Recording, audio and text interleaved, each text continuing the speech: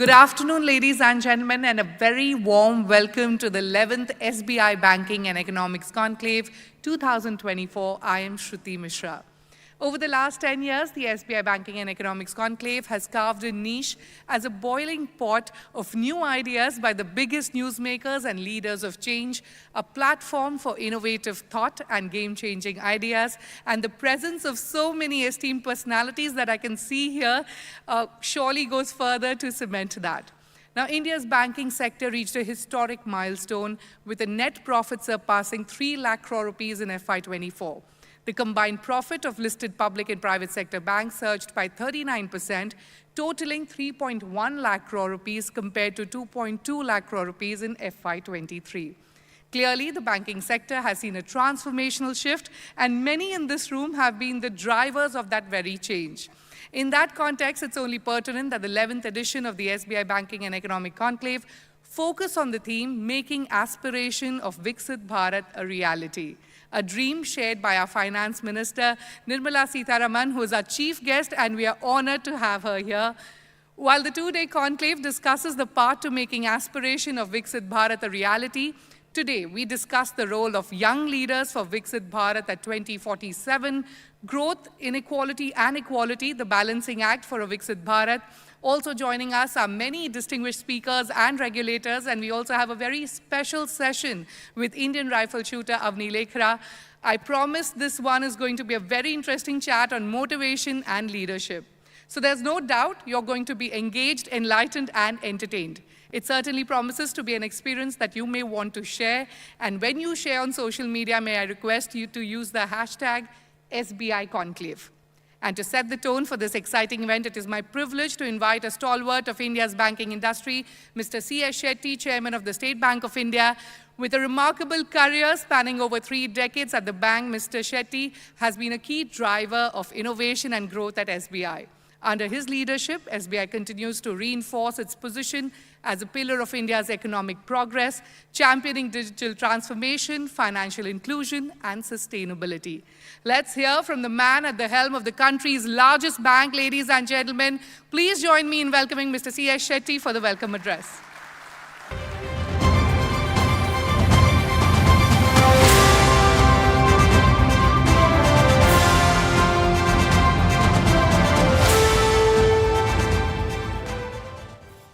Good afternoon.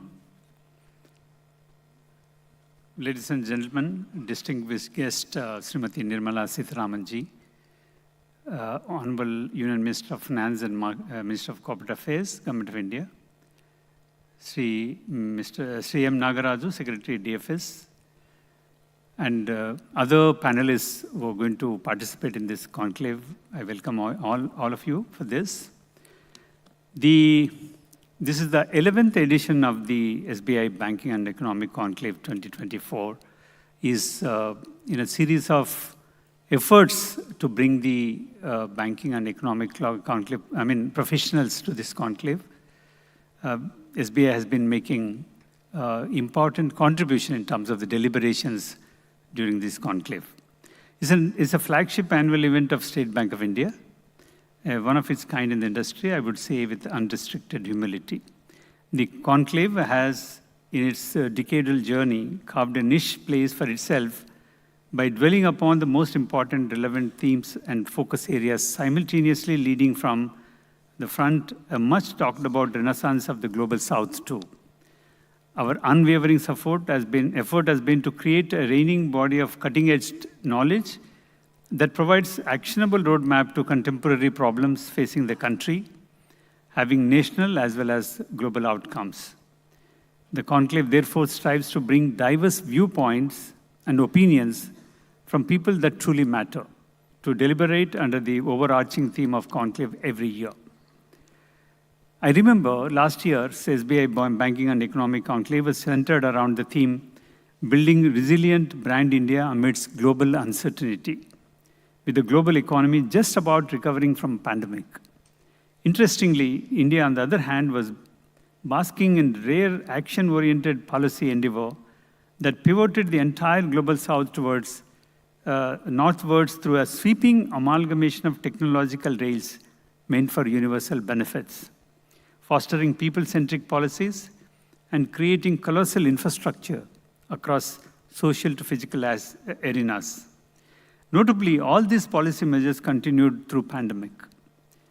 Last year, we celebrated chiefly twin traits of Honorable Prime Minister's overarching vision of Amrit Kal, as also India's G20 presidency.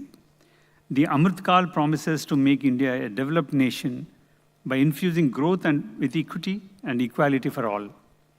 Sans boundaries are differentiations by our centenary year of attaining independence in 2047. Plus, during the entire tenure of India's G20 presidency, focus was on manifesting the true spirit of Vasudhaiva Kutumbakam through open dialogues, collaborations, and strategies, bolstering India's rising clout in global geopolitics. India's digital stack and digital public infrastructure are now being dubbed as the public good at global scale, and tie-ups along these architectures can firmly root countries' technological leadership while remaining collaborative in nature, benefiting diverse communities, societies, and ecosystem across jurisdictions. The way India has managed pandemic period led by Honorable Finance Minister is a study in itself. I remember having been part of the many efforts during pandemic, what we have done, including, ma'am, the one scheme which is very close to your heart, ECLGS. I think that was kind of economic case study in terms of handling the crisis. And we emerged quite resilient, as indicated by our numbers on most fronts, despite frequent exogenous shocks. The economy has continued exhibiting robust resilience during the current year too, building upon the momentum initiated post-pandemic. While the world at large is projected to grow at 3.2% in both 2024 as also 2025, the Indian economy has become the new epicenter of unflinching growth with a 7% plus growth rate for the fourth successive year. This makes India the new playground of the world. However, one has to be sanguine that terms of trade need to be tilted in our favor from a long-term strategic perspective. That shores up Make in India juggernaut in line with vocal for local playbook. Against this backdrop, one can humbly vouch that Indian banking, reinvigorated through the policy endeavors of the center, RBI, and the banks together, have strived to exceed the expectations as financial intermediaries of critical importance. With large banking institutions failing across advanced economies last year and bailout becoming a hotly discussed topic, domestically healthy balance sheet, improved ratios as also profitability, and historically low delinquency have resulted in a fortified banking system that have capitalized themselves sufficiently. As you very frequently mentioned, ma'am, I think we have moved from twin balance sheet problem to twin balance sheet advantage now. I believe is the great decoupling and the big pivot indicative of our future trajectory from a global perspective, to say so, as we innovate across products and services to make banking an enabler for upwardly mobile masses. This year, the Conclave theme is making aspiration of Viksit Bharat a reality. That is in logical conclusion and extension of our last year's commitment as we work assiduously to bring the pieces of jigsaw puzzle together. The building blocks of the economy, in particular the factors of production, that is agriculture and MSMEs, got a new fillip of life through budgetary announcements this year, ma'am. Thankful for that. Joining hands with the new factors of production, that is AI and DPI. This is in line with the policymakers making the forward journey of the nation, destined to become a global powerhouse, uniquely Indian and harmonized with the local factors and demographics. However, this transformation warrants all-encompassing participation from multiple actors and sectors of the economy. Innovation, aggregation, academia from multiple actors and sectors of the economy.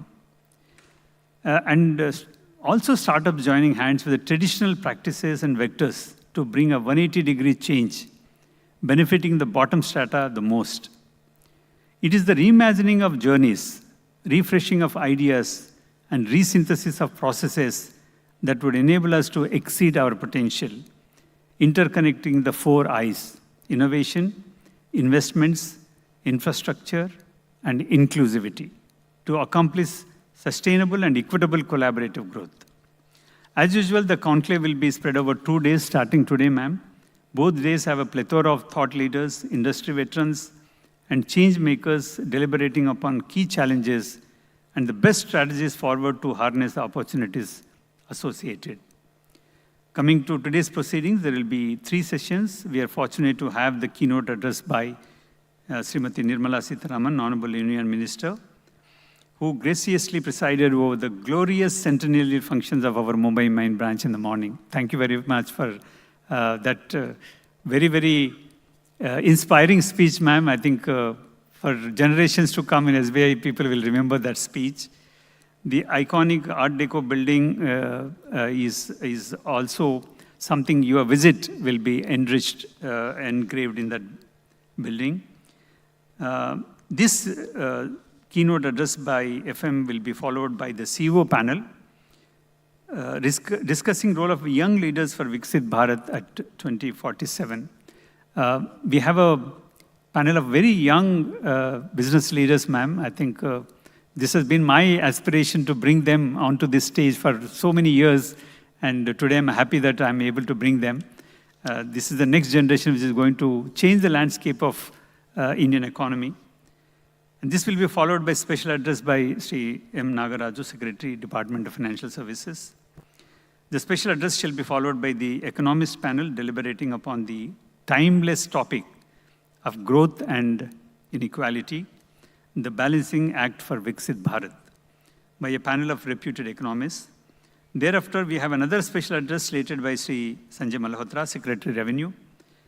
Last but not the least, we have talk on leadership and motivation by Ms. Avani Lekhara, the celebrated Indian rifle shooter and double gold medalist at the Paralympics 2020 and 2024.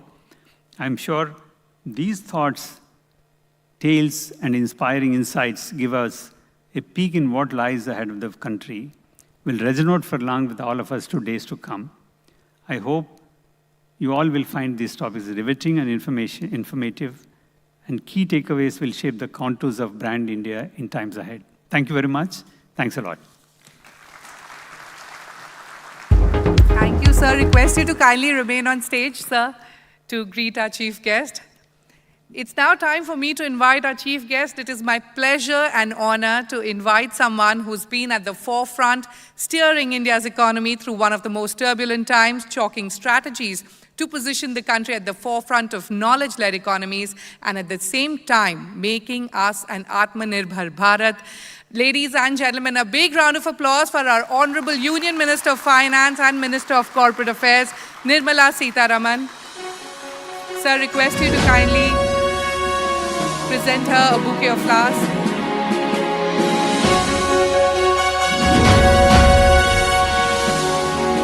Ma'am, request you to kindly address the conclave.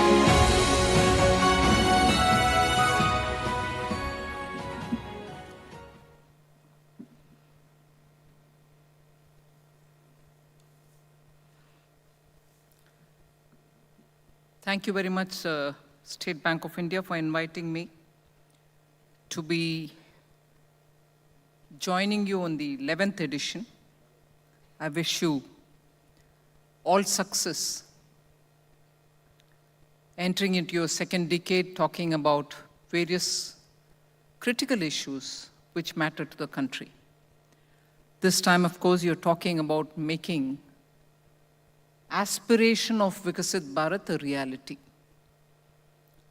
There cannot be a more relevant topic for the current era and for the path that all of us together will have to take so that by 2047, when we mark 100th year of India's independence, we would see a well-developed India which all of us can be proud of and which our younger generations deserve, because India's aspirations have, if anything, progressed and progressed steadily, but I would think a bit slowly.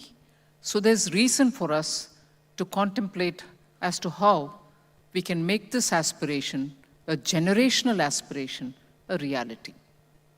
So in that context, there are a few things that I'd like to share with you all on how we see from the government's point of view on what are the kind of things that we can do and how are we, from the government again, hoping to build this path so that it becomes easy for all of us to work together and achieve what is an aspiration today, but as a reality by 2047.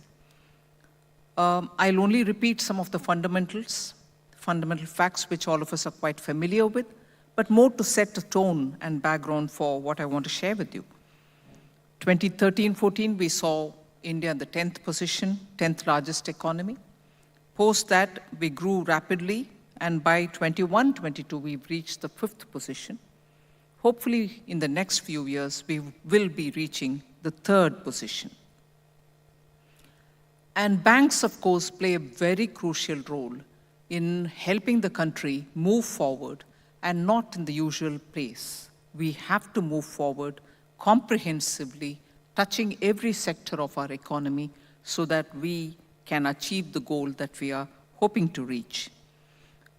It's important also equally to recognize, as the chairman himself said, CMD himself said, that Indian banks have recovered and recovered to give a message to the world that it is possible if only professionalism and high moral ethics are maintained in our banking structure, that even if we were in very distressed situation, the twin balance sheet problem has been referred to by Mr. Sethi. From that, in a very systematic fashion, with the policy of the government, banks were able to come out, companies were able to come out, the economy started feeling the relief of the stress being taken out of the banks. And therefore, today, the profitability of scheduled commercial banks is at a decadal high, with the return on assets at 1.3% and a return on equity at 13.8%. Also, the gross MPAs have declined to a 12-year low to 2.8%. In some banks, it's even better. Others are also catching up. Now, comprehensive reforms have been taking place from the government side and also from RBI. And that has actually shown how resilient our banks are. And therefore, I think the steps that have been taken, I'm not going to spend time on, but there are some important steps which we may want to plan to take from now together. So foundation being laid very strongly for the Indian banking sector, I think it is possible for us to first understand and appreciate that it is possible to make this dream to become a reality or aspiration to become reality because your pathway is laid on solid grounds. Two examples I'll take is the Insolvency and Bankruptcy Code and also looking at the NARCL, which was formed. I will elaborate on it a bit later, but the amalgamation of the public sector banks also came in timely, but now I'm able to say with the benefit of hindsight that came in timely, but when it came in, we were wondering because even as it was settling in the ground, you had COVID, and 2019 being one of the election year, there were challenges of liquidity being available in the market. So at that time, the amalgamation had to be given extra attention both by the banks concerned and also by the Department of Financial Services. So today we are able to say these steps have given us that ground of solid, well-laid path with which we can go moving around, expecting to make a reality of our aspiration. However, I would want to say between 2014 and subsequently, a step taken by the government in making financial inclusion a very big effort, in which every bank, of course, participated, and as a result, we were able to reach certain levels of financial inclusion with which you see the traction obtained by the economy. Just to recall, the financial inclusion and formal identification was recognized as a problem even in 2008. But between 2011 and 21, the number of adults with an account in a formal financial institution doubled from 35% to 77%. So the problem was recognized even in 2008, but the rapidity with which the inclusion happened is actually between the years 11 and 21. And the achievement has narrowed the gaps in financial access between the rural and urban areas. With this in our hand, we can further plan for very many more things. But financial inclusion, as you all would appreciate, is not just about opening bank accounts. It's about ensuring access to credit, insurance, investment opportunities for all, and so on. So with each one of these being on their own a significant element for our aspirations to become reality, there's so much work to be done. We need to have the digital financial inclusion as one of the very important goals so that cost-effective digital means can reach everybody. We need to continue to innovate, ensure that every Indian, no matter which part of the country he remains, however remote the location, becomes a part of the financial inclusion programs. The RBI had highlighted differences in digital adoption, cybersecurity efforts, and also mobile banking application ratings across various groups. And this presents a unique opportunity for public sector banks to create innovative, secure, and inclusive digital solutions by investing in advanced technology, strengthening cybersecurity frameworks, and making sure public sector banks can set new benchmarks in digital banking. Over the decade, through the Jan Dhan Yojana and the DBT, 54 crore Indians, men and women, at the last mile and outside the formal banking net have all come to enjoy the fruits of financialization. The next wave of financial inclusion, therefore, should see the transformation of these savers in the banks also to become investors of great acumen, so we can create large, self-reliant domestic financial system that bodes well for both the resurgent global South and for India as well. So that will be a unique Indian way where banks will promote their deposits as much as once the habit sets in, you're able to see that funds can be deployed by small retail investors as well. You already see that wave setting pace. Together with this, equally, I would suggest digital financial literacy must be also a priority to build public confidence. As it is, we find a lot of concern about the way in which digital financial misleading access to some fraudsters are causing a lot of concern in the mind of public. But I would think it's equally all our responsibilities to make sure that we keep the public confidence intact.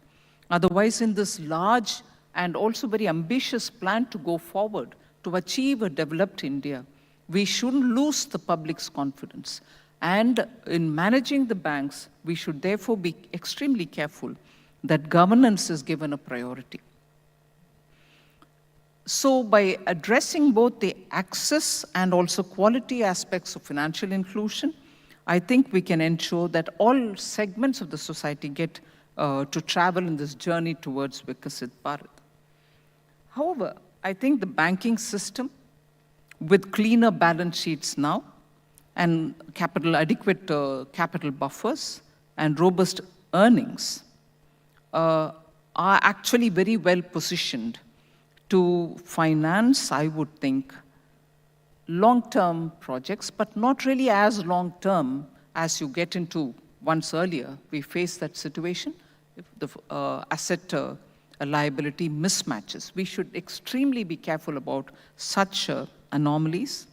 And I would think, therefore, the recent results of the public sector banks, if only we can spend a minute recalling it, the operating profit for the first half year of FY25 was 1.5 lakh crores, which is 14.4% year-on-year growth, and net profit for the same period is 85,520 crores, 25.6% year-on-year growth.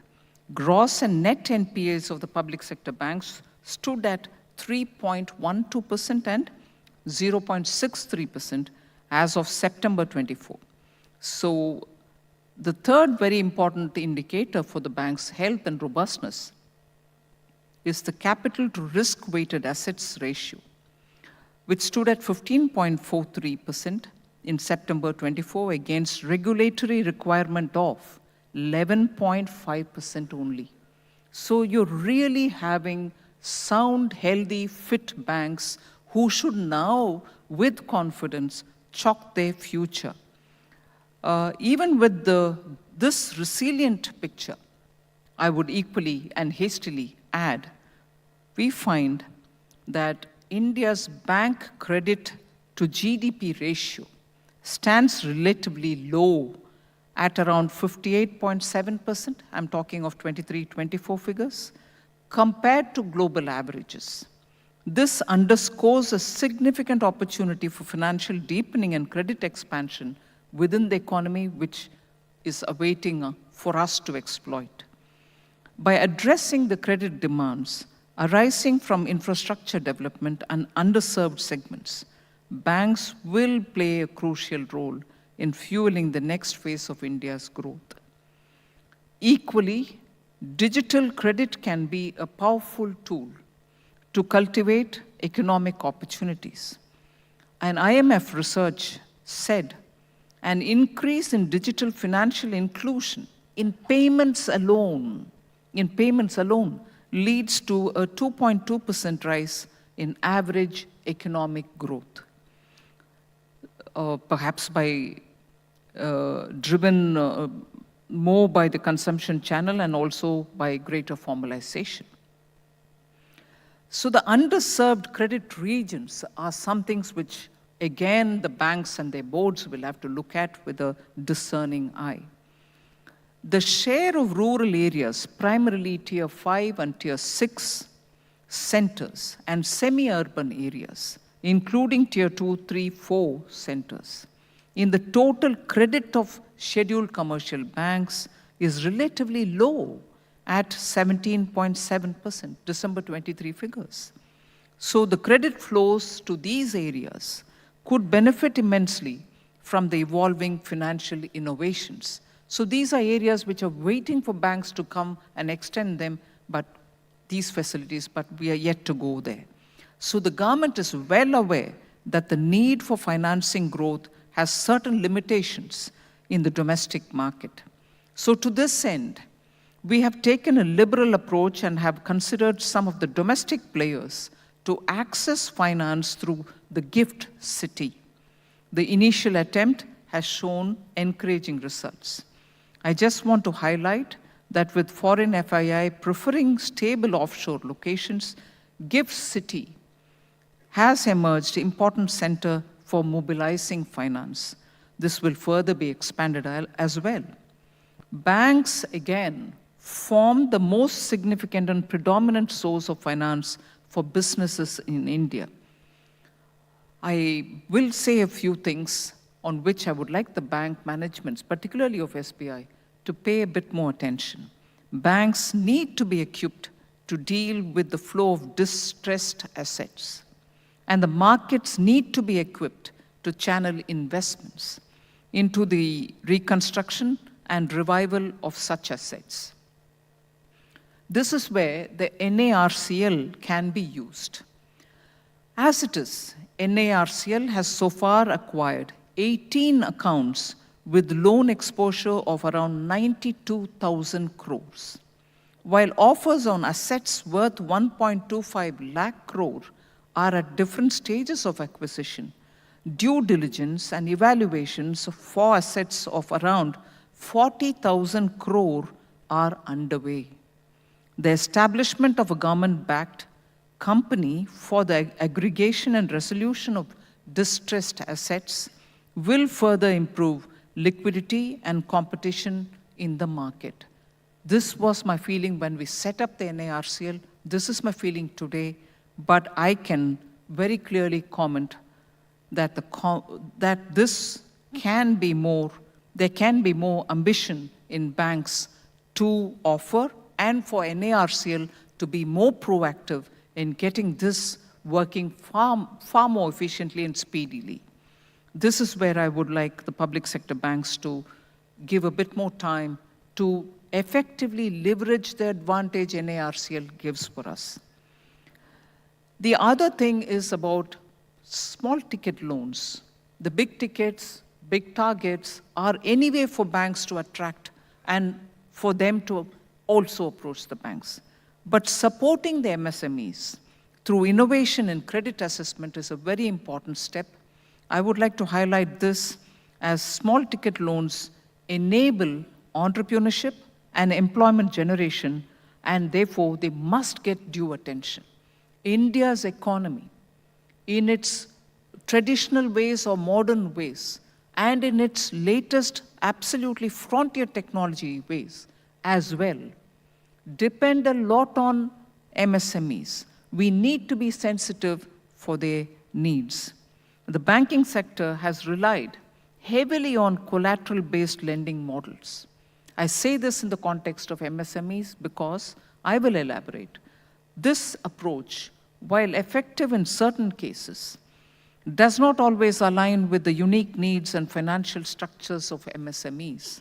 We are talking about making aspiration of Viksit Bharat a reality.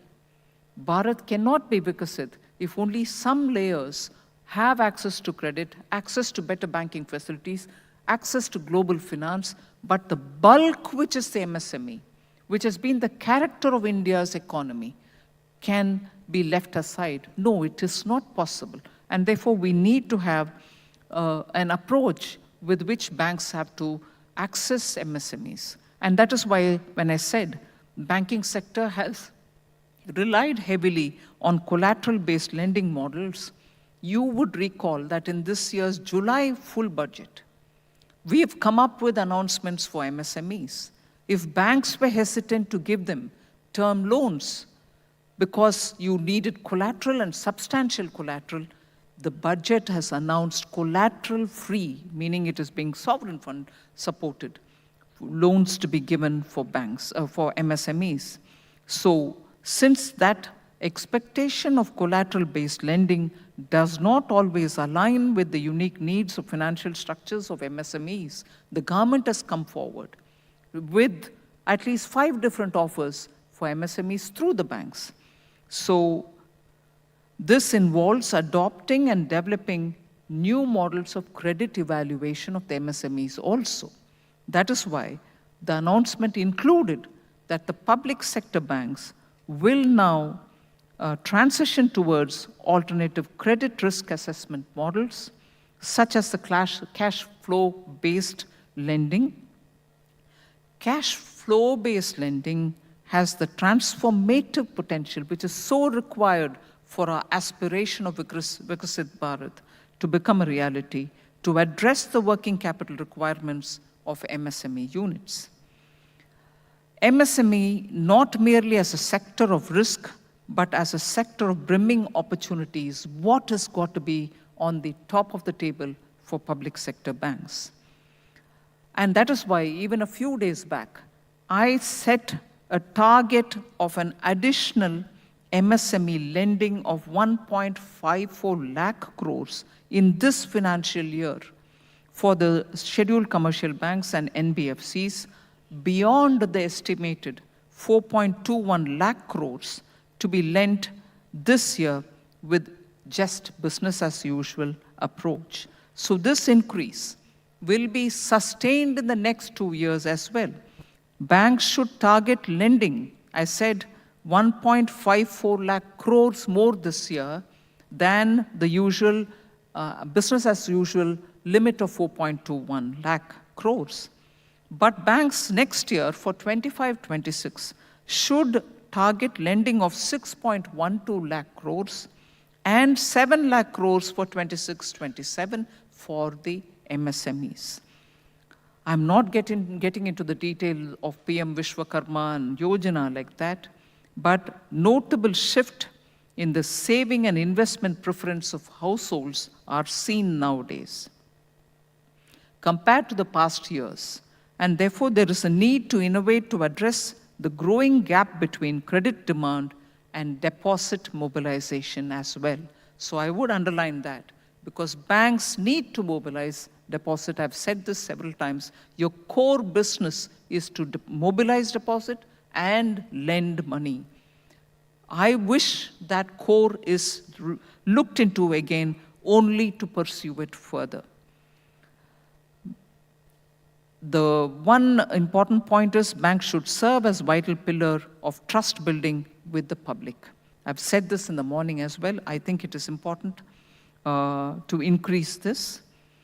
And trust should be built by the way you offer your portfolios, by the way you offer your service, and by the way you look at each customer's requirement without clubbing them into one class, particularly in the context where banks facilitate the distribution of insurance products.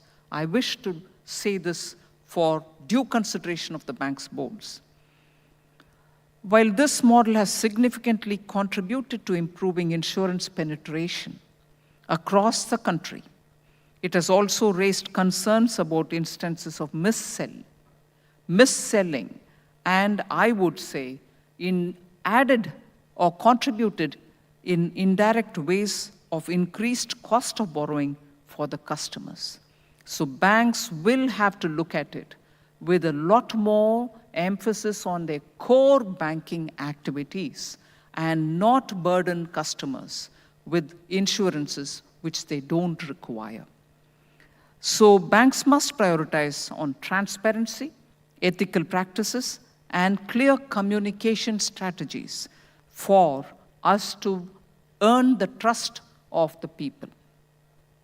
Corporate governance is a point I don't need to emphasize on. That is what has restored the banks to what they are today. We need to get back to being professional in the way in which we govern ourselves. Cyber hygiene is another point on which I would like you to give a lot of investment and time. We need to be sure that we are proactive. Banks can create more informed and vigilant customer base, reducing the risk of digital frauds.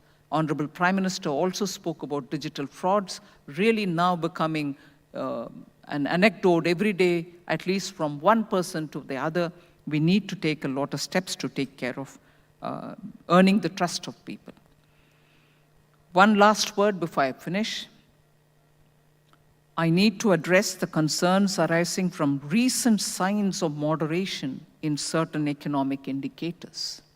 The concerns are there. I want to address them in just a few words.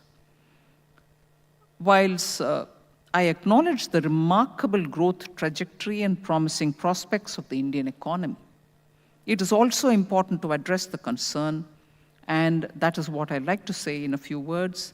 Let me assure you that the government is fully aware of the challenges posed by both domestic and global factors. There is no cause for undue concern.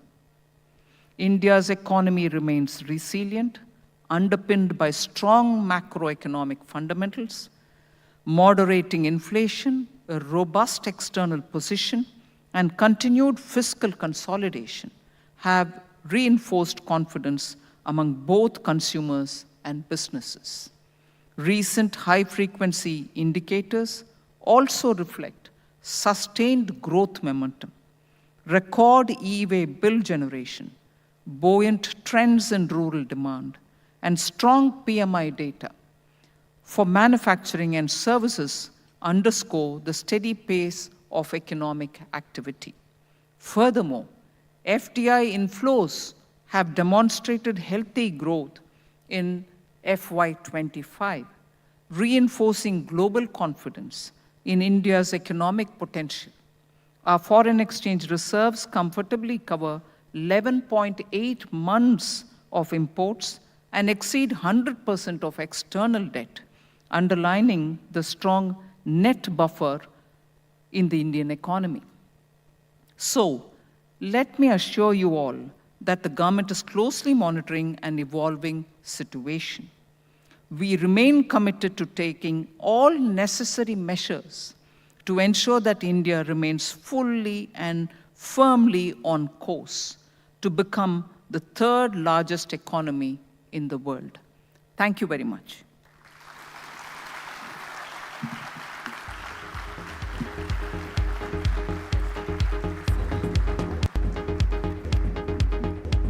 Thank you, ma'am. I'm sure I speak for everyone in this room when I say that it's always a pleasure to hear your thoughts. Request you to kindly remain on stage and get seated for a quick Q&A session. And for that, I would like to invite back on stage the Chairman of SBI, C.S. Shetty.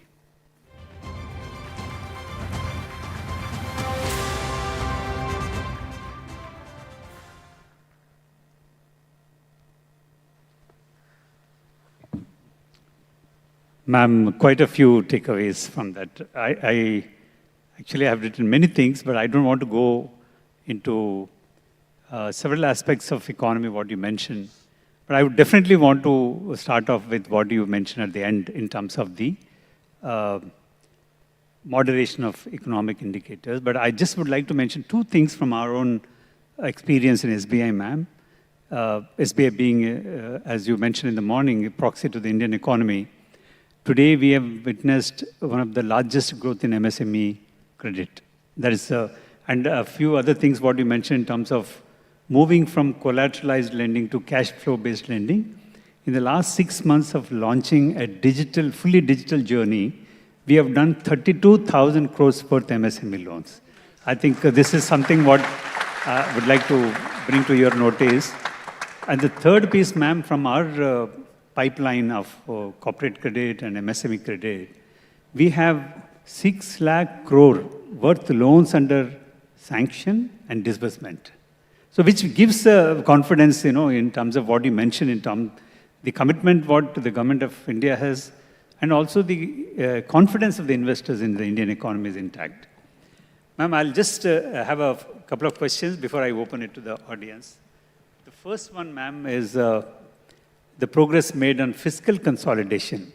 Our economic research team tells me that tax to GDP of the center is now the best in 17 years. And most remarkably, India is perhaps one of the few countries, or the only country that witnessed a clear path of fiscal consolidation. So my question is, do you think India's sovereign ratings needs an upgrade? If we make an honest comparison of similar metrics across nations. For example, countries with debt metrics that are much worse than India are rated higher. Would like to hear from you, ma'am, on this. I will readily agree, yes, we need to have our ratings improved. But it is something which will have to govern the considerations of those who do the rating globally. For an economy, particularly when the entire globe has been hit by COVID, subsequent wars, subsequent disruption in supply chain, subsequent Red Sea, and other disruptions, for an economy to maintain, and that to a large economy to maintain the pace of growth of its GDP, gives enough reason and more for its ratings to be better considered. However, of course, they are independent, they are making their own evaluations, so it is for them to also look at all the factors which go into consideration and rating per se. But equally, as you spoke about the fiscal consolidation, I want to take this opportunity to say there are also some sections within India which thinks that there is too much of fiscal tightening And there are comments about, is that a reason why there could be a possible slowdown? I want to assure you, fiscal consolidation is not done without any consideration about growth. Growth is important, and I think we've held it from the beginning, that we need to give growth a priority.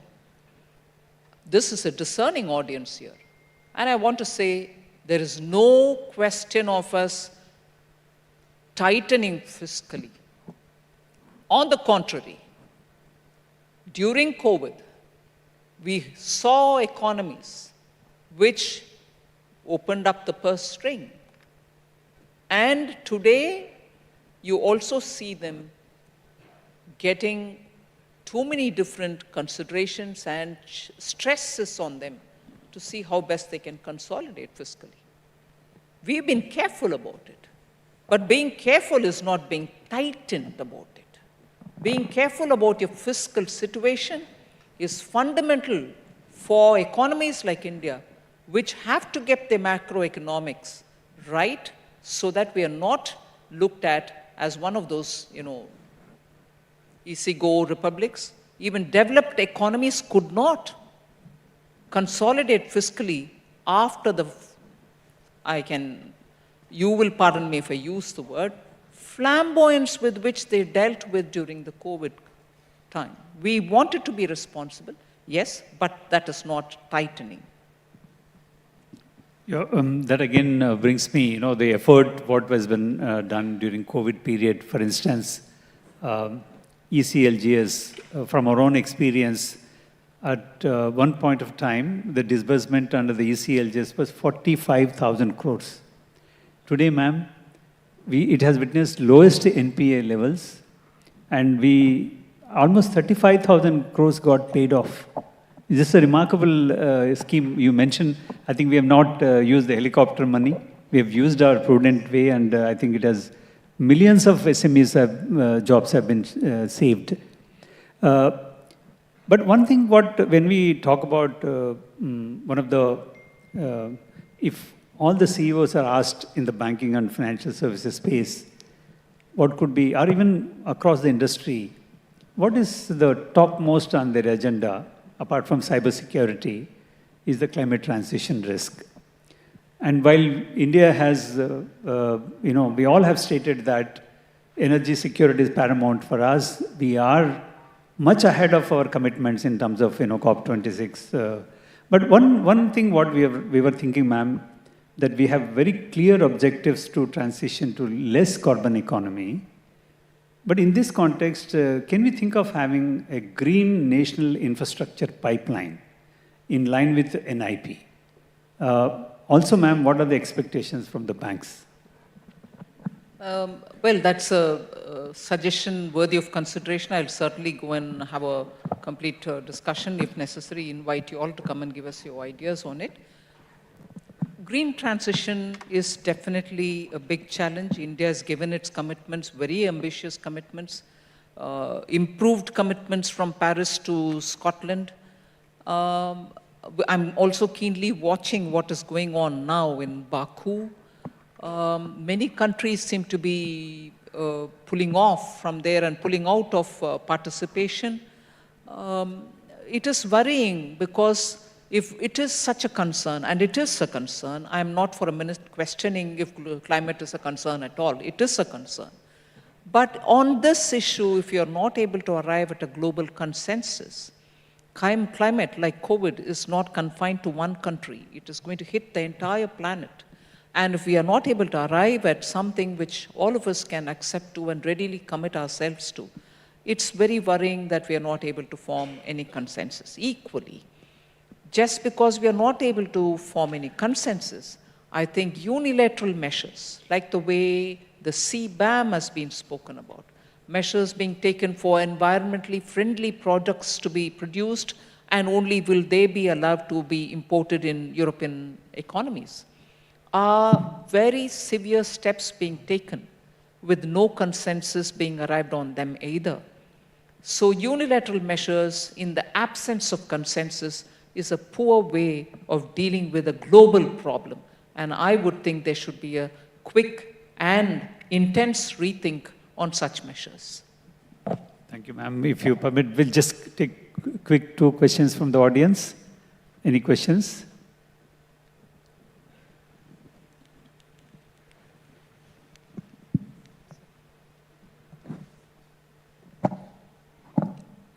Good afternoon, ma'am. We have already seen towards Viksit Bharat, the strategy, Government of India has come out with number of interventions, sectoral intervention as well as Gati Shakti schemes, which has a noticeable impact on the ground. But with the new government coming in US, and there is renewed talk in market of faster China plus one strategy being adopted by a number of foreign companies. Are we thinking of some additional measures? Well, at this moment, I'm closer to preparing for the budget. I wouldn't be able to comment on it.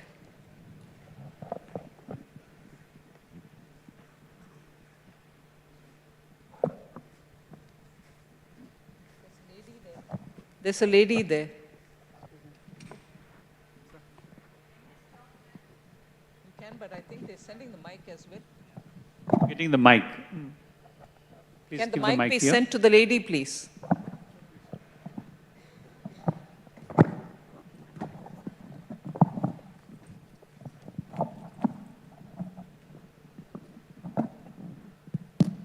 Hello, ma'am. Thank you for the speech, first of all. And I would like to congratulate the entire FinMin and DFS and all public sector banks for the remarkable performance, especially post-COVID. And you yourself mentioned many profitability numbers. I would also like to add that in general, the market perception is that PSU banks have performed better than private banks in the second quarter. So that's also a commendable job, and especially SBI. So now if you see SBI and many other PSU banks, but led by SBI, they're growing faster than private banks. This has not really happened before. So loan growth of SBI today is 16% versus, I mean, if you see the top 4 private banks, one of them is growing in line with SBI and all others are growing lower than SBI. So in that case, if this strong growth has to continue for, say, the next 2 to 3 years, and if PSU banks require capital, then what will be the funding process? Of course, they'll tap the equity markets, but in terms of some banks maybe hitting the minimum government holding requirement, how do we take that forward? That's my question. Well, I think today there are ever so many options for raising monies. When you had lesser opportunities, you had to depend on government coming to give in money and support the banks. The professionalism with which such monies were handled left a lot to be desired with. But in the last 5-6 years, you find Indian banks not wanting to ask for government to fund them, and they have shown so many different innovative ways with which they've gone out to the market to get. In fact, when I spoke, I did refer that Gift City also provides immense opportunity. Chairman Semdi Sethi Saab was telling me about how they are looking at raising money for green bonds. And today, if the numbers which he was referring to about the bonds that they are raising, they are doing very well.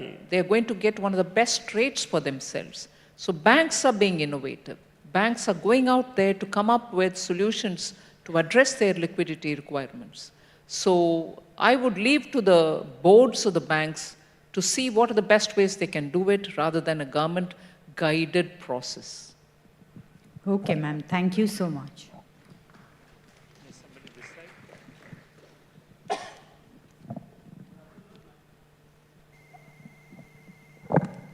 Yeah. Good afternoon, ma'am. First of all, congratulations for the milestones being achieved by the present government since 2014. Significant milestones have been achieved from 10th position globally in the economy to we have reached 5th position. Shortly, we are going to reach 3rd position globally. That's a great achievement. And echoing what chairmen sir asked about rating upgrade, what should we do more for an upgrade in our sovereign rating? That's my question. Well, I think we should speak about our strengths and also the challenges. There should be more people other than from government talking about it, writing about it. Independent observers of the Indian economy should also speak about. It's not purely a government's job, and well, the government will do its job. It's not purely a government job to convince rating agencies with facts, because it is important independent agencies also talk about India's strength. Because India being a democracy, you find varying voices, all of which go into the making up of minds, because not just data, but also the sentiments, the assessment made by independent observers, all of them, I think, contribute towards the decisions of these rating agencies. So the more people who observe Indian economy, more scholars who look at it with a discerning eye, should all write and speak about it. Thank you. We'll take one more question. I think ma'am has a flight to catch. Good evening, ma'am. Ashok Mitran from the Hindu. I'll ask Mr. Sethi. Of course, you will ask the question. You will, please. Yeah. But I was wondering how, and if Shireen would pardon me, how sitting right before me, she's not raised her hand till now. And she has now. So obviously after that, the mic can go to Shri. We have not told Shireen not to ask questions, ma'am, let me tell you. SBI is always playing safe. Ashok Mitran from the Hindu. E-commerce exporters report complex processes and higher compliance cost, which is trumping their competitiveness vis-a-vis China. With the government's interest in MSMEs and e-commerce, is there any regulation that we can expect from the government on that front? Well, I think the Commerce Ministry is talking about it and also looking at the representations which they have received. I'll wait for their observations to come out after they look into the memorandum and everything else.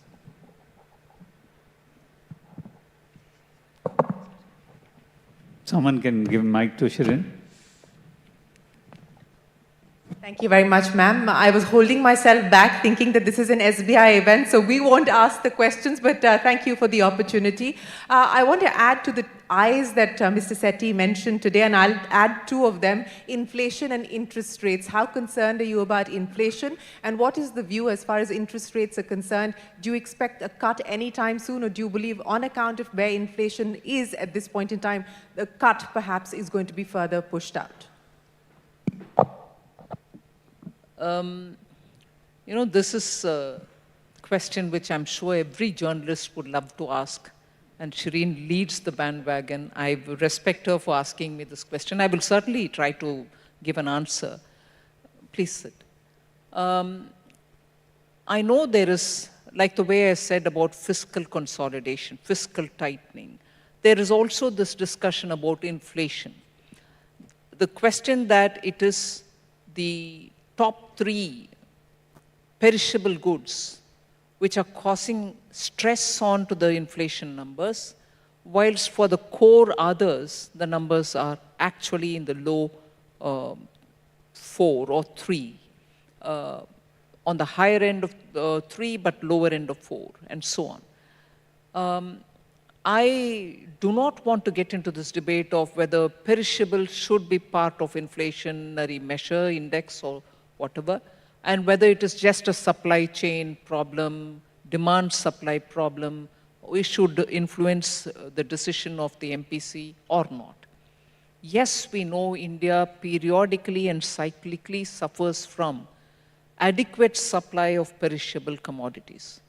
We, as a government, are making a lot of efforts towards scientific and more rigorous storage facility for perishable commodities. So till you really get on the top of that issue, you will periodically have this problem of tomatoes, onions, and potatoes causing immense stress in a cyclical fashion. When you have this harvest season, you get it all, and later if there has been a rain or a drought and end of the supply season, you always have a shortage. We try to import, we try to make up. And edible oil is another thing. I think the government is doing right by supporting growers to have more oilseed production.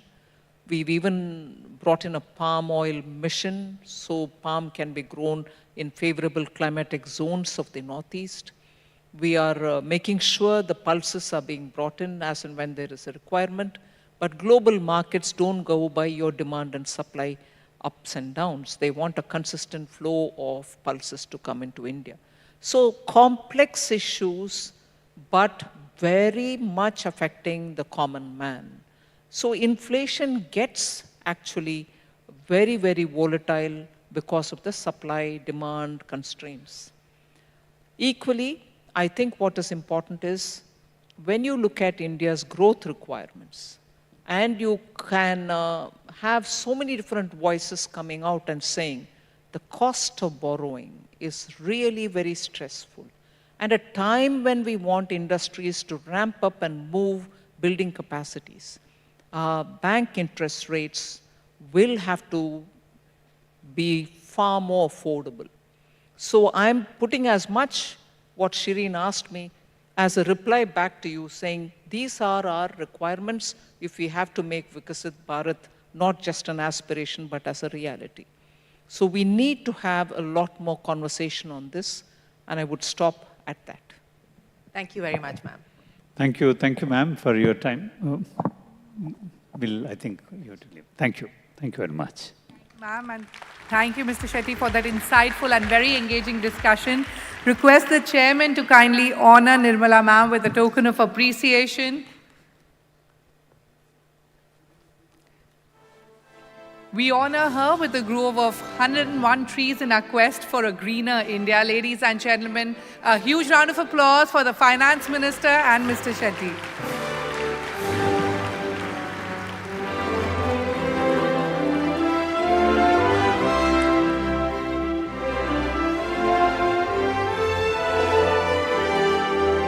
Ladies and gentlemen, keep the applause going.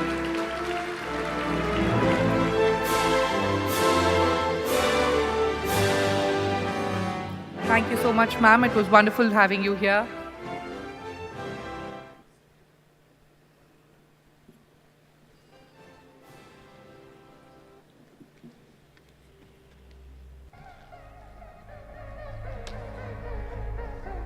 Ladies and gentlemen, also a quick announcement and a quick reminder. May I request everyone active on social media to please use the hashtag SBI Conclave.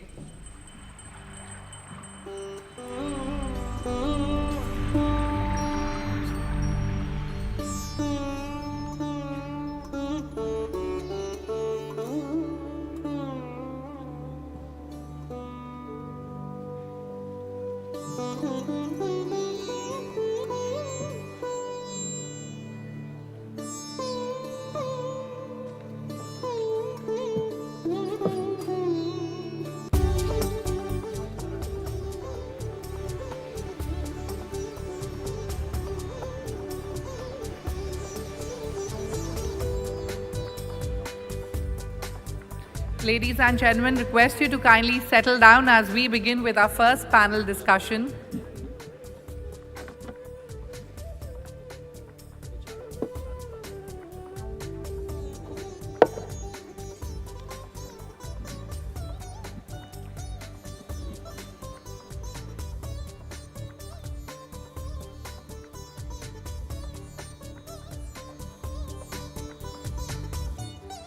It's now time for us to move to our first panel discussion. Young leaders are essential to realizing the vision of a Viksit Bharat as they bring fresh perspectives, innovation, and a strong sense of social responsibility. In an era marked by rapid technological advancements and global connectivity, the youth are better equipped to harness the power of digital tools and emerging technologies to solve local and global challenges. And to discuss the role of young leaders for Viksit Bharat at 2047, let me first invite on stage the moderator for the session, CNBC TV 18's managing editor, Shri. Ladies and gentlemen, put your hands together for our panelists as well. Ananya Birla, founder, chairperson and director, Swatantra Microfin.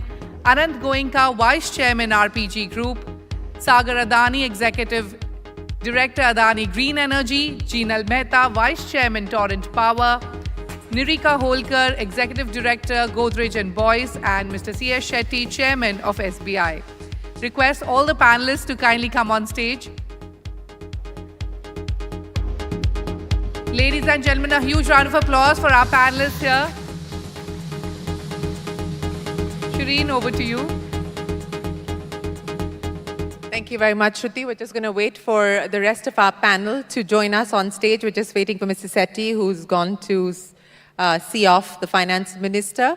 And I think Nirika is on her way here, as is Jinal. So just give us a couple of moments. This is going to be an exciting conversation about the role that young leaders are going to play in being able to achieve that target of being a Viksit Bharat by 2047. And even within the panel, there are young leaders and there are young leaders. So there's a seniority even as far as this panel is concerned. So it'll be an interesting mix of views and insights that we hope to be able to extract during the course of this conversation. This is going to be aired and broadcast on CNBC TV 18 as well and on our YouTube channel. So for those of you who would like to go back and perhaps catch a replay of it, you can catch it on CNBC TV 18 today and on our YouTube channel as well. We're just going to wait for a couple of minutes more before we have our full panel here this evening.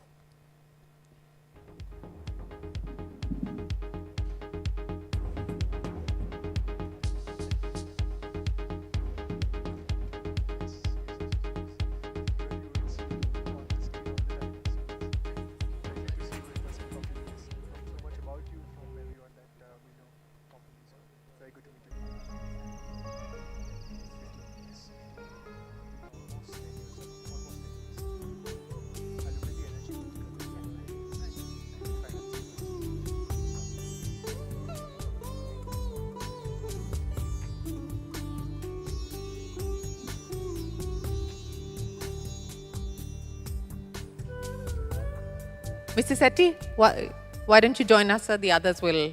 I can see Jinal is walking in as well, so. And Nirika should be here shortly also.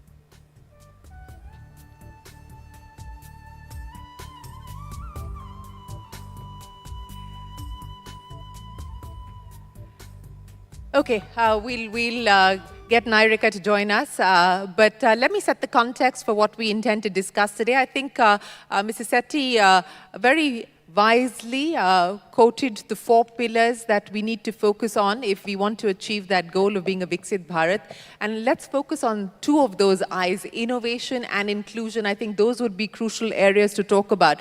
What was also discussed in that conversation with the finance minister, and I think that is going to be a crucial area for young leaders here on this panel to consider, is the aspect of the climate transition as well as sustainability and what each one of them are doing on account of that. Of course, the aspect of financial inclusion, I would imagine Anantha will have lots to say on that aspect as well. As we look at a Viksit Bharat, we also want to have a much more equal Bharat, and that is going to be the hope and the aspiration as we move forward. And part of being able to get to that growth will of course have to be unlocking domestic pools of capital and much more collaboration within legacy industries, with the startup community, and so on and so forth. So without further ado, let me start with the host, the SBI chairman, Mr. Sethi. Mr. Sethi, you've got a legacy of 100 years. As you look at the future, as you look at where growth is going to come from in the years to come, how do you stay an old but yet a young bank? Yeah, Shirin, I think I'm relatively older when you compare to the generation sitting here, but I represent 218-year young bank. I think we always reimagined ourselves, try to stay relevant. I think that is where probably I found a place in the panel here. Coming to your question in terms of the aspirations of Viksit Bharat and how do we move towards that. Before I answer that question, it was my aspiration, personal aspiration, to bring these young leaders onto the stage here. I personally chose them to be here, and I'm very glad that they've obliged and chose to come here and present.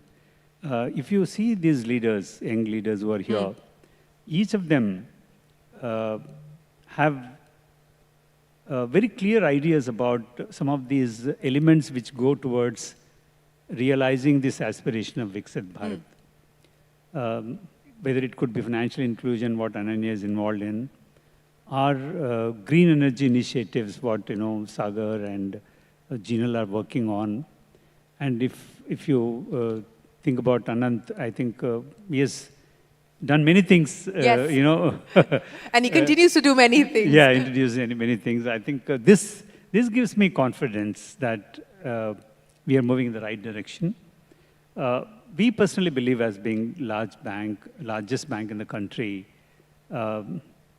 being proxy to the Indian economy, we see from very close quarters that there are two elements which are very, very important to achieve this aspiration.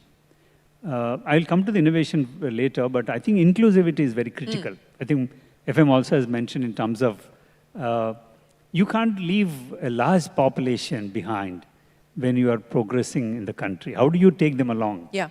May not be in the same pace the advanced companies or the people with technological prowess move, but we have to take them along. And one of the critical pieces is the credit.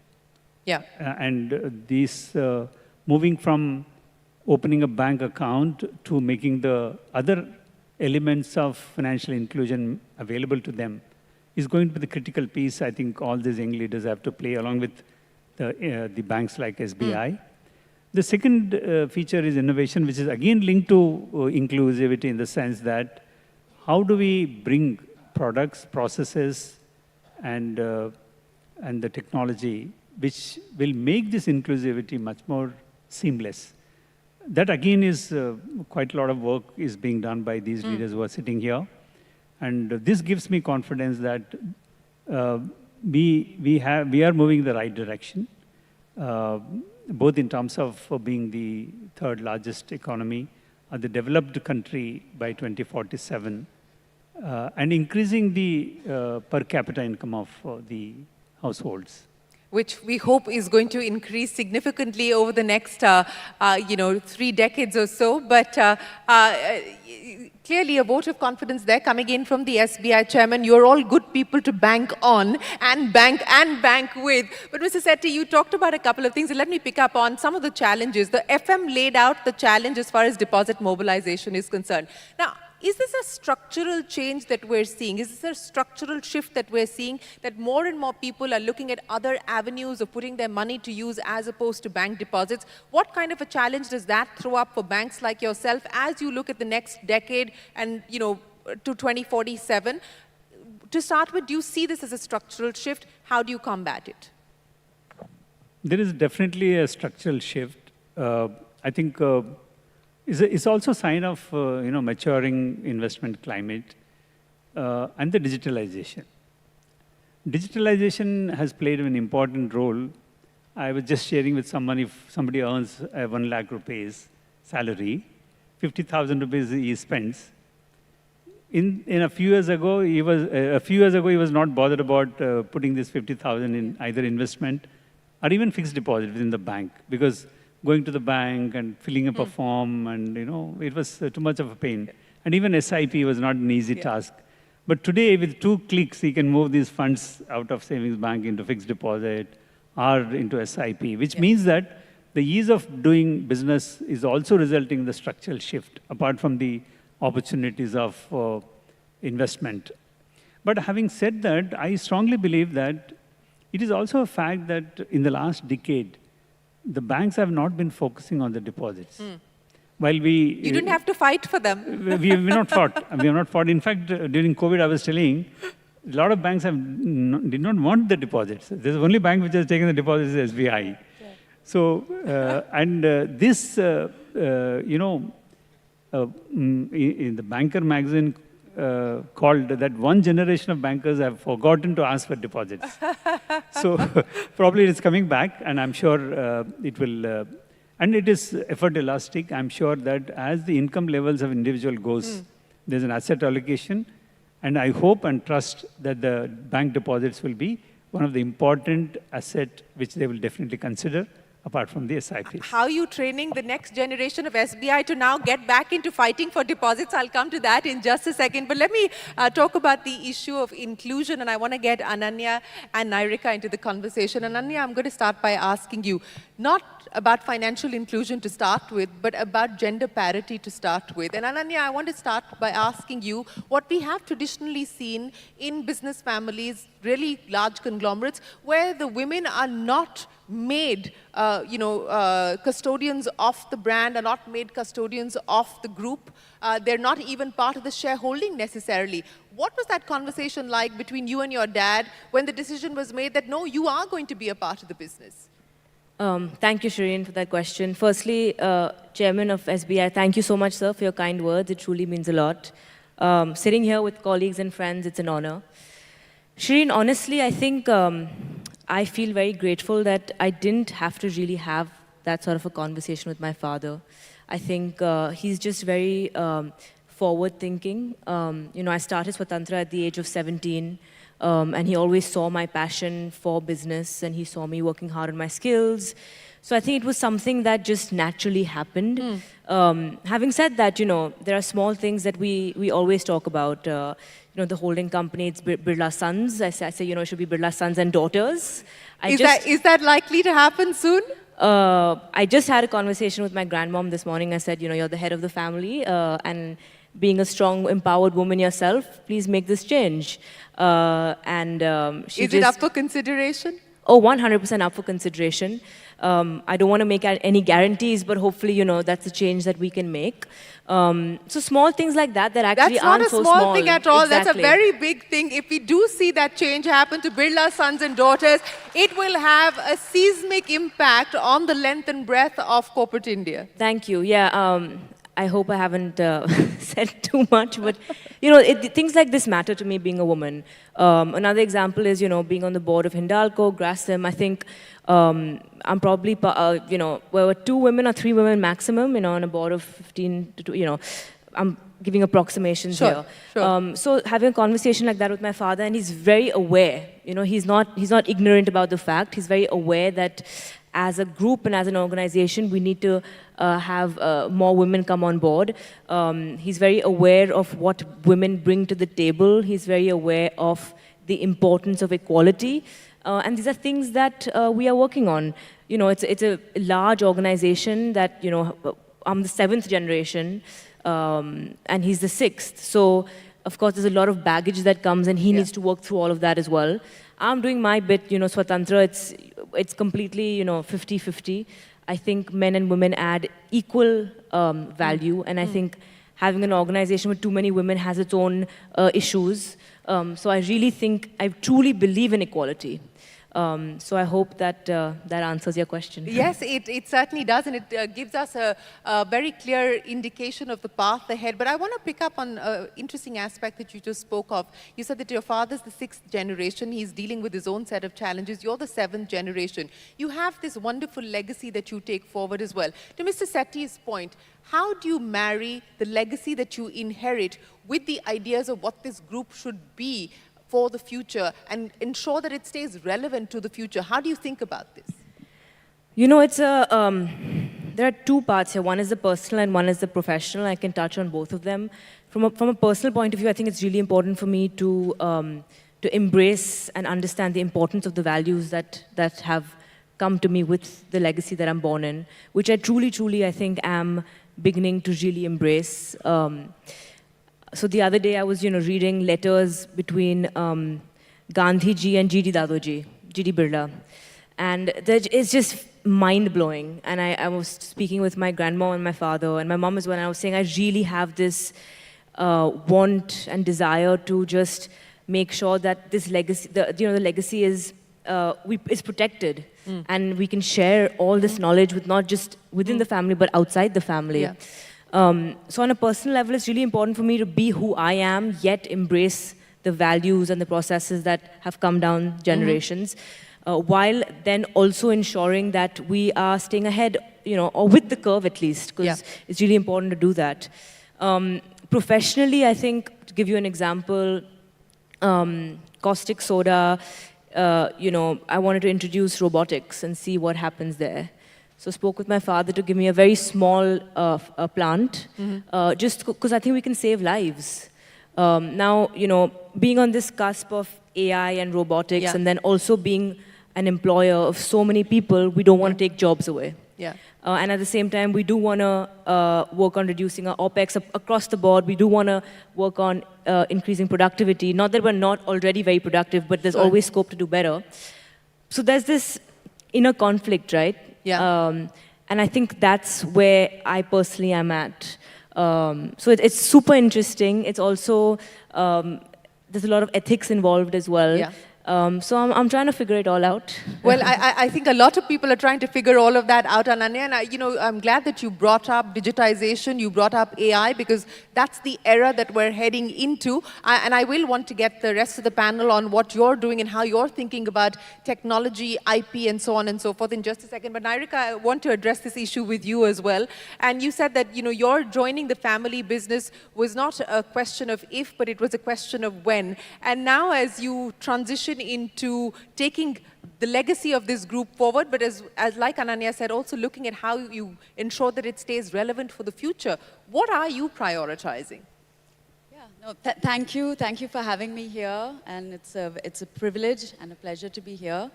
I think touching upon the point that you mentioned earlier in terms of women and women's participation, I think today, maybe in our family, it was of necessity. So the conversation maybe came about in a different way. But as Ananya mentioned, I don't think there was a hesitation or a reticence. But at the same time, if we have to reflect on the progress of the group to today, I remember my grandfather was very progressive in views on everything, but he didn't want women to be part of the business. So I think that has evolved, and I think it's also, in India, we're seeing a lot of that changing, but I think there are so many Indias in India.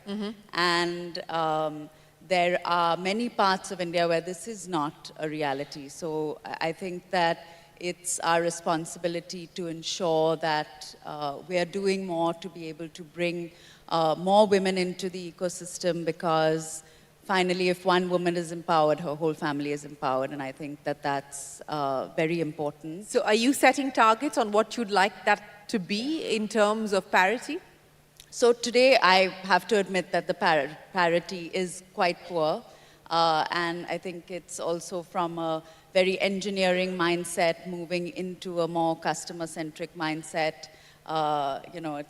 The question has always been, well, there are not many women in engineering, and so that's been kind of a reason for the diversity ratios. But there is a strong emphasis on it today in terms of two of our factories, our oldest factory, Locks factory, and also in appliances, they're all women. Also in advanced engineering and design, many more women taking the roles which maybe earlier was more HR-related roles. So we are seeing that progress. Is it as fast as we want it to be? Probably not, but it's happening. And we need to have the structures in place to be able to support that, because it doesn't just happen. No, it doesn't just happen. It requires a significant amount of leadership will and leadership commitment to ensure that that happens. Thank you, Nirika, for giving us an indication of what's happening within the group. Anant, let me come to you now, because you've been in business for 20 years, so that's why I was saying that there are young leaders and then there are young leaders on this panel, and you've been at the helm as MD for a little over 10 years now. As you look at the issue of legacy, but as you more importantly look at the future and future opportunities, how do you see the world, the way that it's shaping up today, and where you want to see the group play its bets? Yeah, I think first of all, thank you for having me, Mr. Sethi. Thank you for the panel, and great to be here. I think we are really in India at the right place at the right time. I'm extremely bullish about the country. I think there's huge changes happening in terms of throwing up new opportunities. We have the story of, I would say, India for India, with our demographics being very strong. India for the world, and being the factory of the world is a big opportunity. Climate change and AI and the entire tech revolution. So I think all these set ourselves for great opportunities going forward. Within the group, we think of it as what are these, how do we capitalize on these opportunities in the form of future S-curves? We are into tech services, automotive, infrastructure. There's huge investment happening in infrastructure today in India. So in that sense, how do we leverage some of these opportunities? So just to give you a few examples, we found that in the tire sector, we have a huge logistics customer base. And with that customer base, sensors prices have gone down. How do we reduce the fuel cost of all these customers? And so we've launched a new SaaS-based business run by SEAT in a way, which is a traditional manufacturing company, but into the new world. So within each of our business, we're looking at various S-curves with these larger themes in mind. Well, that's interesting that you talk about these S-curves, but I want to pick up on your India for the world theme. And you know, while this Make in India and export to the world is playing out across different sectors at this point in time, but Indian brands going global, you know, the global aspiration, Ananth, what do you make of that? Right. I think it's a big thing that's been on my mind. I'd say that if you look, we don't really have an Indian brand that has gone global. If you stretch it a little bit, you may have the TCS and Infosys, but not too much else. Not a consumer-facing brand. Especially not consumer-facing. So we can do a lot more. And I would say one is we can think more of solving global problems as entrepreneurs. Our investment in R&D and technology is lower than the rest of the world. We're at about 1%, whereas developed world is at about 3% of GDP in terms of investment in that front. And I think we can invest more on go-to-market strategies and on brand as players or as entrepreneurs. So I think if we are able to make some of these changes, we can build a global brand. But I also think there is a hierarchy of as a nation evolves. We're at $3,500 GDP. I think as a nation evolves, these opportunities do come up, and some of it will happen as we reach scale within the country to throw up opportunities for the global world. You know, many important aspects that you brought up there, and the spend on R&D, I think, is one which has perpetually been a problem for us. And if we don't create our own technology, then can we really aspire to be global players? I think that's the big question that corporate India needs to answer as well. But I'll address that with the panel in just a second. Sagar, let's address the issue of climate transition and what you are specifically doing as part of Adani Green to address that. And you've also been around now for about 10 years in business. So take me through the big opportunities as you see them, and what is the 5-10-year roadmap for the company for you? Thank you, Shri. Chairman sir, thank you so much for having us. At Adani Green, yes, I've been a part of it for the last 10 years. We have embarked upon what I would say the largest greenfield development in the field of renewables by any company anywhere in the world. So we're investing about $35 billion over the next 5 years to set up large-scale solar plants, wind plants, hybrid plants across different parts of the country. We're setting up a single location that is 30,000 megawatts on the northwest side of Gujarat in a place called Khavda, along with various other entities together as well. So we're doing arguably probably one of the largest greenfield investments in energy sustainability and transition anywhere in the world. Of course, from an India context though, we think it's too little. So while we're doing whatever we can today, we think the possibility and the opportunity of what we can do is much, much larger. Okay, so quantify that larger opportunity for me. So we're at 500 gigawatts of installed capacity, give or take, right? Yeah. And we're 1/3 of per capita consumption of electricity anywhere in the world, compared to, and that includes countries much poorer than India. Even if we want to get to world average over the next 7-8 years, we need to add an additional 1,000 gigawatts of installed capacity into the country's grid. If you want to get to where China is today, we need to add an additional 1,500 gigawatts of additional capacity in the country's grid. If you want to get to even near developed country numbers, we need to add somewhere between 2,500 to 3,000 gigawatts. And we're talking about a Viksit Bharat. And we're talking about a Viksit Bharat, so that's what the target should be. From our standpoint, the government, and supported duly and fully by all financial institutions, SBI being one of the leading ones, has done a fantastic job, because only from 8-10 years ago, where we had practically zero in terms of renewables, we're at about 200 gigawatts today, over only the last 10 years. We're at about 90 to 100 gigawatts of solar, and the rest is wind, hybrid, etc. combined, or wind and hydro, etc. combined. Right. We need to add, the target of the government is 500 gigawatts. I think with everything being done by everyone, by friends here on the panel, by us, by a lot of other people in the industry, I think we should be confident enough and comfortable enough to get to that goal, or at least as close to it as possible. But I think that doesn't answer the larger question of where India needs to go. And this all doesn't account for the energy consumption of AI and all of these things. Yeah, data centers. I was just going to ask you that. I mean, that's the big opportunity, but also the big challenge as far as the sector is concerned. Exactly. Right? So we need to think about nuclear in the mix. We need to think about a lot more other things, which the government has been very proactively thinking about. Of course, how the private sector would or would not participate is another question. But from a country point of view overall, I think there is already a lot of discussion around what the transition means from a country perspective. Of course, from a private corporate perspective, we're doing everything we can. We're responding. We think about it as a response to what the demand situation in the country is. So we're not restricting ourselves only to renewables. We're doing, of course, 85% of everything we're doing is investments in sustainable energy. But we're also doing traditional forms of energy as well. We're also increasing our investments into our coal fleet. We're also doing a lot more wind, a lot more hydro, a lot more renewables across the board. Right. And I think that's what India needs. I think India needs everything that everyone can do put together.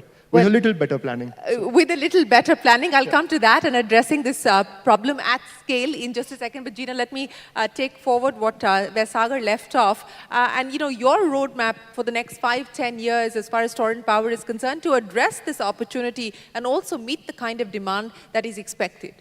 Sure. Thank you, Mr. Sethi, for having me on the panel. It's a pleasure to be here. I think at Torrent, we play across the energy landscape, across thermal generation, power distribution, power transmission, gas distribution, and renewable energy and storage solutions. So the energy transition theme has been ongoing in the world for the last 20 years. The world's first thermal power project was set up in 1882. Since then, the transition has evolved, and it's a continuously evolving transition.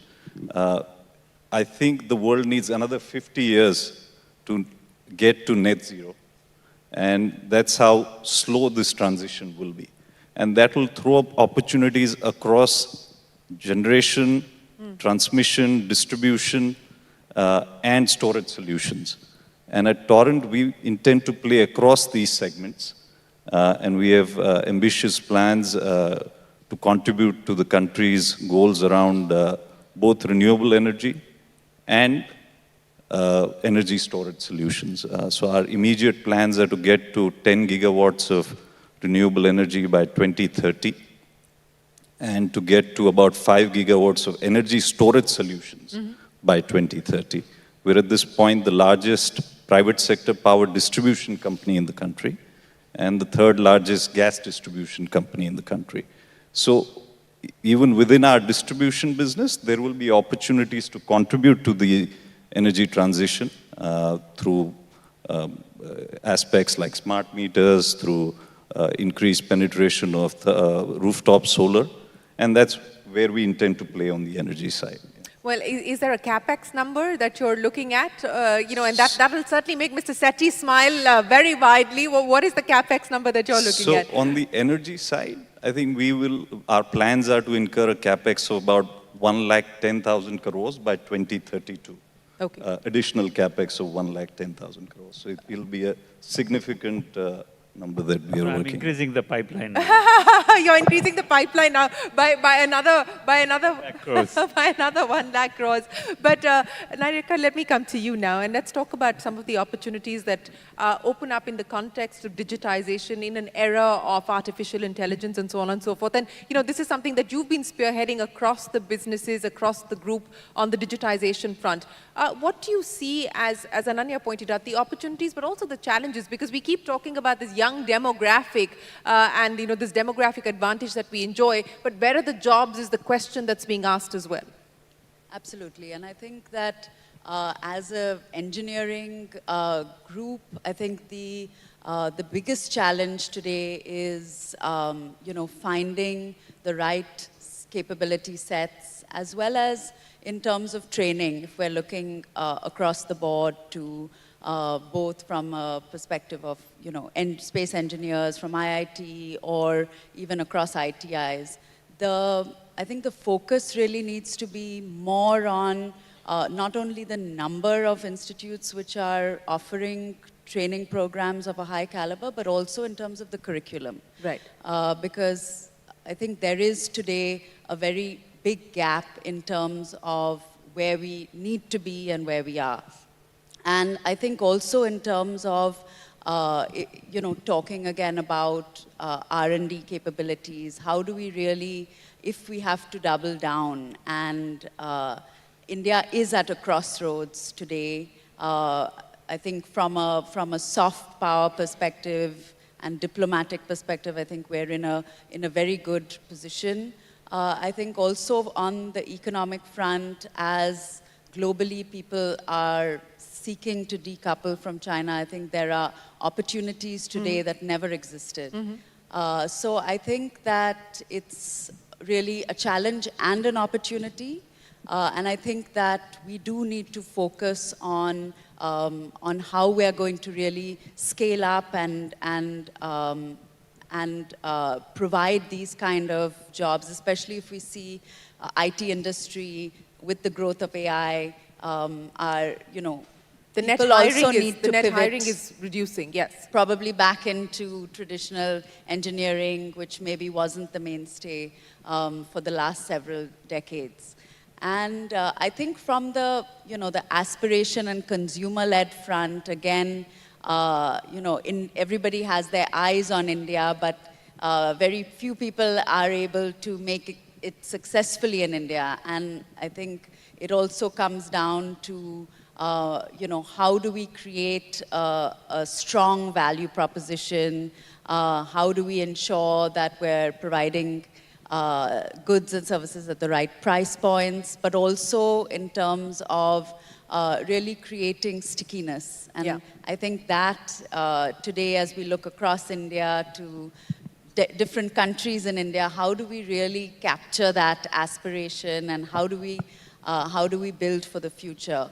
And the third aspect is on, at least in our group, what we call emerging businesses, which are more kind of the startup businesses, looking at whether it's battery storage or looking at recycled concrete.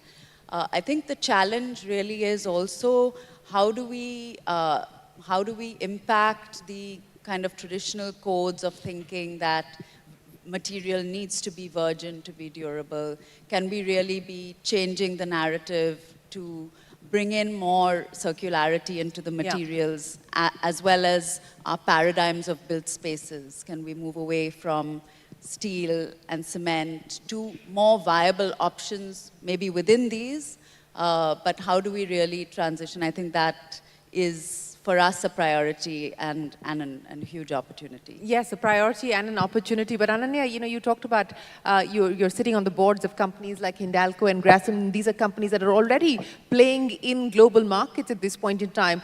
As you look at your generation of leaders, how much of it is being driven by the need to be a player globally? I mean, what is the aspiration that you have at this point in time to take the Birla Group global, so to speak?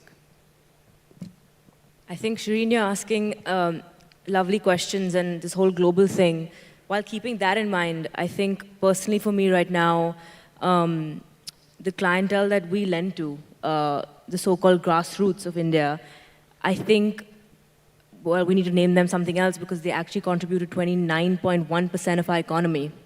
And like the Honorable Finance Minister just mentioned earlier about mobilizing finance, if we can really support this 29.1% correctly, I think it can do wonders to our economy. And that's exactly what we are doing at Swatantra.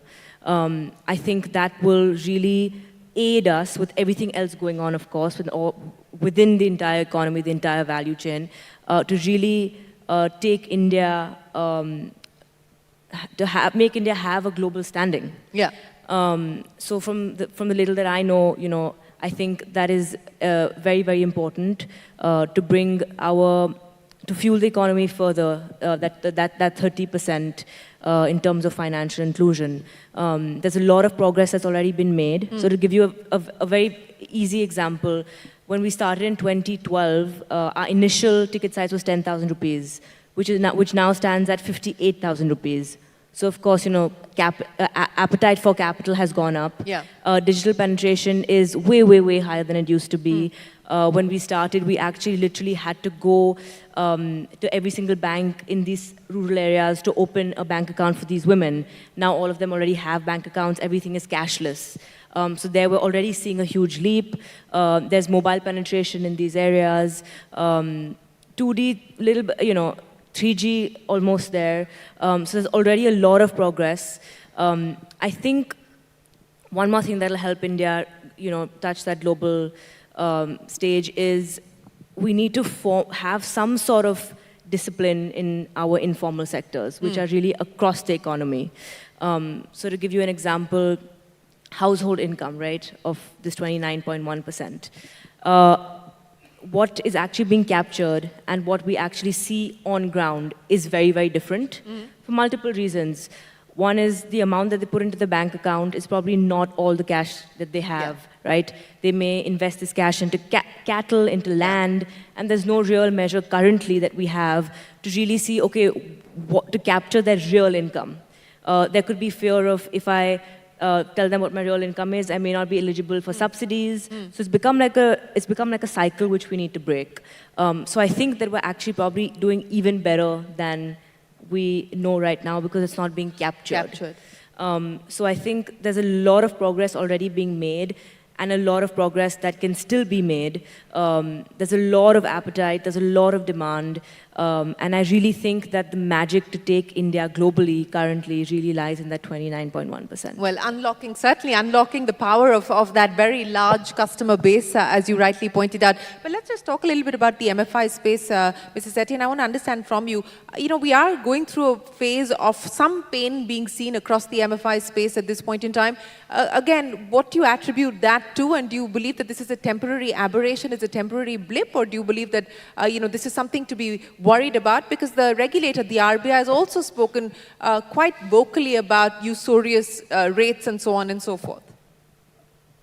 So I think we have been engaged with microfinance institutions by way of lending to them. Of course, we are actively both on the NBFC space and MFI space, while the book is limited in terms of MFI's lending.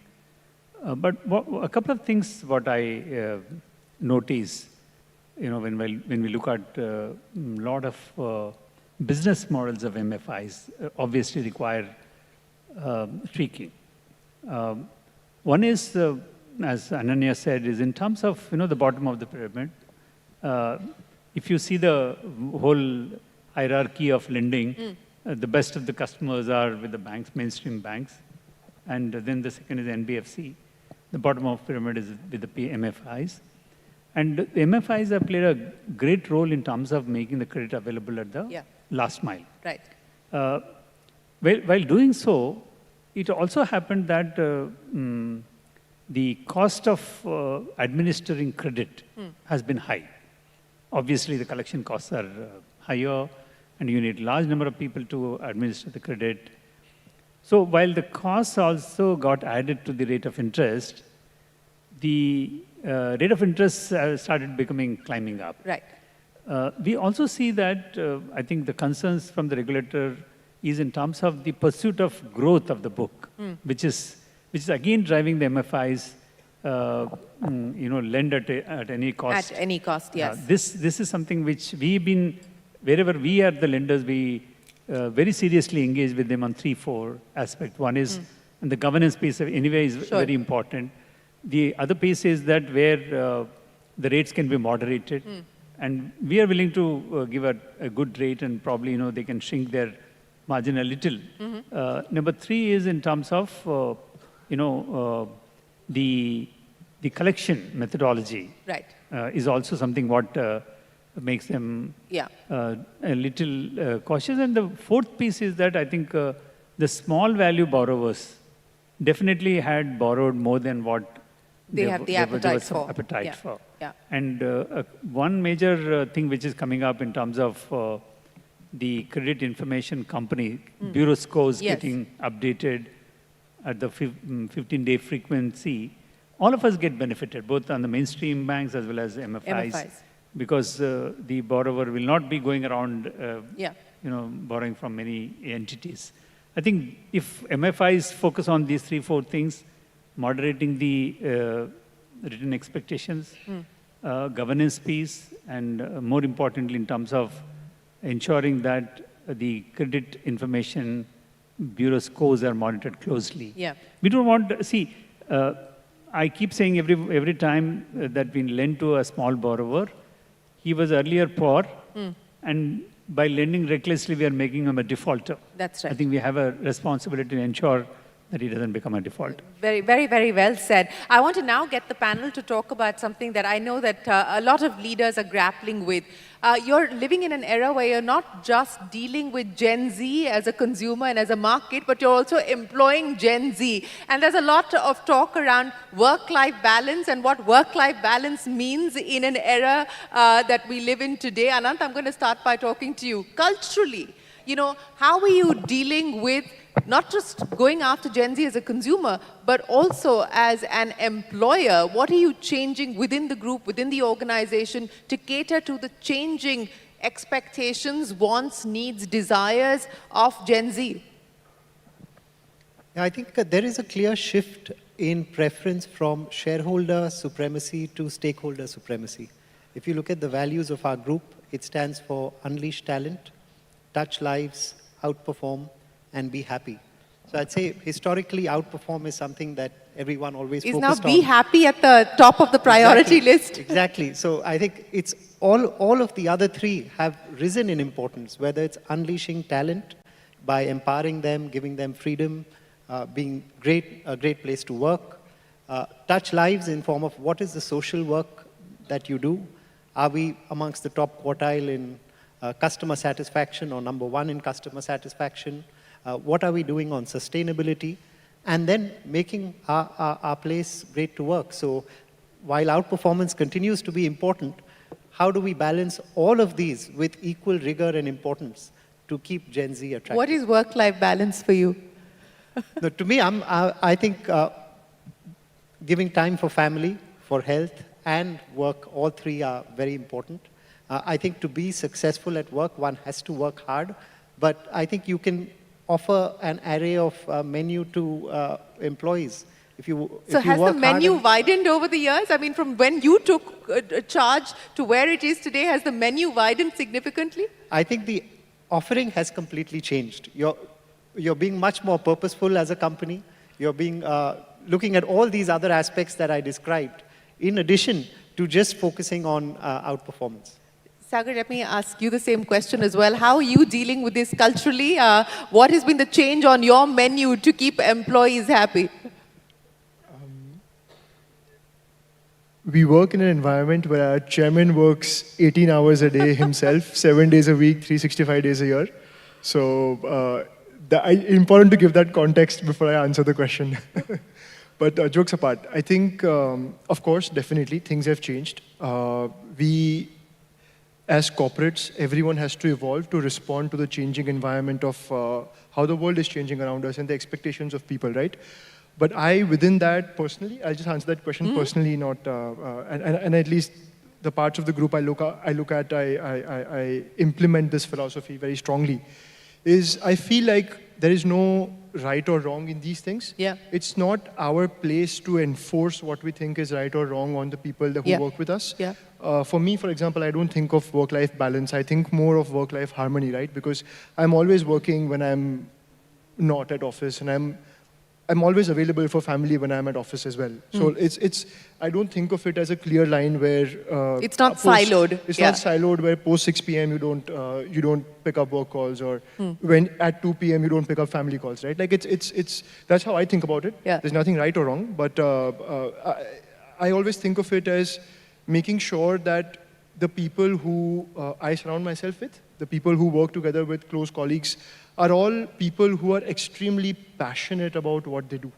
And for them, there is no day of the year, there is no time of the day, there is no breaks or silos. That's how I prefer my colleagues to be, because I'm that way. And I always want to make sure that everyone is able to prioritize work and have harmony with family at the same time as well. So it's a philosophy that I personally abide with. And it's something that I always look for in people as well. Of course, people who are not, there's no set recipe, right? So people are all welcome to do what they like. And I always like to promote and support people for what they want to do and what their passion is, rather than kind of, imposing my thoughts and ideas. But then looking at what people do, I then have the right to choose in terms of who as do the employees. They also, as do the employees, they have the right to choose as well.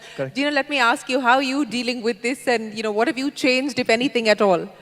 So I think I deal with a Gen Z daughter as well. But let me not so talk you've about got good that. practice. Let me not talk about that. But I think the new generation is very well informed. They're very, very clear in terms of what they want. I think their preferences are very different. They have a very unique view on the world. And I think companies will also have to adapt in terms of whether it's their employee policies or their way they target those customers. I think we'll all have to evolve. And at Torrent, we are evolving. For instance, so what's the big change that you've made? So for instance, our employee policies have a great focus around work-life balance. We are one of the few entities in Gujarat that has a 5-day work week since a while. We also encourage work-from-home policies. We are moving towards situations where our female employees are given a lot more support to be able to continue to contribute meaningfully, but also to take care of their family affairs. Even on our leave policies are far more liberal than what they used to be. We encourage people to exhaust their leaves, and only in exceptional situations we sort of encourage leave encashments. But otherwise, people are encouraged to take leaves, take time off, vacations. So I think that's the way we are dealing with it as an organization. And so far as our customers are concerned, I think we are also trying to adapt and see how we are able to our strategies are tailored around these customers. At this point, most of the group's businesses do not target very young customers, but as we move towards, the group is launching a few more B2C businesses, and we'll have to see how we evolve our strategies around targeting those customers. Narika? I think a very tough question, and I think it's something that we all have to grapple with in terms of Gen Z, the requirements, way of working. But on the positive side, I think there are a lot of great things about if it can be harnessed in the right way, in terms of passion, in terms of care for the environment, and ensuring that what they're doing is something that really inspires them. So I think that's, for us, how do we make jobs more interesting and not just a job, but something people are passionate about, want to do. And I think that it's going to be a constant balance, I think, of priorities. Where you talk about work-life balance, I think in my case as well, I think it's not so much work-life balance, it's more balancing priorities at a given point of time and giving the flexibility to people to do that. But I agree with Sagar that at the end of the day, you want people to be invested, you want people to be committed, but at the same time, you don't want to kind of be overbearing. It should come naturally. But Absolutely. I think to do that it's not easy, and I think we will all have to change quite a lot. I don't think we've changed as much, but I think it's also a calibration. Yeah. And it's important for us to watch. Mr. Sethi, let me ask you, sir, as the oldest, youngest bank, how are you dealing with the Gen Z customer as well as the Gen Z employee? Let me first come to the Gen Z customers. I think we have a generation of customers probably who never entered the bank branch, right? They're digital native, what they call. So surprisingly, a lot of people think that, the joke which goes on that the people behind the counter and in front of the counter in SBI are older generation.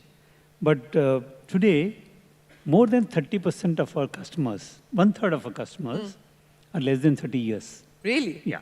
Which means that we have a generation of customers who trust us. And we would like to ensure that they get the best of the services. Our digital channels are today widely adopted.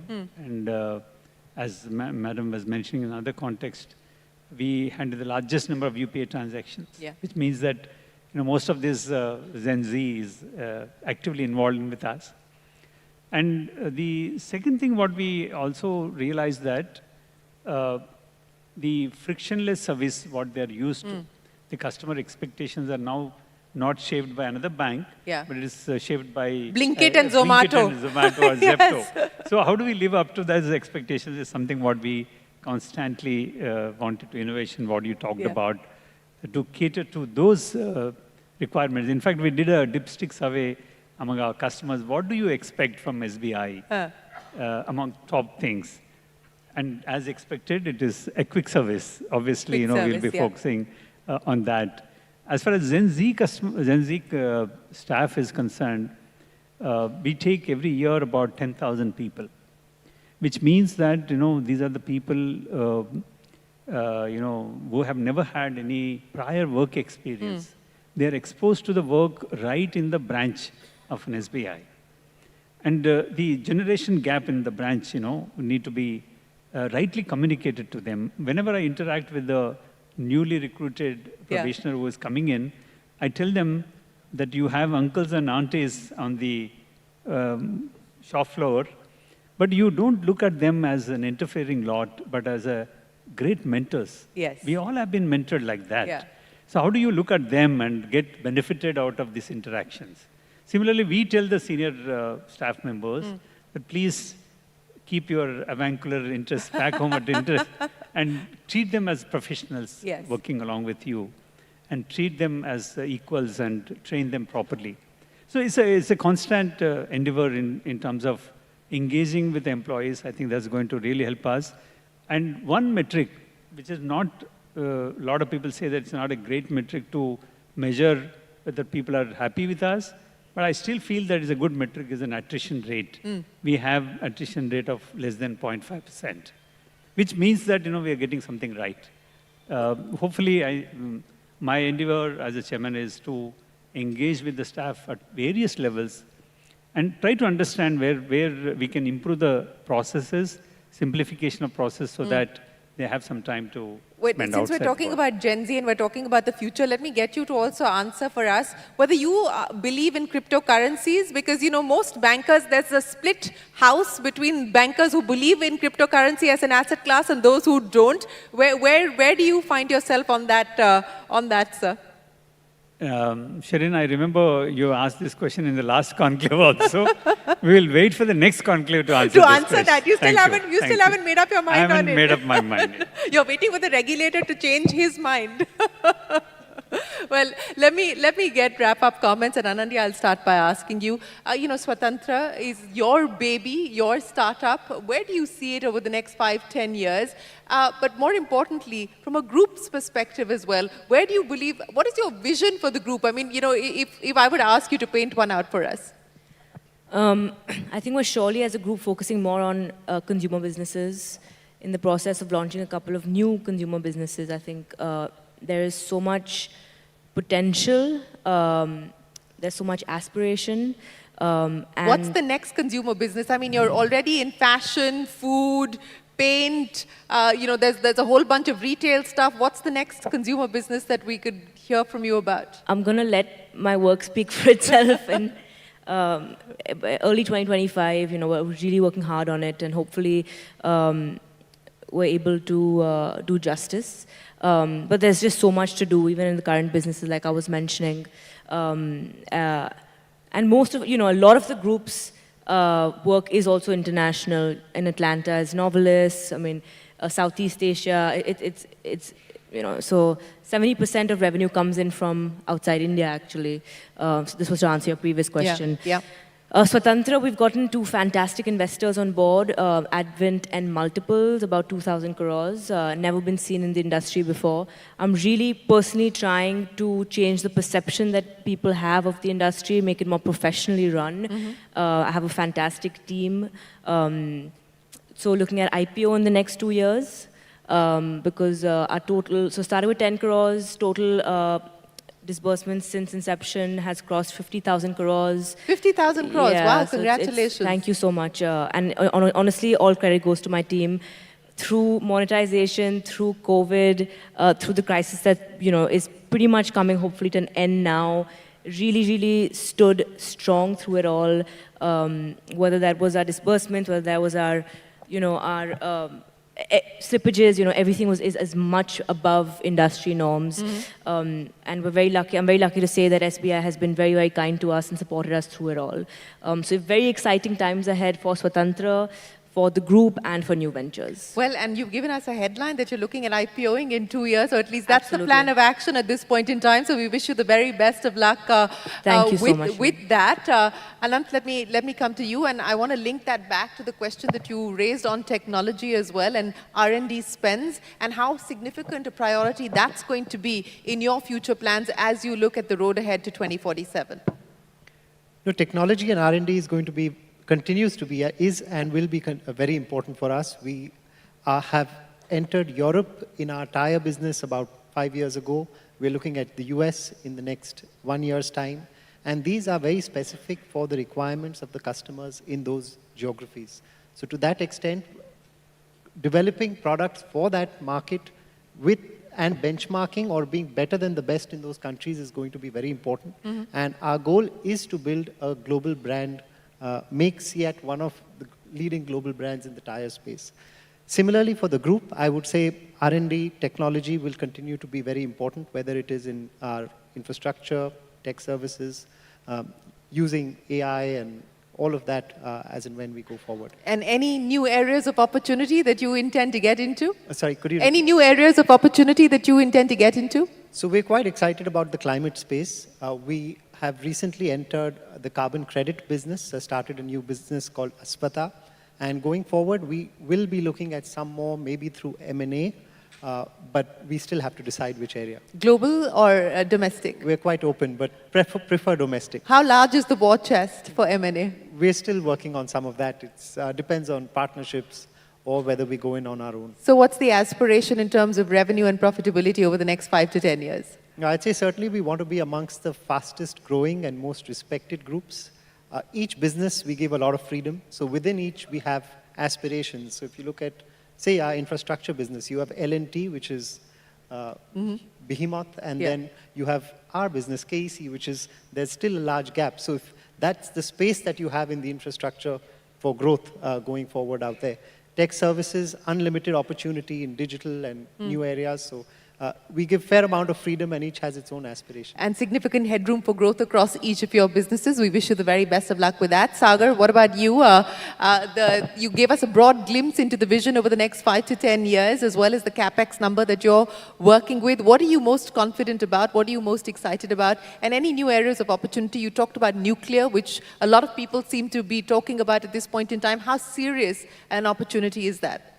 So I think just taking one step back from a macro perspective, group point of view, I think we are, India is, and within India, we are staring at a genuine once-in-a-generation opportunity for being able to invest in the sorts of sectors that we invest in.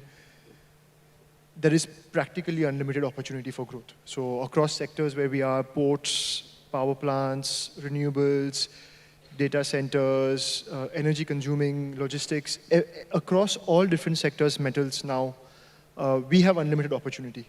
What we are constrained by is our organizational capability to be able to execute. So over the last 35 years, what the group has very deliberately done is come to a point where we have leadership in every single one of the infrastructure spaces that we work in. Capital now ceases to be a constraint for us as of this year. We will have more free investable cash flow than what we will be able to deploy on the ground starting this year onwards. So our only real constraint remains our organizational capability to be able to execute on the ground, because most of what we focus is greenfield. So targets and most important focus areas from a group perspective is making sure we constantly focus on building our organization to be able to take care of the execution on the ground, because contracts on paper is one thing, but yes, being able to execute on the ground is where the real difference is, the way we look at life. So I think that remains our biggest focus. We've outlined about a $100 billion investment plan over the next 10 years. That's something that we're executing at a click rate of already right now. That's something we're excited about. But right now, and going forward, expectedly, our focus will continue to remain on core infrastructure sectors in India, because that's where we see our, everything we've done over the last 35 years culminates into that strength for us today. So we want to make sure we capitalize on that strength. And we also see a huge opportunity from an India perspective in those sectors of focus. And we think it's something that as corporates, it's something that we can really leave a legacy on from an India perspective as so well. Doubling down on the India story and the India infrastructure story, to be particular. Jinal, what are you most confident about? What are you most excited about? I think from the energy sector perspective, I think I'm very confident about India's commitment to the energy transition. I think the Prime Minister has laid out the Panchamrit goals, and the government execution post the announcement, post the articulation of this strategy has been fantastic. I think India stays supremely committed to the energy transition theme. I think internally at Torrent, we are very confident of our capabilities within the energy space. We have a very long and deep presence across the value chain. And that's what we intend to capitalize. We want to be a much larger player on renewables. We want to deepen our presence on distribution. And we want to be an energy solutions provider. So storage is an important key aspect to become a solutions provider. And that's where our focus will be. On the healthcare side, of course, pharma remains a focus area, and the group is now intending to deepen its presence within the healthcare side. And we are launching 2 new businesses, one which will be focused around hospitals, and the other one which will be focused on diagnostics. Oh, so diagnosis as well. Okay, yes. So that's a new area of opportunity you're looking at. From locks to satellites and everything in between, Nirika, I mean, that's the canvas that you deal with and the canvas that you operate with. Is there room for it to get any larger from here? I think there's definitely room for it to get better. I think the opportunity in India, whether we're looking at aerospace, whether we're looking at infrastructure, I think the opportunity for us to really think differently as we think of our own development, that we don't need to take a blueprint of the West. We can actually create our own blueprint that prioritizes a more sustainable way of working. And I think also in terms of the way that our factories are set up, today, if we have to look at, a government as well as a industry partnership in terms of how do we really build scale? Because today, are we a viable alternative to China from the perspective of scale? And the answer would probably be not yet. And how do we really build that scale? And I think it has to do with looking at the sort of giga hub ecosystem, and how do we create from land, utilities, talent, logistics, freight, how do we really take inspiration from the China model but do it in a sustainable way, in a green way? And I think that that's really an opportunity for us. I think on the consumer businesses front, really sky's the limit. And I think that today, in terms of penetration levels, in terms of really being able to create strong solutions from a consumer perspective today is a great aspirational goal. But I think also in terms of how do we shape preferences for greener, more sustainable products. Today, maybe amongst institutional customers, it would be sort of an ask. Amongst retail customers, not so much so. So as brands, we have a responsibility to shape preferences. And how do we really, even if we're looking at, say, air conditioning or appliances or even building infrastructure that are huge contributors to greenhouse gas emissions, how do we shape preferences for more sustainable solutions, and how do we work with government to make these accessible in terms of price points? And I think that's really exciting. Opportunities as well as big challenges. Ladies and gentlemen, as they say, the job of a leader is not just to protect the past, but it's also to attack the future. And you heard from some very able leaders here on how they intend to protect, preserve, and carry forward the legacy that they take forward, but also how they intend to go after the opportunities that the future presents, not just for their individual organizations, but for the nation as a whole. We wish you all the very, very best of luck, and thank you very, very much for speaking with us here today at the 11th edition of the SBI Banking and Economics Conclave. Thank you very much, ladies and gentlemen. A big round of applause.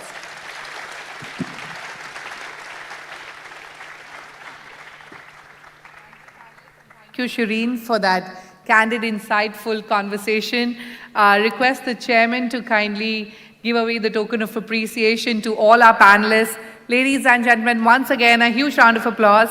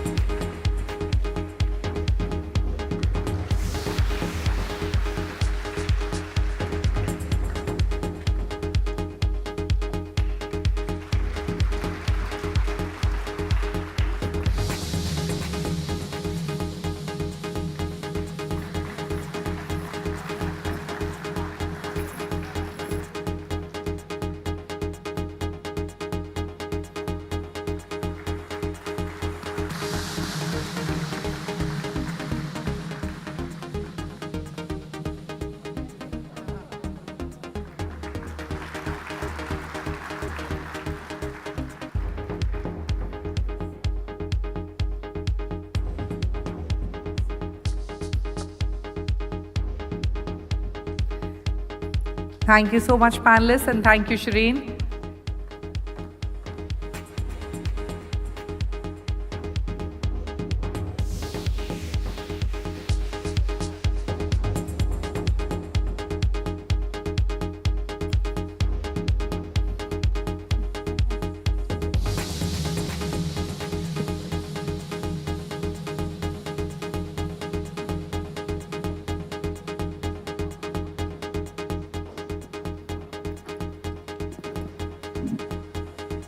Ladies and gentlemen, there's no tea break. Request you to kindly remain seated.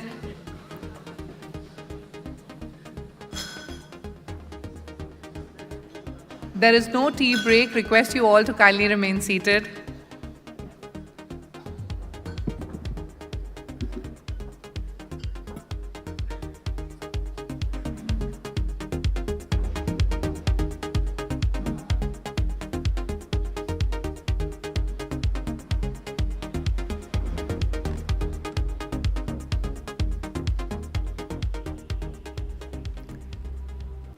It's now time for a very special launch of a booklet on cyber security, an essential theme for not just enterprises globally, but for the banking industry. And DFS has been championing this cause. To elaborate more, let me now invite on stage Ashwini Kumar Tiwari, the Managing Director, CBNS.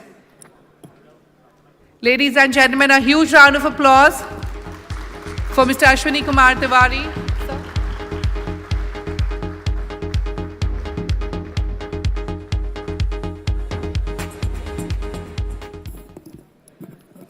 Good evening, everyone. It's very difficult when there is no tea break. It's tough to actually focus attention. However, since we are running short of time, and it's my privilege to invite the DFS Secretary, Shri M. Nagaraju, IAS, Department of Financial Services, onto the stage. Can we have a round of applause for him?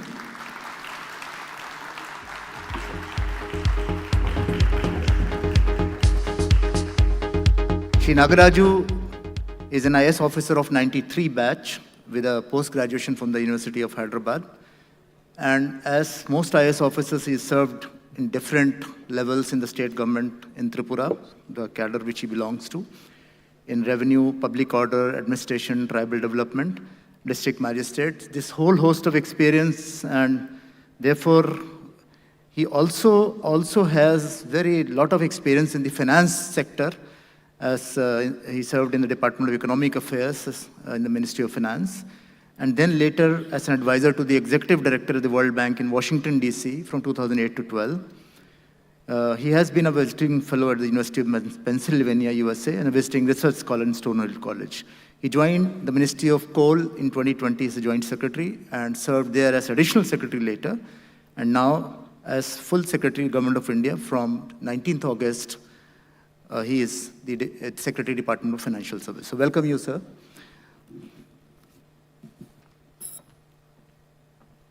Sir, would request you to kindly give away a bouquet to the Department of Financial Services, SECI. Ladies and gentlemen, a huge round of applause for Shri M. Nagaraju, Secretary, Department of Financial Services. And sir, before we ask you to say a few words, request the both of you to kindly launch the booklet. Can we have the book, please?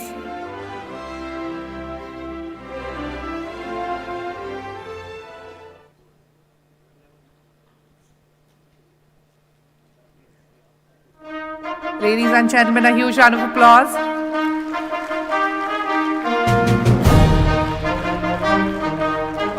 This is a booklet on cyber security as advised by the DFS.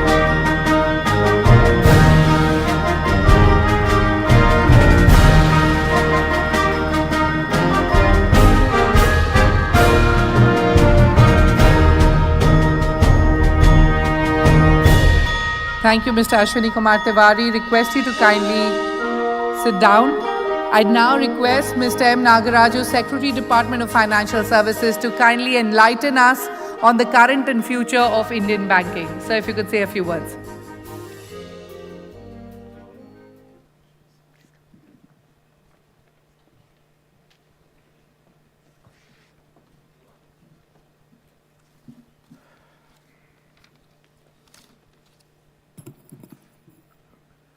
Good afternoon, ladies and gentlemen. Let me thank SBI for inviting me to the 11th SBI Banking and Economic Conclave. Before I make my remarks, let me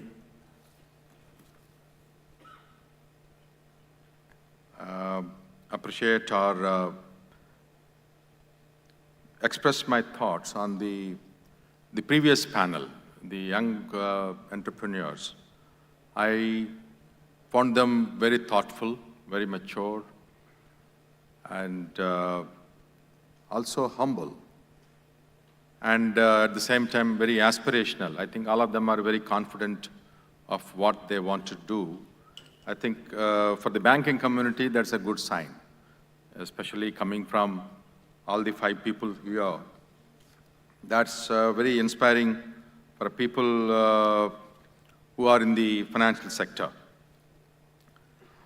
Now, I think many of you know the Viksit Bharat 2047, that plan that made in the Ministry of Finance, as far as the financial sector is concerned. We want to achieve a $30 trillion economy. That is 8.5 times what it is today, with a per capita income of between $18,000 to $20,000 US dollars. And insurance assets growing, reaching 40% assets under management compared to 19% currently. I think manufacturing and capex targets are as key growth drivers. India is likely to be one of the first countries to industrialize without carbonizing the world, because all the developed countries have actually carbonized. Country wants to focus on inclusive growth, technological advancement, strong public finances, economic empowerment, robust financial sector, and resilient infrastructure. The scale is huge, opportunity is also huge for the country and for all of us.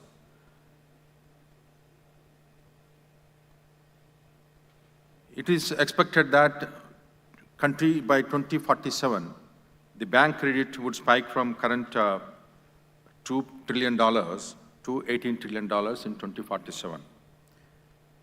Therefore, I think what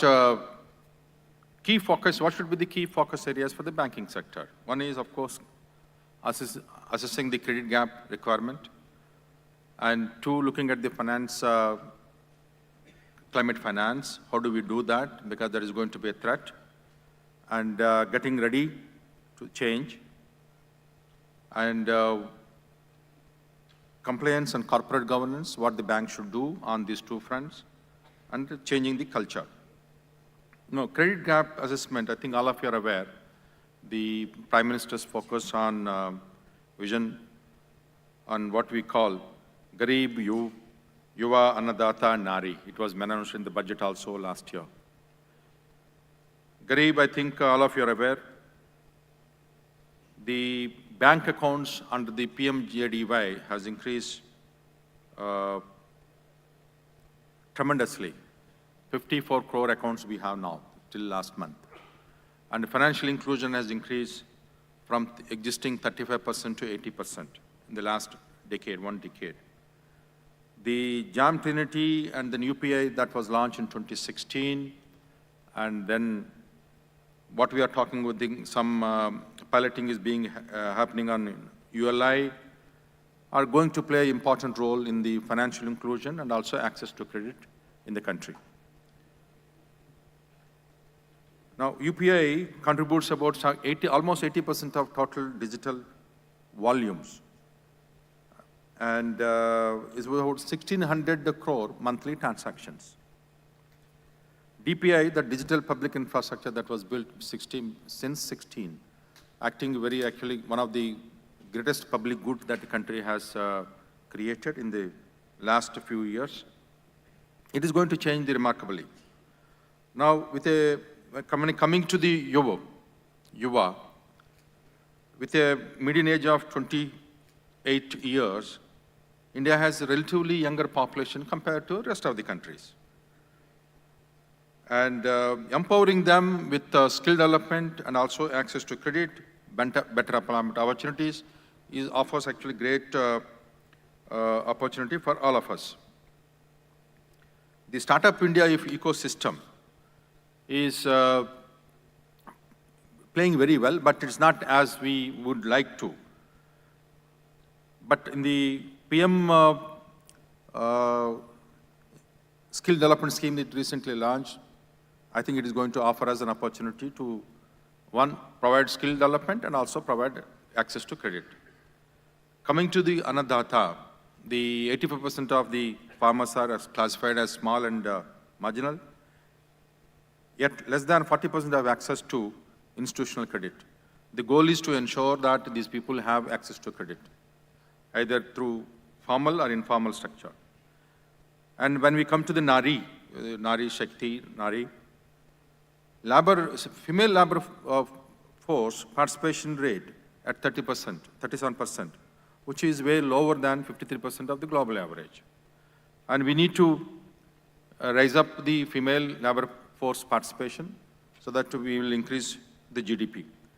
Now, women are actually constitute about 49%, and while contributing only 18% of GDP. And bridging the gender gap in employment can potentially perhaps increase India's GDP by 30%. Now, coming to the MSME, which is Finance Minister also mentioned, this year we have targeting 500 lakh crore total from all the banks and NBFCs. And next year is about 6.2, and then the year after, I think about 7 lakh crore. Currently, PSBs are actually doing about 9.25 average in the last 3 years. And we wanted to go beyond 15%. This quarter, they have done well. PSBs have done well, 15% they have achieved. MSME is the one sector where we have great potential. With the 64 million SMEs in the country, they contribute about 30% to GDP and 36% to manufacturing and 40% to total exports. Now, this is actually employment generator all over the world. This is employment generator. And as per an estimate, MSME sector needs about 819 billion credit, with only about 290 billion met by formal lenders, leaving a gap of 530 billion. And this we wanted to fill it up. I think all of you are aware, only 40% are formally linked with the finance, credit. And we need actually, we are actually working with the MSME ministry on linking the MSMEs with the formal financial structures. I think all of you are aware, the role MSMEs have played in the tiger economies. I think this, both GDP-wise, employment-wise, and productivity-wise, they played tremendous role, because of which most of these countries actually standing where they are today. Now, we have taken a large number of programs in last budget also we have taken, and the separate guarantee fund for 100 crores, up to 100 crores, that's likely to be agreed. We are coming up with that thing. And we have TREDS also working. Now, TREDS we have increased limit between 10 to 20 lakhs. That is also going to help the SMEs. Now, as usual, infrastructure and emerging sectors are important for the banking sector. Now, climate change or climate finance is the one which is very important for the country. I think climate proofing the infrastructure and business is very important, and financing the climate-proof infrastructure should be a priority for the banking community. Now, while we are doing all these things, the banking sector also need to be ready to be change ready and adaptive to digital and technological disruptions that country faces or world faces. Now, we have been using AI and ML very extensively. SBI is using it, but the rest of the banks also need to use it. And fintech innovations, we are doing very well. SBI is also doing very well. But we need to have that into credit decisioning, risk management, advisory, and even regulatory compliance, where we can actually apply this. As we move across borders, where initiatives like cross-border UPI, linking our bank systems with the major international payment platforms, the ensuring global integration will also propel need for competing with the global banks. However, digital innovations also reach risk and require greater vigilance. One such risk on watch is related to cybersecurity. On monthly basis, we keep reviewing it. And I was told that HSBC faces almost 1 lakh cyber attacks each day. Now, you can imagine, in fact, SBI also faces, all other banks faces. So far, we are able to withstand that. Compliance and corporate governance is very important as global volatility warrants, robust risk management systems. While compliance is non-negotiable for any listed entity, or otherwise you will be visited by the regulators, but governance is something that is required to ensure that the bank is following the norms, regulations, and compliance. So strengthening bank boards, which the government has done it in the last 5 years, and most of the banks are led by the very competent bank boards. And also, the one which we would like to have more, but not able to do, women in the bank boards. That also is a priority for us. We're trying to identify good leaders to have in each bank. Now, finally, the last but one is culture. I think the culture is the one which actually is important for the banking community and the financial system. As Mr. Damodaran, my ex-boss, long time ago once mentioned that while we are all talking about ESG, and within that emphasizing a lot about environment, governance, social, seems to have got it missed out. We need to address key social issues like skill gaps, lack of adequate employment opportunities, low female participation rate, economic inequality, etc. Before I conclude, I wanted to say, I think, while we do everything, we need to foster and nourish a culture of 4 things, which I personally feel we need to do that. One is integrity. Whatever we do, we need to have integrity in the financial system, banking system.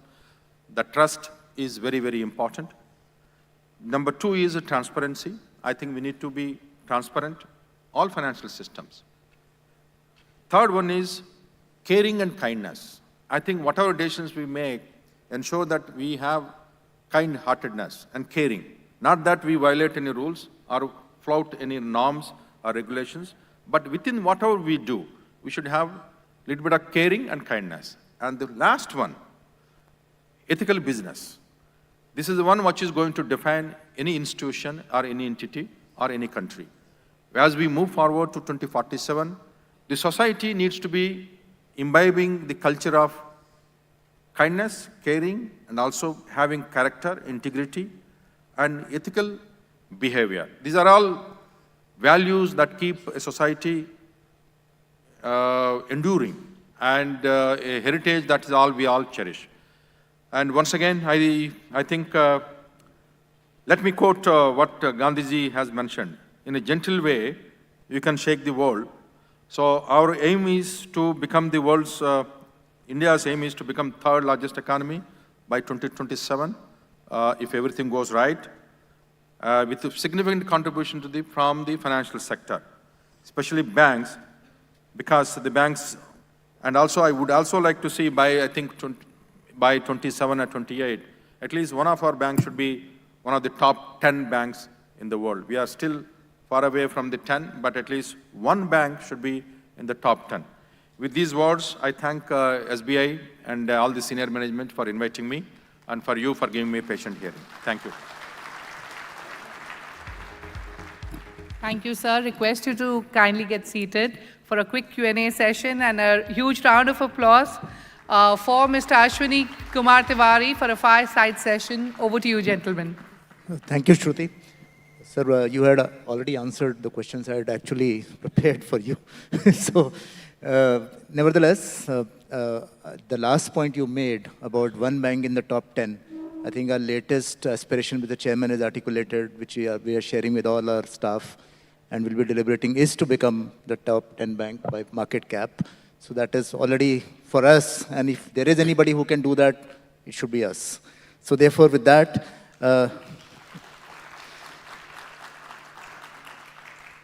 let me ask you that we have had a lot of reforms in the banking space led by the Ministry of Finance and under the guidance of the ease reforms, so that today most Indian banks are showing very good health, both profitability and asset quality wise. And now the question comes as to what should be the government's strategy here on, duly aligned with Viksit Bharat, and how will the banks become globally competitive? Because we should remember that in the top 10 banks by asset size, there are 4 Chinese banks, and none in India, which is, we are probably at 46th, so a long way off. So what is the next road forward? See, the government has done great thing in capitalizing the banks and supporting the banks when there was a crisis. Thanks to that support, now most of the banks are looking good and robust. I think perhaps FM has mentioned in the last quarter, we made almost about 1.5 lakh crore profit. And our NPAs are less than 0.70. Our gross NPAs are about 3.5%. Now, all the parameters, we are looking very good. But I'm someone, while we are looking good, the credit gap is very, very high. When we look at MSMEs or women, we are actually not lending much. All together, entire banking. For that, we need to capitalize more, plug back the profits back to the financial system, whereby we'll be able to leverage our capital to lend more. As FM has mentioned, credit to GDP ratio, we are one of the lowest. I think we are about 58%, something like that. And most of the developing economies, they need to lend more. Okay. In fact, I think China, it should be very high, and all the Japan, if you look at Europe, they're all more than 100%. The lower credit to GDP is a sign of realizing less than potential of a country. Now, we need to consolidate the banking sector. While consolidating, we should also be taking these steps to ensure our priorities are set right, we lend more, and then take into the digital, both to take care of the cyber security aspects and also digital penetration, so that we will be able to lend more. So you mentioned digital, and you have released today the book on digital, how to keep oneself safe, and it has a lot of good features. But on that note, we are surely seeing a lot of digital frauds, digital arrests, and a lot of educated, very well off, very well aware people are actually falling prey to these. And the banks are trying to address this to the best level, but this is probably a system issue. So how is this being looked at the system level or the policy level, and what should each stakeholder do? Yeah. See, institutionally, we have systems in place. Each entity, including SBI, has systems in place whenever there is a cyber fraud or cyber threat or cyber security issue. The alerts goes into the system. One is institutionally, you'll be able to block it and do this. The other one is at criminal side, we have 4IC is there in the Ministry of Home Affairs, which actually maintains the data from all the financial systems, and immediately action is taken. Now, from we also have designated some infrastructure, critical infrastructure in the country. And this critical infrastructure, live maintenance and auditing of the infrastructure, auditing of the capabilities, and also vulnerability is always done on regular basis. Both RBI does and also the entity also does. We keep, on a daily basis, we keep hundreds of cyber frauds, especially the banking community. And we try to address at the root cause and systematically. Till now, we are not, the cyber frauds have not happened because of some loophole in the system, in the banking system. No. In fact, the so-called digital arrest is actually hypnotism, one kind of hypnotism. I heard a case, one retired professor was persuaded to part with almost 60 lakh rupees. A retired professor. I am actually surprised how this man was able to be hypnotized or persuaded to, in a 3 lump sum transactions. He sent away about 6. After that, it seems he realized his mistake. Now, these are all frauds. I think generation of awareness. Public awareness is very important. I think both RBI, which is doing very well on that, and now we have launched a booklet by the SBI. Each financial entity should also undertake the general awareness campaign to ensure that people are aware of this kind of frauds. No, agreed, sir. Awareness and prevention plus handling it once it happens are the key. My last question to you would be that you just mentioned the CD ratio of 58%, and banks have this responsibility of bridging the credit gap of $530 billion just for MSMEs. There are other segments as well. So with this, the bank's dependence on household savings has been high in terms of deposits. And what we have seen the last 2 years is a lot of this money, is incremental savings, has been going to mutual funds, stock markets, capital markets, even to insurance in the investment product side. So how do you see this changing preference of the customer? I mean, on one side, one can always argue that this is what a developed market looks like. People invest, not save. At the same time, banks having to fund a large part of the economy, there's a challenge in terms of how would banks handle this. And at the same time, customer preferences are changing. How do you see this, sir? Yeah, I think while it's a bit of concern, the deposits are not growing. I think we are at about 40% in the average of all the banking community. But I don't see that as a big concern, in the sense that while our business, the bank business is to have money, not just deposits. The money can come from different forms. One is deposits, of course. The subscriber, people who are there, they may deposit. But we also have other forms of raising money to lend. If you look at the biggest banks in the world, I don't know how many deposits they have, both in China as US. US I know. Chase Bank, I don't know how many deposits they have. But they raise a lot of money. Similarly, we should also be able to raise money from the market through different innovative instruments, and then on-lend it to the priorities, or where the banking sector realizes higher margins. That should be the way. And lamenting that the deposits are declining, I think that is not going to be a solution long term, because as people become much more awareness, and they would like to put their money where they get higher rates of interest, which is normal. So therefore, thinking that they have to put this money into less interest-bearing accounts, I think that is asking too much.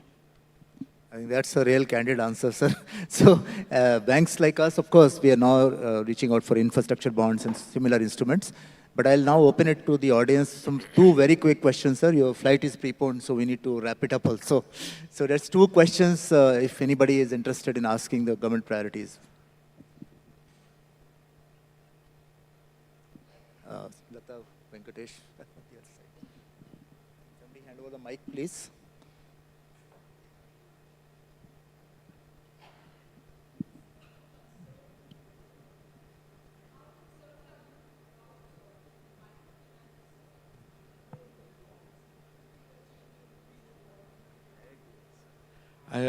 Before I answer that, let me tell you about me. I am a great fan of microfinance, and personally and professionally also. Therefore,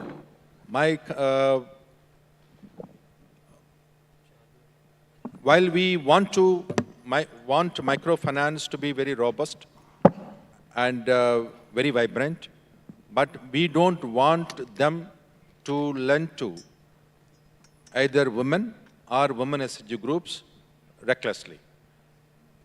Because some of the instances I have noticed in the last few months, some of the MFIs, for their quick gains or whatever reasons, they are without following the underwriting principles, they just kept on lending to unprepared SHG groups. See, SHG group formation and their group cohesiveness will not be coming unless their group is little older than 6 months. In fact, a group formed and then they will start functioning at least minimum 6 months to understand the dynamics and also finalize a group activity, group income generating activity. Some of the MFIs, what they have in the eagerness, they have found out from through different means and started lending even before the group is ready to receive the credit and organize an enterprise, earn income and repay it. That is actually only harms them.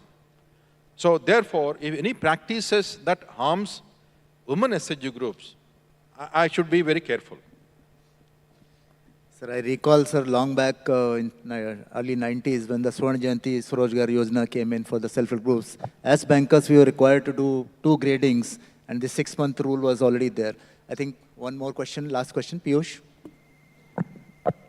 Good evening, sir. Sir, after a year of green deposits being launched, we are not really seeing a pickup in green deposits. Banks are asking slight relaxation in terms of SLR or CRR. So are we looking at such measures to actually make it more appealing? Because there is 50 bips lesser sort of a rate that banks get for green deposits and many people don't really opt for it. And if I could squeeze in just one quick question, sir, with Mr. Trump being, re-elected, there's a lot of talk about cryptocurrency. In India, cryptocurrency, sir, crypto. So the RBI has said that, it has a potential to cause some crisis. But with Trump coming in the picture, how is the government looking at regulating the crypto, sir? Thanks. I'm also very skeptical of cryptocurrency, not now, not after becoming the Financial Service Secretary. Even as an individual, also I'm very doubtful of the entire scheme of cryptocurrency. I have 2 sons, both computer science masters. They both strongly believe this is a suspect scheme. So I actually followed their advice. So I think I'll hold on to that. RBI is also very, very careful in that. We need to be, cryptocurrency, we need to be very careful. I think that's not my sense. It's a green deposit. Green deposit, I think, see, green deposits, let me tell you, I was talking to Chairman SBI the other day, I was just informing him. Paper issuance in this country is very less. Leave alone green deposit. Even the normal bonds also very less. For a size of our economy and country, we are issuing very less. Now, the green, even the green deposits, green paper, that is also very, very less. When there is a descending audience for those papers are not there, in green deposits, I think that is some time away. And also we need a lot of framework about measuring which industry or which activity is green and accounting for that and how much. These are all questions that we need to actually finalize before we go into that. But before that, we also have our own priorities. Every year, I think we have about 15 million people coming out, jobs. And then in any case, we have SMEs, so many SMEs are begging funds. I think we need to prioritize our own lending decisions. Some things we'll do definitely, but we need to prioritize our own lending so that we'll be able to provide employment to the young people who are coming out of the colleges and who have already come out. And then our SMEs are able to expand their reach. That's what I personally feel. Thank you for your real candid answers, sir. Thank you very much. Thank you so much, gentlemen, for an insightful conversation. Request you both to kindly remain on stage. I would now request Mr. C.S. Shetty to kindly come on stage and give away a token of appreciation to Mr. M. Nagaraju, Secretary, Department of Financial Services. Ladies and gentlemen, once again, a huge round of applause.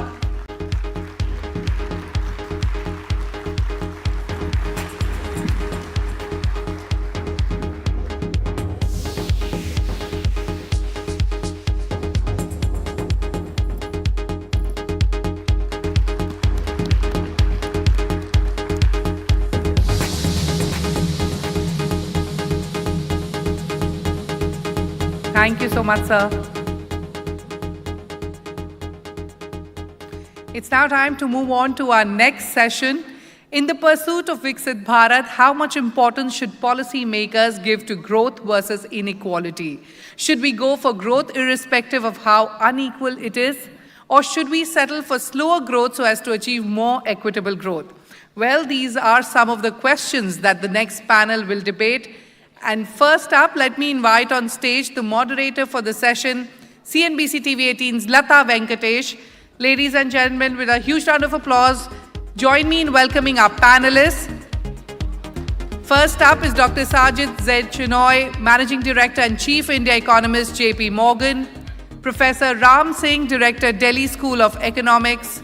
Professor S. Chandrasekhar, Professor, IDIGR. Professor Prasanna Tantri, Professor of Finance and Executive Director at Center for Analytical Finance, Indian School of Business. And finally, Dr. Soumyakanti Ghosh, Member 16 Finance Commission and Group Chief Economic Advisor, SBI. Request Lata and the other panelists to kindly come on stage.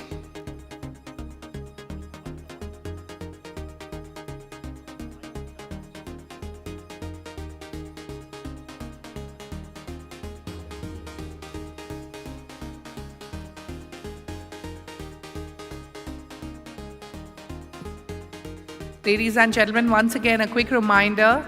Do not forget to use the hashtag SBI Conclave when you put all the insights and the learnings from the conclave on social media. Ladies and gentlemen, a huge round of applause for CNBC TV 18's Lata Venkatesh, the moderator for the session. May I request all the panelists to kindly come back on stage. Over to you, Lata.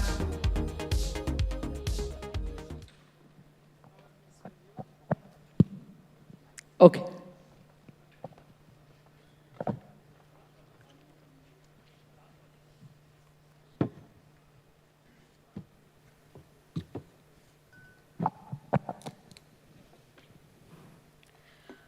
Growth versus equality, the policy balance that India should take towards a Viksit Bharat.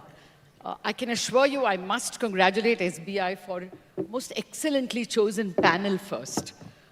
We have three actually policy makers. There's Mr. Ram Singh, who is member of the Monetary Policy Committee. There is Professor Ram Singh from DSE, member of the Monetary Policy Committee. Sajid Chinoy is member of the Prime Minister's Economic Advisory Council. And Soumyakanti Ghosh is member of the Finance Commission. So in many ways, they are making and influencing policy. So we have an appropriate panel and two excellent academics. Professor Chandrasekhar has done a lot of work on, the actually groundswell, poverty, urbanization, things which make a huge, nuanced understanding of inequality, something which is not top-down. And we have Professor Prasanna Tantri, who has done a lot of work on banking and, of course, other macroeconomic indicators. So we have an excellent panel over here. Thank you, SBI, for that. Now, our plan was to request the panelists to make a 3-minute presentation or, state their opinion on how they see what emphasis growth and or inequality should have in the process of getting to Viksit Bharat, and we will take questions from there. It's not a compulsion. If any of you want to pass up the first 3 minutes, that's fine, but I thought a statement of purpose would be ideal. And to follow the request, I decided to make one myself. So I'm starting with mine, is if it is ready. Can we go with it? Okay. So what I have over here is a set of data. You can see it over here, and it is very familiar data. The only streamlined and much quoted data on inequality comes from Piketty and others. The paper was published in March of 2024, and they've done inequality studies for many countries. They just point out that for India itself, in 1951, the top 1% of the population had 11.5% of the national income. By the time we come to 2022, the top 1% accounts for 22.6%. If we can go to the next, it's 10%. Again, you'll see the same kind of increase in inequality. 1951, it's 36.7%. By the time we come to 22, the top 10% account for almost 58% of the national income.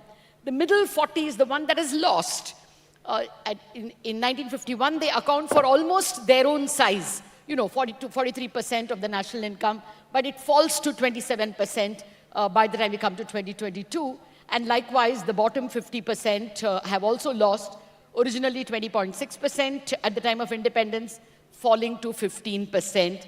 I can also quickly go through the same data source on the share of wealth, which is way more skewed because wealth obviously accumulates from over time. And therefore, in 61, here the data that Piketty gives, Piketty and others, that's Piketty, Chancel, Bharti, everyone. In 61, they account for about 13% of the wealth, the top 1%. Now they account for nearly 39%. That is a threefold increase in the amount of wealth the top 1% have. The top 10% likewise go from 45% to 65%, and the bottom 50% go down from 11%, 11.5% to 6.5%. So now the features of India's inequality that you observe from here is that it actually fell. I also had the 1981 numbers, if you noticed. Inequality fell from 51 to 81 and then rose. I don't want to go back to those numbers, but the table would have indicated to you that when we had the Hindu rate of growth of 3%, 3.5%, inequality fell. And as we went to 5.6% and over 6 to 8% in the 2000s, we had inequality increasing. That's one observation. The top 10% owning 59%, I think, of the total income ranks India among the most unequal country. Maybe top 10 is the second most unequal country, but if you look at the top 1% and their income distribution, India accounts as the most unequal country. Even South Africa, the other BRICS countries, South Africa, Brazil, and developed countries like United States, show less inequality if you look at the top 10 and the top 1% in terms of income. Also, another slightly disturbing statistic, the national per capita income in India is about 2 lakh rupees today. That is not available to 90% of the population. So the average is a bit deceptive. And this throws up some questions. So the first question I would ask the panelists to tackle if they wish. Methodology issues. Inequality often depends on the person who is measuring it. Then the more important question, is growth necessarily iniquitous? That's the first question. And the counter question, if it's a very unequal society, will it stimulate growth? And that question is posed by the kind of FMCG results we have seen in the latest quarter. A large number of firms have reported about 3-4% volume growth against a historical average of about 8%. 8% used to be value growth. It would be 7% volume and 1% price or thereabouts. This time, volume itself has halved. So the question is, if it is genuinely such a K-shaped recovery, will it allow growth? Because a large part of the population is not participating, is not able to generate effective demand. If they don't generate effective demand, there won't be private capex. If there isn't any capex, there isn't as much growth as we would like.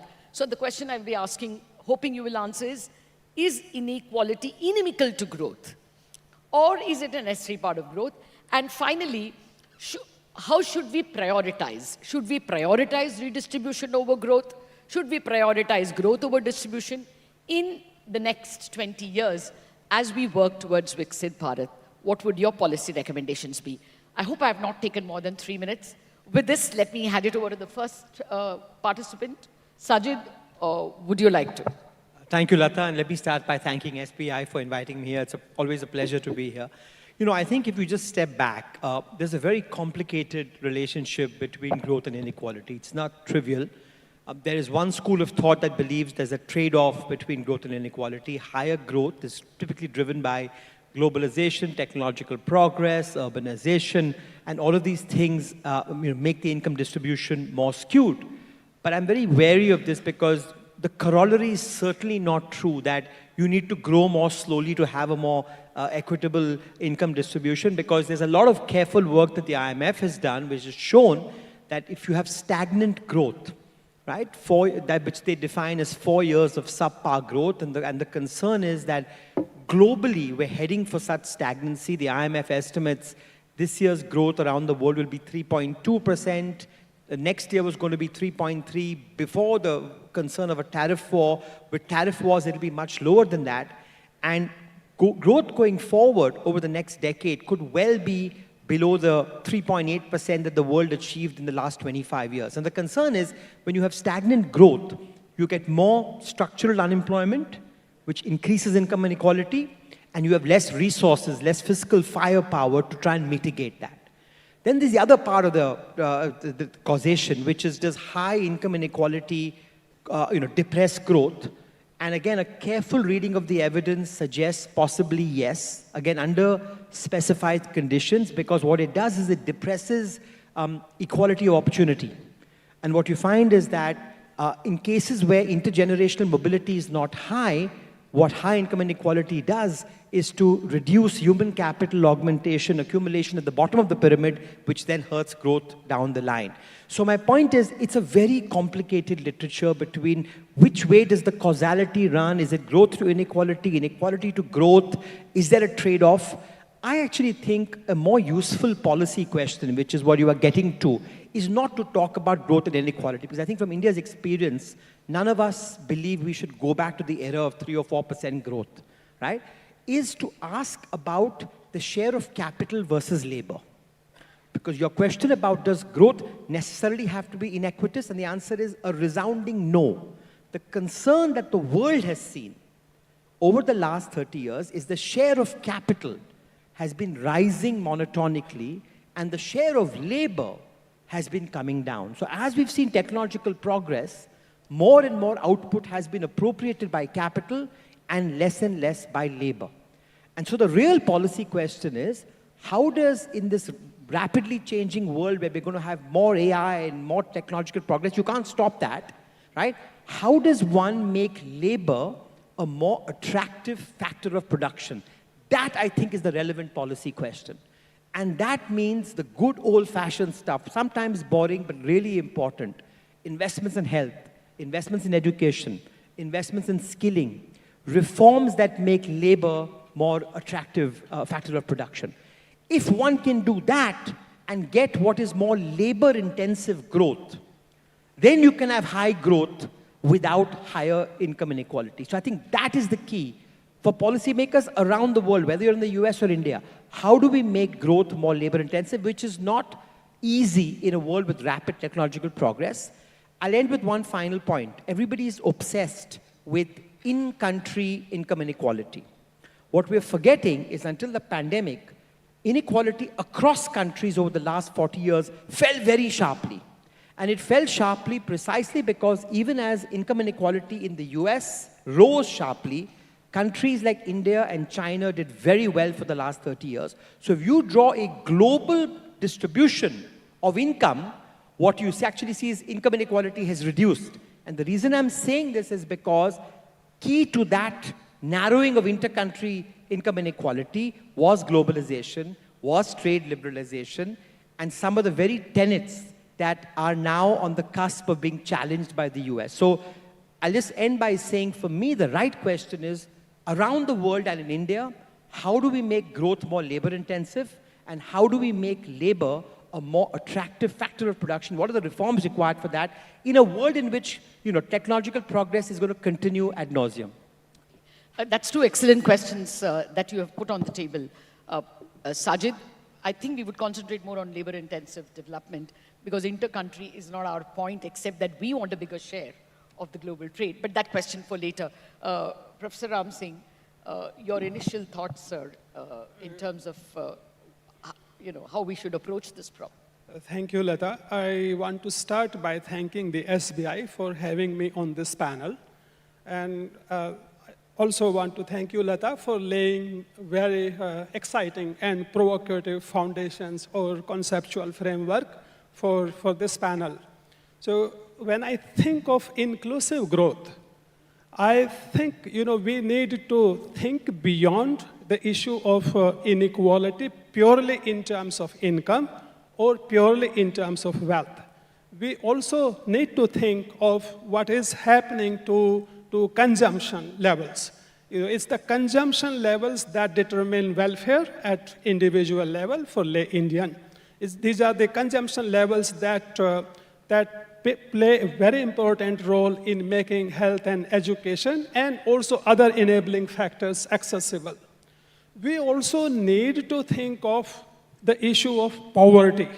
Now, it is possible that a country, an economy can grow with inequality, at the same time reducing poverty significantly. So what we see from our own experience during last 20 years, specifically during last 10, 15 years, and in case of China and globally, there's a significant positive relationship between growth rate and reduction in poverty levels in terms of absolute as well as a percentage of population. So we have made huge strides comparable to China, and all that has been possible due to very high growth rate. Even if we look at state level, we see significant positive correlation between state level GDP growth rates and the poverty level, the reduction in poverty that has been achieved. Now, disregarding, it comes as a surprise to me that this important component of inclusive growth are neglected, and newspapers and media headlines tend to be purely in terms of share of top 1%, income share of top 1% and wealth share of top 1%. Incidentally, we know we can say very little with confidence about income shares and wealth shares. The reason is that we do not have data.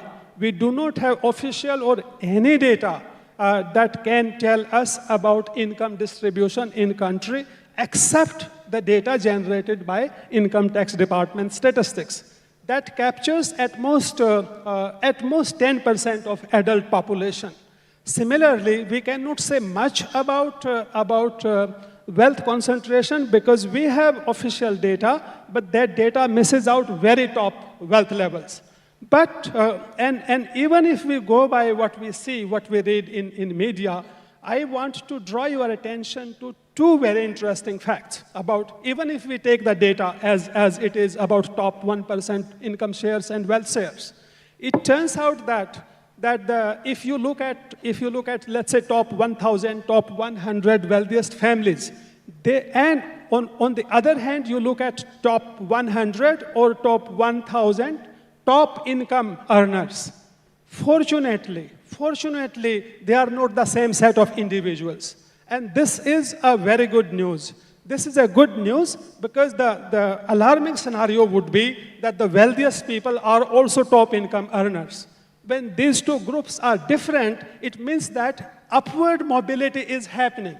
People are joining top income levels without having wealth legacy, without having inherited wealth. That's a very good news. Other good news is that even if you go by, whatever little we know about top wealth levels, it seems to me as a rough approximation, about 10% of Indian households have got some equity stakes through mutual funds, through SIPs, so as a rough approximation. That is also good news because as wealth levels, we know from our experience, we know from global experience, as wealth levels go up, the share of equity goes up. And to me, these are positive things. The most important piece of information for me is the household consumption expenditure survey data. That's where our attention should be, and I would like to say something on, but in the next round. Certainly. We were to go to consumption expenditure survey, the one that's been long awaited and finally arrived, so that would give us a clear idea. But let me turn to Professor Tantri. Yeah. Thanks, SBI, for inviting me. It's me. Okay, sure. Sorry. I saw that. Yeah, so there's a mistake. I should have, okay. Yeah, anyway, so you set a nice context starting with Piketty's numbers. I think let me start with the June 2024 finding, which is, this is March. There's a nice paper published in the Journal of Political Economy by Gerald and Splinter. And they just pick up the same numbers, same Piketty numbers. All that they do is they make some commonsensical adjustments. Simple adjustments like, there was a 1986 tax reform. What it did was it reduced individual tax rate. And it was not so incentive compatible for firms to keep retained earnings. So it increased pass-throughs. So now if you do not consider that and measure individual incomes in the US, it will appear as if there is inequality increasing because same money was lying with corporations. There are certain subtle sociological issues, marriages for instance. Number of marriages are delayed now at the lower end of the pyramid. Now the number of tax unit therefore in the lower, delayed or even not happening in the US. So number of tax unit at the low units, because you can file as a family, at lower end of the pyramid now is higher than at the higher end of the pyramid. So when you make simple commonsensical adjustments like this, you will not believe the numbers fall from, their number from, in the US the number is top 1% income share went up, Piketty's headline is from 9% to 19%. It falls to 2.5%, 9% to 11.5%. Simple adjustments. So this, as Professor Ram said, just based on income, even in a country like US, where you have accurate data available, these extreme, I'm not saying inequality has not increased, but it's not the kind of numbers that Piketty and others are sort of scaring the world and telling that, top 1% eating away everything. Now, and I also agree with Professor Ram, another measurement issue is consumption. Our focus should be on what's happening at consumption. And there's another August 2024 JP paper, again, Journal of Political Economy, by two more scholars who looked at consumption. So this is Sullivan and others. I forget the co-authors. And again, recent papers. When you look at consumption, the inequality reduces by half. The simple reason is government transfers. So what income measures do not consider is a lot of governments are, what we call as freebies, are giving a lot to the poor. Now this is not counted at all. So if you look at consumption, so then inequality is not that bad. So having said that, now let me address your second question about growth and inequality. Is there necessarily a conflict? I think conflict arises, as Mr. Sajid said, when the reason for growth is your access. If it's a crony capitalist kind of a growth, and let me not mince words, and which is what we've been having for a long time, then obviously you're preventing the lower layer from coming up, and eventually that is not sustainable. But if it's because of investments and innovation, why will I take risk if after success you tell me that everyone will share the same thing? Or why will I win a patent, for instance, is creating inequality. And we all give patents. The reason we give patent is somebody has to innovate and that's what's going to create growth. So the point is, I think our focus should be to remove constraints of access as, again, boring things. All economists eventually will converge into same boring stuff of education, health. I would add access to finance. It's SBI. In fact, I'm seeing dichotomy here. On the one hand, we want cash flow-based lending. And there's a very nice paper by Dr. Rajan, 2024, Journal of Finance. We are so happy that he's now back to writing papers. Very clearly shows that as countries develop, the proportion of secured lending has to fall dramatically. This is all over the world. You cannot have a very high secured lending and expect poor and everyone to develop. And at the same time, moment we see some defaults, if we get paranoid, this is not going to happen. We have to be willing to, step in. And we also have to figure out what are we doing with all this information? The question that you asked just now, that if a little bit of credit growth is leading to default, then what about all this digital and all of this data? What are we doing with this data? Is it not, not leading to any better identification of credit? Then we have to go and assess that. Instead of killing something that is going on the very site of default. I think more than health and education, because I am from education, I know not much can be done, unfortunately, there. But access to finance is one area, I think, which can reduce inequality and also and promote growth. And obviously, our dispute settlement mechanism is horrible. Less said better about it. Even that has to improve. And point taken, sir. Financial inclusion clearly, and well, just that David Splinter and Orton's paper was only telling us about the US. There hasn't been so much of a challenge about the inequality data in India. And I think, you know, visually, this result season and the previous, the hotel companies are earning money hand over fist. Clearly, it's a supplier's market over there, which means five-star hotels are having a very different view in terms of growth vis-a-vis FMCG companies which serve the mass. So, I mean, somewhere the K-shaped is coming back to us. My sincere apologies to Professor Chandrasekhar. I understood you were Professor Tantri because I was looking at that board. But I must say that Professor Chandrasekhar's paper, work on urbanization, on spatial distribution and spatial inequality is seminal, and I'm waiting to hear. So I'm going to go back to what Sajid said. One, he said that average incomes around the world increased, so world inequality declined. But if you really worry about inequality, it also makes sense to look at the median. So for me, if there is one metric that I would actually track to understand whether growth is inclusive or not, is that whether okay, first of all, we have the periodic labor force survey being done every year. So we do have a decent enough idea of what household earnings look like and what's the extent of inequality. What I would, the metric that I track is a very simple metric. I look at what I arrange households in increasing order of income in the periodic labor force survey. I look at what did the median household, what was its growth rate. If everybody below the median should at least grow at the same rate as the median because their base is lower. If this is the situation, then I would say that, look, I'm not too worried about inequality. And what did you find in your research? It's not true that everybody below the median grows at the same rate as the median. So that's a small problem. But I'll tell you what we have to do. So agreed, we have not done the census, but we have other data sets, the Mission Antyodaya data set. So there are 900 million people in rural India today, plus minus. Out of 900 million, 350 million rural individuals live in villages with less than 2,000 population. 300 to 350 million live in villages with less than 2,000 population. Take urban India. Let's peg urban India's population at around 500 million. 150 million live in towns with less than 1 lakh population. So you have a situation where 350 million small villages in rural India and 150 million in urban India living in towns with less than 1 lakh population. We really don't talk about this segment at all. We talk about rural India as one homogeneous thing. Even when we talk about labor, we really don't make a distinction between large villages and small villages. To address the data issue, I think state governments have to get more proactive in terms of collecting that kind of data. And at the end of the day, I'm sure we are not here only to give a problem statement.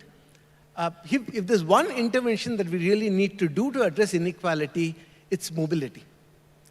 In Haryana, 40% of the earnings of the rural households, of those households which are not engaged in cultivation, comes from working in the urban. In Tamil Nadu, 45% of the earnings of the rural households comes by the person commuting from rural to urban every day.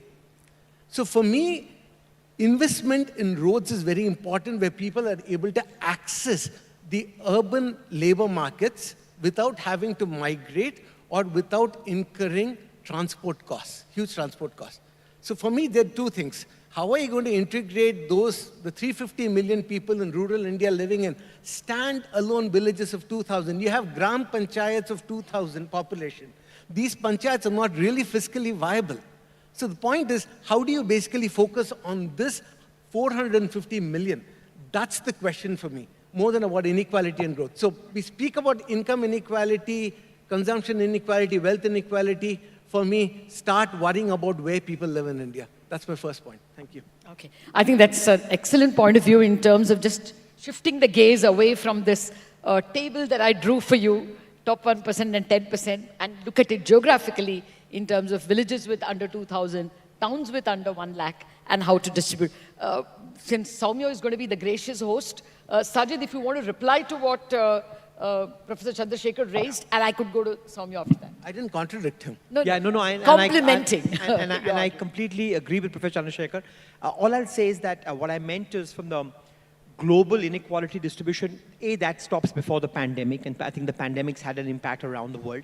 It was simply the fact that this was a collation, this is Brankovich's work, a collation of 50 consumer expenditure surveys around the world, and they look at median, and all they found is because of countries like China and India over the last 30 years, where they were at the bottom of the distribution. So, 1970, 1980, if you had a global distribution of consumption or income, India and China would be at the very bottom. Because those rates of growth were higher than the median, that global distribution compressed over time. But Professor is exactly right. In-country inequality increased, but cross-country inequality decreased. And the Thiel index, so the Gini coefficient is inadequate to do this. The Thiel index, you can decompose this. That income inequality within countries went up in the last 30, 40 years, but across countries came down. And I'm only making this because we're sitting at a point where 3 months from now, we may be in a global trade war, and the global order as we know it may be completely upended, and that will have a huge impact on the global south, on Asia, on India. But I just want to reinforce the fundamental point. I think all of us agree that ultimately this comes down to increasing the equality of opportunity at the bottom of the pyramid. And that goes back to the old boring stuff, right? And crucial stuff. I'm using boring as a provocative word. Education, right? Scaling. How do you make labor more attractive? It comes back to the nuts and bolts. How do you improve them to access urban labor markets? How do you increase infrastructure improvements? How do you ensure that after laws that are meant to protect labor, that are hurt labor, that once you adjust for that productivity of labor, whether wages are competitive? And my only sense is the fact that growth around the world has become increasingly capital intensive suggests that entrepreneurs are voting with their feet, and labor is not seen to be a very attractive factor of production, and AI will simply accentuate these fault lines. We'll come to that point a little later. Soumya has to have his say. Soumya, the journey so far is what you want to speak about, or the journey hereafter? You're the boss. No, I think I will just elaborate on some few points which my speakers said. First, the point regarding the Chandra's point on this rural-urban. Let me tell you an interesting facet today in Indian. As we travel across states for these the FC1, we find that most states, almost all of these states, including the developed states, are now don't want to get urbanized. Because their idea is that just since if we get urbanized, we have to pay higher property taxes, so it's better to stay rural. So the percentage of rural population or the rural bodies going to urban local bodies is actually declining over the last 5 to 10 years. And the reason is that the taxes in urban areas are much higher. So that's the first thing. So this explains the points of mobility. And the second point, what is another important, is that we are all talking about this inequality. But if you look into the distribution of the tax devolution across states, from the first Finance Commission till the 15th Finance Commission, there is a debate on equity and efficiency. So that's the debate which basically has exploded in recently in terms of some of the states saying that our share may have declined, other states' share may have gone up. But that's basically the distinction that how unequal, how much you are going to compensate a state which is lagging behind. So that's basically the equity part, and the efficiency part. If a state is more tax efficient, why can't it be rewarded?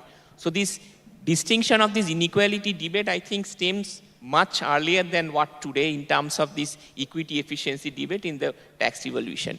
Finally, I think the point which Ram mentioned in terms of consumption inequality, I think equality is not only about income. Equality is also about access. Go to a state like Rajasthan. 1% in Rajasthan, the problem of water scarcity is significant. I think only 1% or 2% of the population has access to good water. So is that not an inequality? Has it been built into an inequality model which we are working on? So at the end of the day, if we are talking about inequality, we should not talk about income inequality. We should also talk about this access to these resources, which some of the states are significantly deprived. And I think some of the programs which the government is running are trying to address them. Unfortunately, I think there has not been any significant work of integrating into an inequality model to understand what could be a larger picture. But my sense that the discussion should also encompass all these other basic things which those at the bottom of pyramid needs. Oh, truly spoken like a Finance Commission member, Shoumya. I can see that you are already battling problems of growth versus inequality within the Finance Commission. But let's broaden the gamut. Yeah, Professor Singh, you want to add something? Yes, so what comes out of this discussion is that to have meaningful understanding of the state of welfare of Indians across income and strata, and also to have a meaningful understanding of inequalities, given the data limitations, we need to watch for as many data sources as possible. 2 points, what Professor Chandrasekhar said, and Dr. Ghosh pointed out. I want to add one useful piece of information is whether how much of rural-urban migration is happening, not on permanent basis, not on weekly or monthly basis, on daily basis. People traveling to urban areas for work. One good indicator of this is the ownership of two-wheelers in rural areas, and that has significantly gone up. The bottom of pyramid in rural areas, it has gone up, ownership of vehicles. It is a good indicator that people are it's a good indicator in the sense that, they are going beyond agriculture to earn their livelihood, income, but more importantly, it is a source of, it is an asset ownership. That's a very good sign. Other useful data is the nightlight data picked up on the paved surface. That includes roads under Prime Minister Gram Sadak Yojana, but also all sorts of paved surfaces.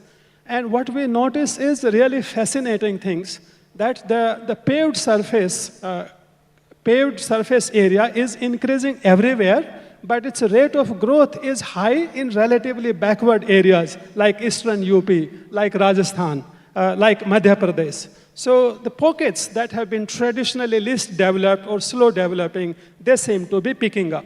It also is a good indicator of growth in asset ownership in these pockets. Fair point, sir. I think the Pradhan Mantri Gram Sadak Yojana is one of the less sung, but a program that has done reasonably well in terms of access.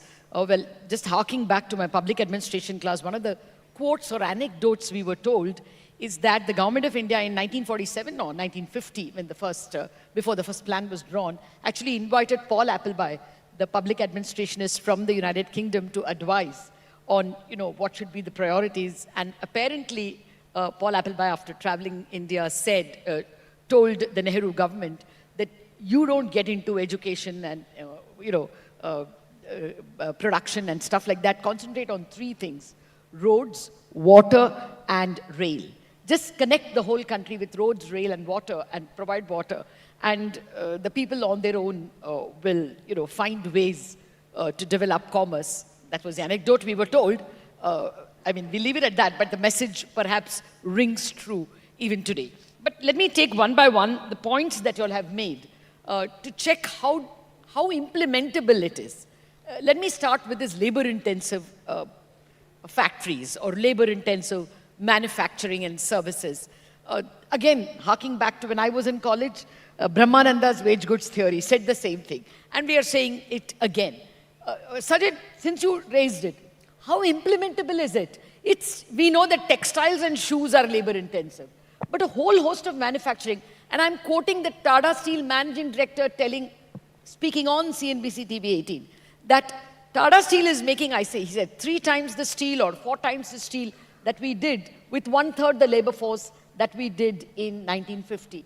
Because we are faced with a competition where we have to, be competitive in the world economy. So labor intensive, a great catch-all phrase. Yes. How practical?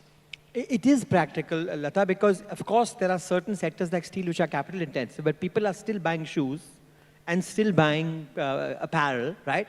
And here's the dirty little secret. China has pivoted sharply to the green transition. They're manufacturing lots of EVs, they're doing lots of solar panels. But guess what? There's a lot of work to show in the last 5 years. China is vacating space globally in labor-intensive sectors, in textiles, in ceramics, in leather, right? In shoes. There are 20 such sectors. That is the space that India should be seeking to employ. Given the way things have turned out, if you look at our export basket in India, we used to have a large share of exports in labor-intensive products, right? And that now has reduced. The share of capital-intensive goods have increased, engineering goods, pharmaceuticals, capital goods. This doesn't mean that the global pie for labor-intensive goods has reduced. It means we've lost some global market share, right? And so reclaiming that market share means going back to exploiting our comparative advantage. That's the advantage we have. Vietnam's done a lot of this, but Vietnam's a small country which is going to hit absorptive capacity soon. We know China did this for 30 years and Chinese wages have gone up.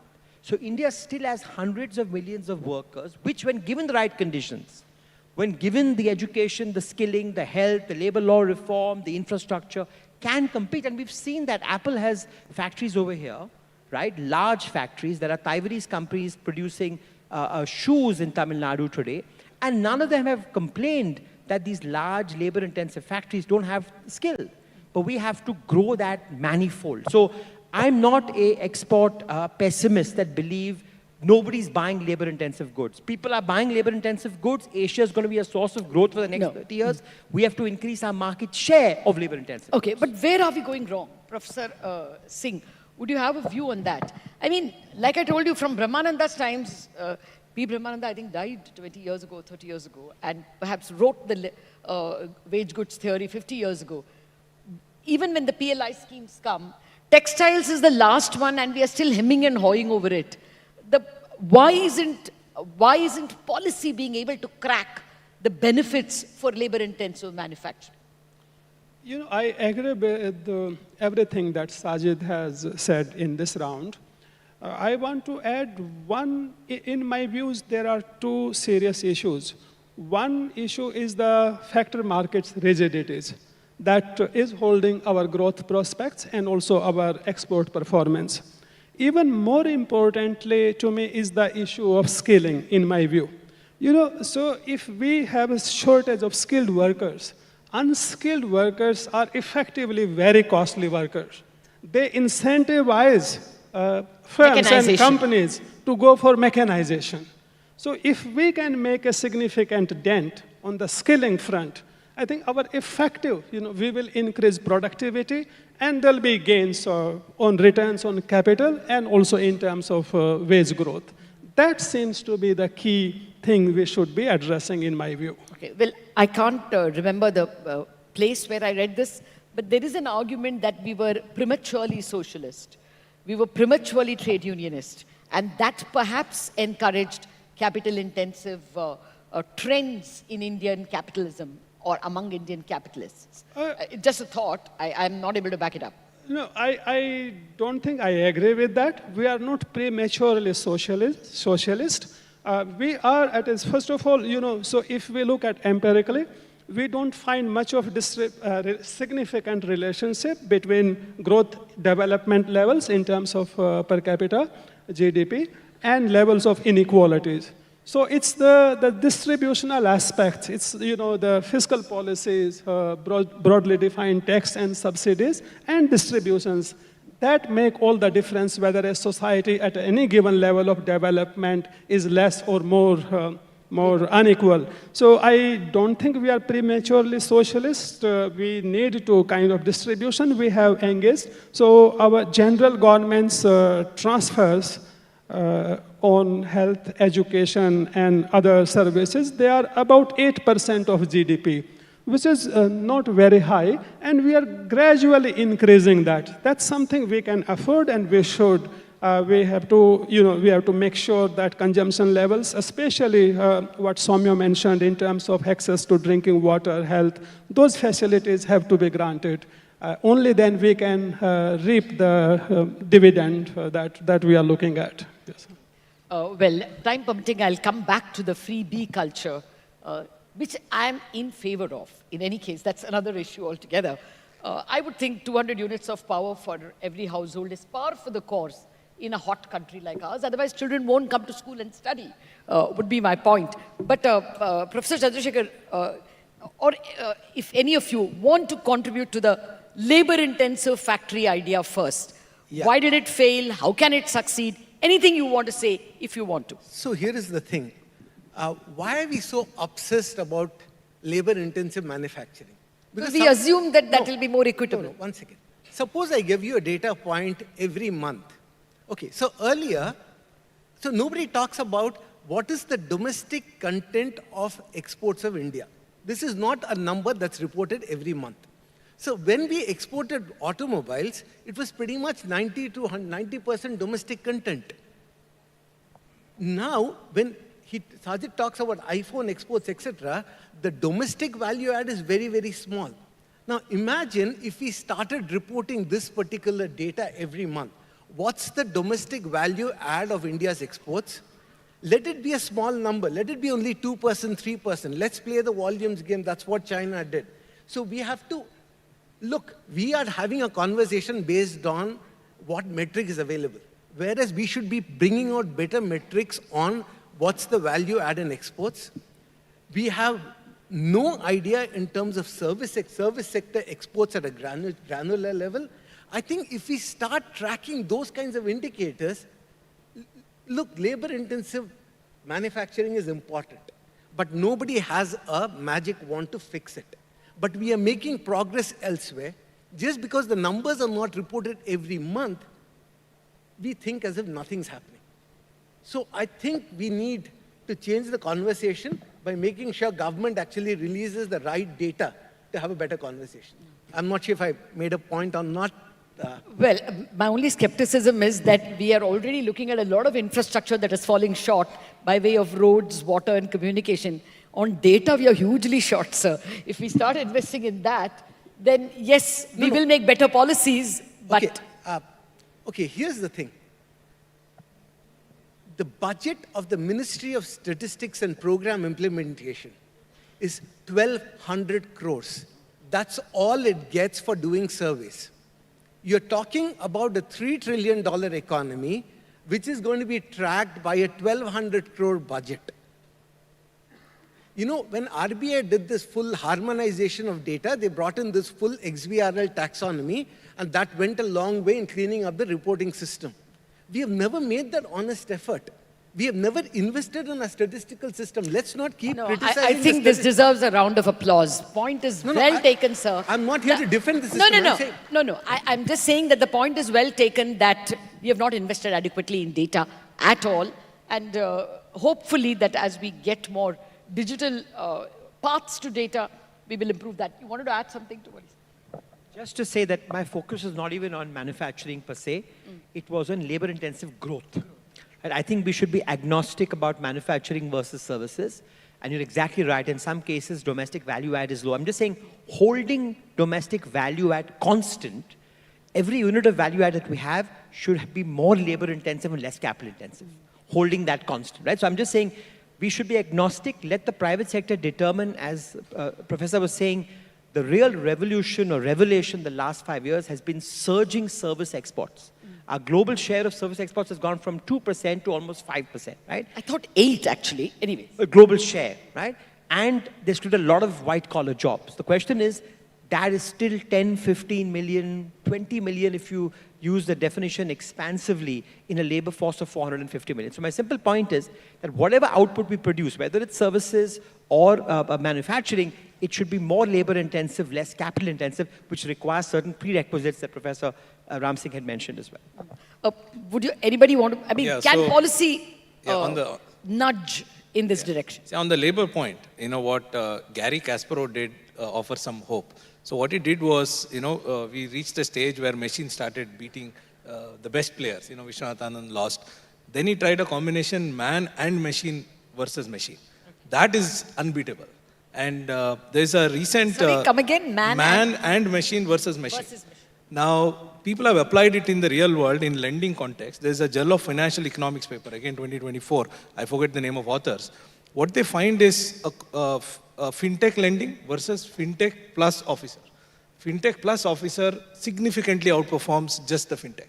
So this gives us hope that even with this, even next with AI, there is some role for human beings, at least as of now. So, but then are we skilled enough, as Sajid said, to take on those roles? Obviously, the old skills will not be sufficient. Yeah. So I think a combination, there is still scope for labor to add value to, at least as of now, technologies as of now. Well, I wanted everyone's views on AI as well, and whether we are actually going to head towards a way more unequal tomorrow than even today because of AI. But before that, Soumya, I just wanted your views on whether we've just in the last few years turned even more unequal because of the very ubiquitously used K-shaped recovery. And, like I was pointing out to you, 5-star hotels are reporting excellent results, and mass consumption FMCG companies are complaining about falling urban demand and stagnating rural demand, or barely recovering rural demand. So have we just, over the last few years, become a little more iniquitous?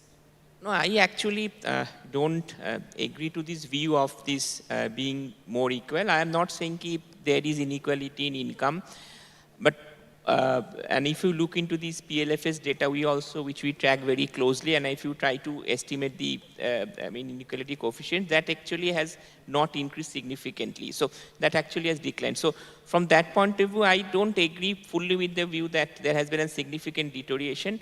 My point is twofold over here. First is that we don't have an encompassing estimate of inequality. It could be anything. It could be consumption, it could be water inequality, it could be land inequality, it could be income inequality, as we are estimating. And the second point, which I would like to mention in this inequality context, is that I think the policy responses. I think how the policies, for example, I'll give you an example of one data. The government of India is running the Jal Jeevan mission. So out of 34 states, 11 states have achieved 100% target. Now, wherever these states, they have achieved this target, if you estimate these women labor force participation rate on those states, you will actually find they have increased significantly. Why they have increased? Because they have been freed from those traveling miles and miles in a state like Rajasthan to get water, so that has increased. So, and now they have got into, I'm just trying to come to that, now they have got into agriculture. So that's why we'll find that the share of agriculture, women in agriculture has actually gone up, and that is an unpaid laborer, which is the debate all about. But does this mean that we have become more unequal? Because these women are actually now getting the benefits of better water facility in their household. So how do we measure this? How do we talk about that? So my sense is that we need to have a holistic measure, and there should be, at the end of the day, these things should be taken into consideration to understand how we have moved. And I am not saying there is no inequality. Yes, there is inequality, but there should be a holistic discussion on this, on the social aspects which we are providing. Yeah. Yes, sir. Professor Tantri. Point on this, because the policymakers, let me Yes. play the role of opposition here. One of the things a lot of people miss with our COVID policy, we were great while we did not throw money at the problem. But there is one phenomena that doesn't come in policy debate, which Oliver Blanchard and others have highlighted. This idea of hysteresis. If a segment in our monetary policy and all of that, we assume that if somebody is unemployed, and once you reduce rates, once you're back to natural rate of unemployment, that guy will come and work. The problem is if a section of the population remains unemployed for a longer period of time, be it because of any other intervention, then when they come back, their productivity will not be as high as before. The natural rate itself starts falling. So this history says we have to, I don't know whether that can explain your FMCG versus five-star hotel, but we have to look into when we keep rates longer. I hear RBI and others talking about it as if once they reduce rate, everything will be normal. The evidence is that every time you keep forcibly, if you keep a level of unemployment below monetary policies forcibly, but COVID is not forcibly, I get it. But then when they recover, those who suffered a lot will not come back as strongly, even when it is free. That can explain, this is history says, policymakers have to look at it. That could be, if that can explain your anecdote. Okay, the K-shaped recovery you mean. Well, from what I heard, it was more because of COVID. The elongated period of layoffs happened because of COVID, and that did result in when the in Panipuri maker comes lower back after productivity that, when labor returned. Yeah. A lot of construction companies complained. Yeah, the same Panipuri guy, when he comes back, because he's not done it for a year, it's not going to be that tasty. So marginal product, you pay based on marginal product, so you pay less, income will go down. So consumption will go down. That's the idea of history. Okay, well, fair point. We have to now come to policy prescriptions for the next 20. But may I quickly respond to your claim that inequalities, whether they have increased it's a question, or not? Yeah. Has it become So we don't have data supporting that inequalities have increased. I want to take you through, want you to go back to the slides you put out. So if you look at share of top 1% income shares, so from 2007 onward, so the share has hovered around 20%. The last data point you had, 22.6. It has, and during last 5 years, that's your focus, you would see that it has kind of flattened out, going by your numbers, I'm saying. And also want to remind you that these are pre-taxed income levels. These are not post-tax. So if you factor in post-tax, effective take-home income levels, they would be level downs, and also slope would be flat, if not downward sloping. So at the top, we don't have the share going up. The other macro indicator is looking at the capital versus labor shares. There also, we don't have any significant changes except for the COVID years. And there seems to be stability. I'm not saying that we are equal society.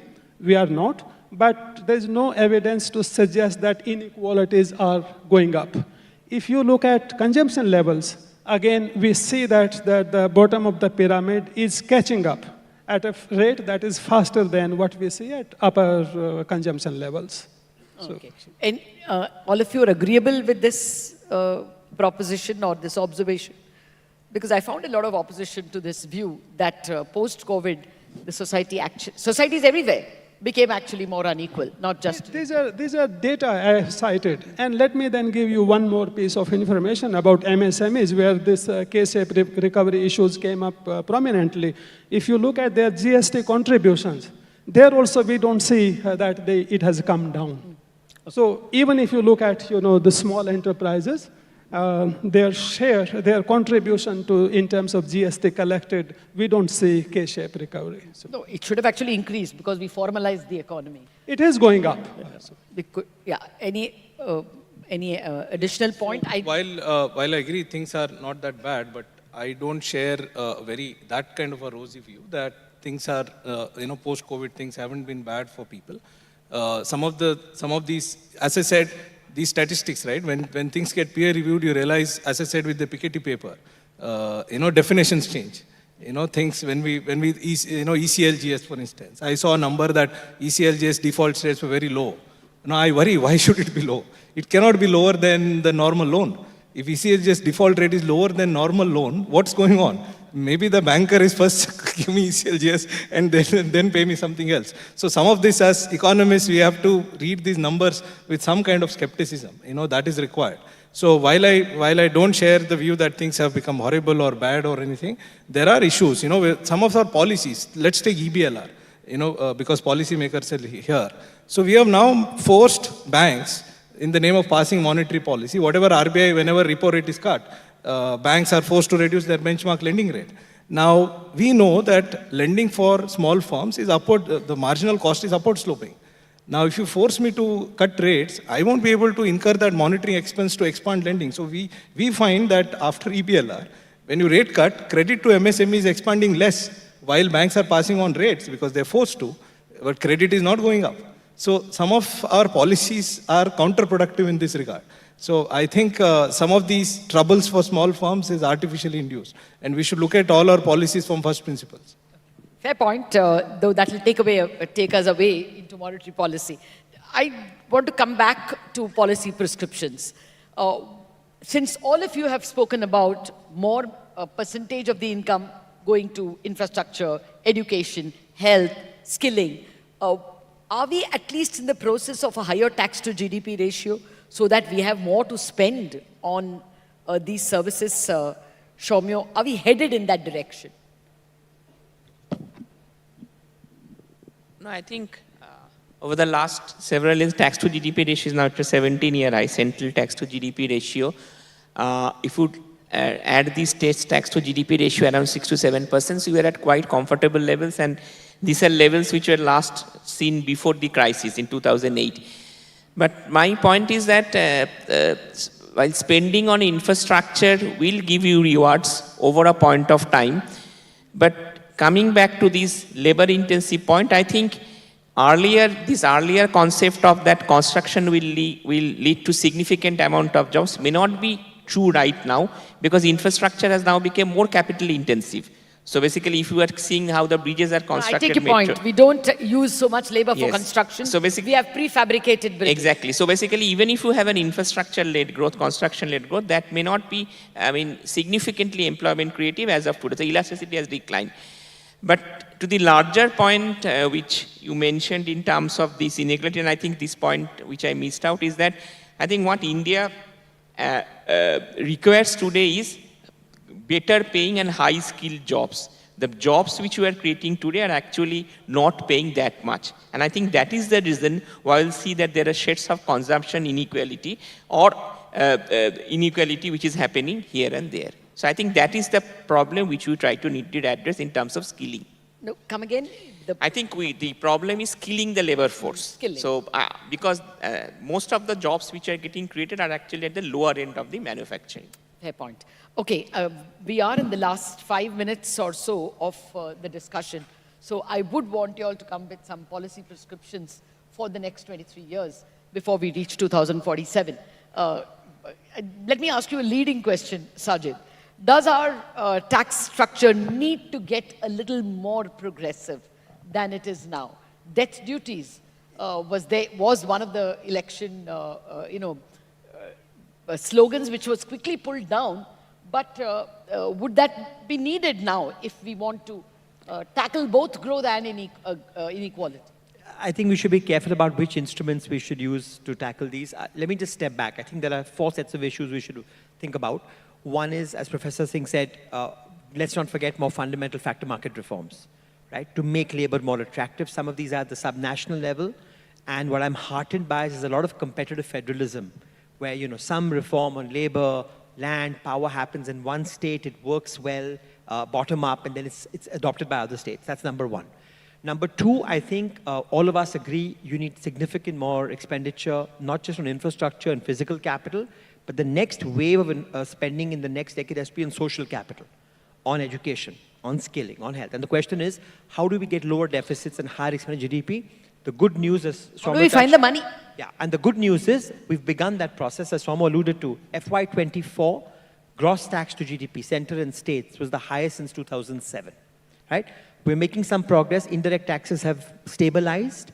But to be fair, a lot of that direct taxes came from capital gains in the equity market, which may not, again, incur. So I think we need more broad-based direct tax reform. I go back to what's on the anvil, a tax code which is essentially has fewer exemptions, broadening the base. Again, back to first principles, lowering rates. So we do need more tax reform. We need asset monetization. India is sitting on a lot of viable assets, right, that we can boost revenues by. So I think that's number two. Number three, this is not only about money. Boosting primary health and education is a lot about state capacity.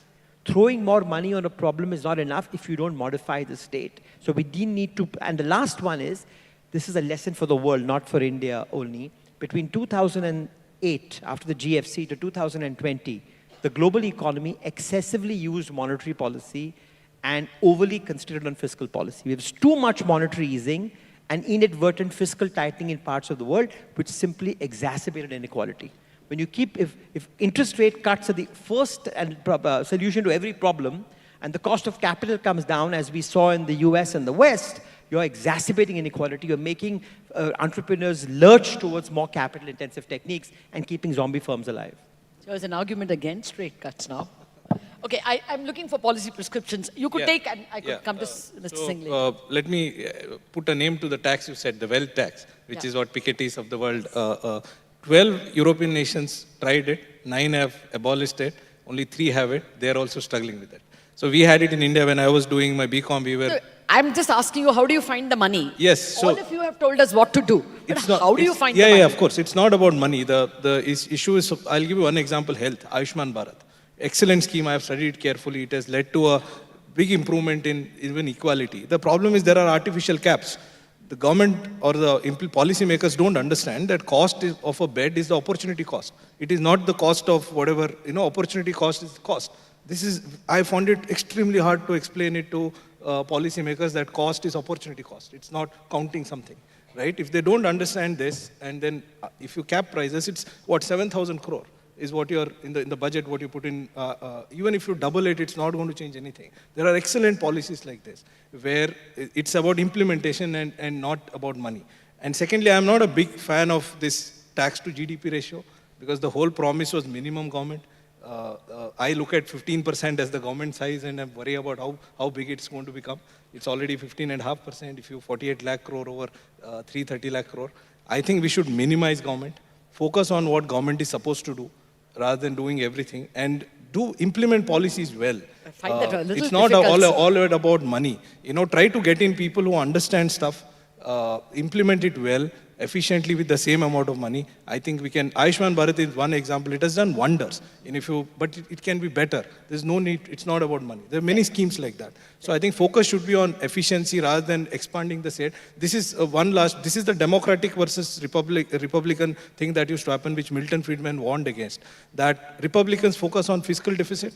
So the moment they come, they try to narrow. Both end up having a large state. We should worry about this tax to GDP and ending up with a very large state which starts interfering in everything and destroys everything. So minimum state with better implementation, do whatever is the main job of the state, I think will serve the purpose. I've not come with the data, but India ranks very low on tax to GDP. Okay. I think what worries me... I just want prescriptions since we have only a few minutes. Yeah. No, I think I'll add, what worries me most today is basically the urbanization pattern. Because if you look into state after state, you will see that these disasters of earthquake, floods, drought are happening with alarming regularity. And every time we are caught on guard. I think at some point of time, this is going to haunt us even more. So over the next 20-25 years, if the objective is to get into a developed economy, I think some amount of service delivery of these urban services is absolutely imperative for us. I think today there are examples of very good property tax, for example, implementation in some of the states. I think some of the states can emulate them, and there should be at least some pricing of these basic services are urban, so that that could be provided. And I think that is going to be one of the biggest challenges for us if we as cities continue to grow. Fair point. Professor Sanjay, anything by way of prescription? 1 minute only. Just 2 sentences. Yeah. 1993, I go to study in Delhi school. A person by the name Professor Suresh Tendulkar, the first lecture he gives in economic development and planning in India, he said, till the 6th plan, we said, we can redistribute without growing. He said, we made a mistake. You grow, you can support all the programs. So the thing is, we got to grow. Things will fall into place. And I completely agreed with Sajid, saying that it's about building state capacity, doing things right. So for me, growth, we have to grow. Money will come. And we should not be using the word freebies. It's our responsibility to ensure that the fundamental rights and directive principles are actually fulfilled. Growth will ensure that. That's what I learned in 1995. It's still true in 2024. I think that's so beautifully phrased that I think we should end on this note. that let's go for growth, and perhaps a lot of the inequality issues will be sorted out, but they don't get sorted out on their own. The emphasis should be on infrastructure. Dr. Singh wants the last word. Okay, just that I happen to be the last. So I want to add 2 points to what has been said already. And these 2 points is that we need to reduce market frictions in agriculture. We need to make more and more crops and fruits and vegetables and lentils and edible oils more accessible. The distance and the friction between buyer and seller farmers, we need to reduce that. Our experience is that whenever markets have worked better in agriculture, it has led to reduced inequalities and has made our food basket healthier. Second is, the second suggestion is that we need to improve access to credit to finance for MSMEs, along with improving state capacities and increasing the tax base, expanding the tax base. Thank you. The satisfaction is that most of the policy prescriptions that you are giving is something the government is at. Ayushman Bharat, or farm reforms, or labor-intensive PLI for textiles. The government is already at it, and go for growth, yes, it is speaking about it. We just have to do it better. Thank you very much, Sajid, Professor Singh, Professor Chandrasekhar, Professor Tantri, and Shoumya for an enriching discussion. Thank you, panelists, and thank you, Lata, for such an engaging discussion. Request you all to kindly remain on stage, and I request back the Chairman of SBI, Mr. C.S. Shetty, to kindly come on stage and give away a token of appreciation.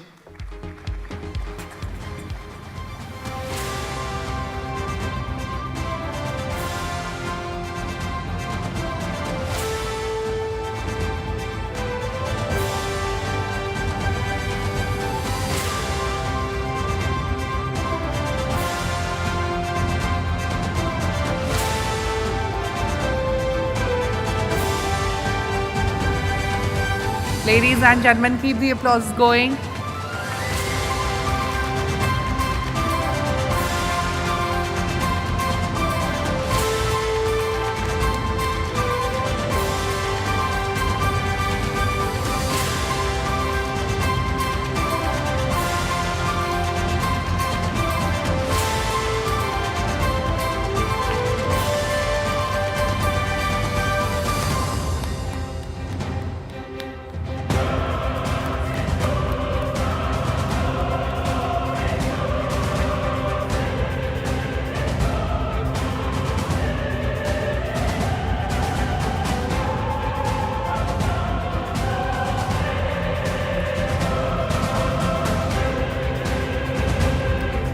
Thank you so much, panelists.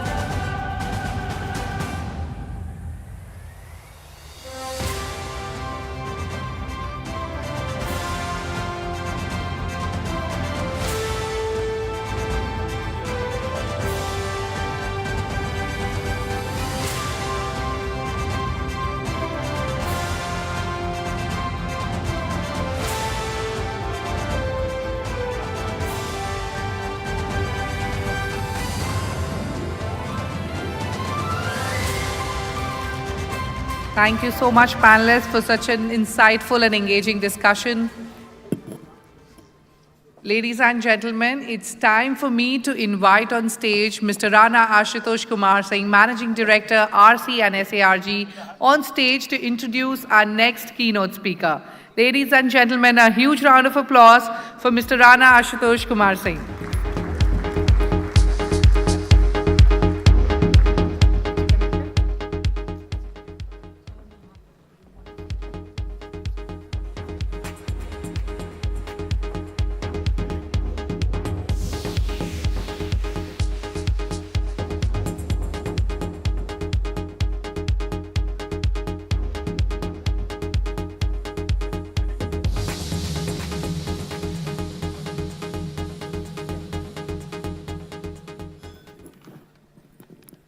Ladies and gentlemen, let me also quickly remind you to put your insights and your learnings on social media using the hashtag SBI Conclave. We'll begin with our session shortly. We are getting connected to our next speaker.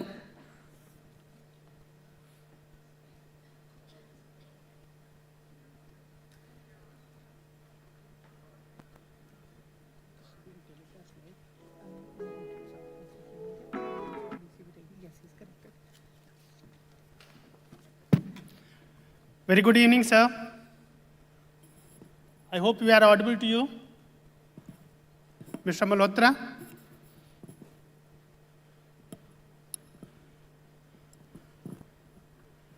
Sir, we can't hear you, sir.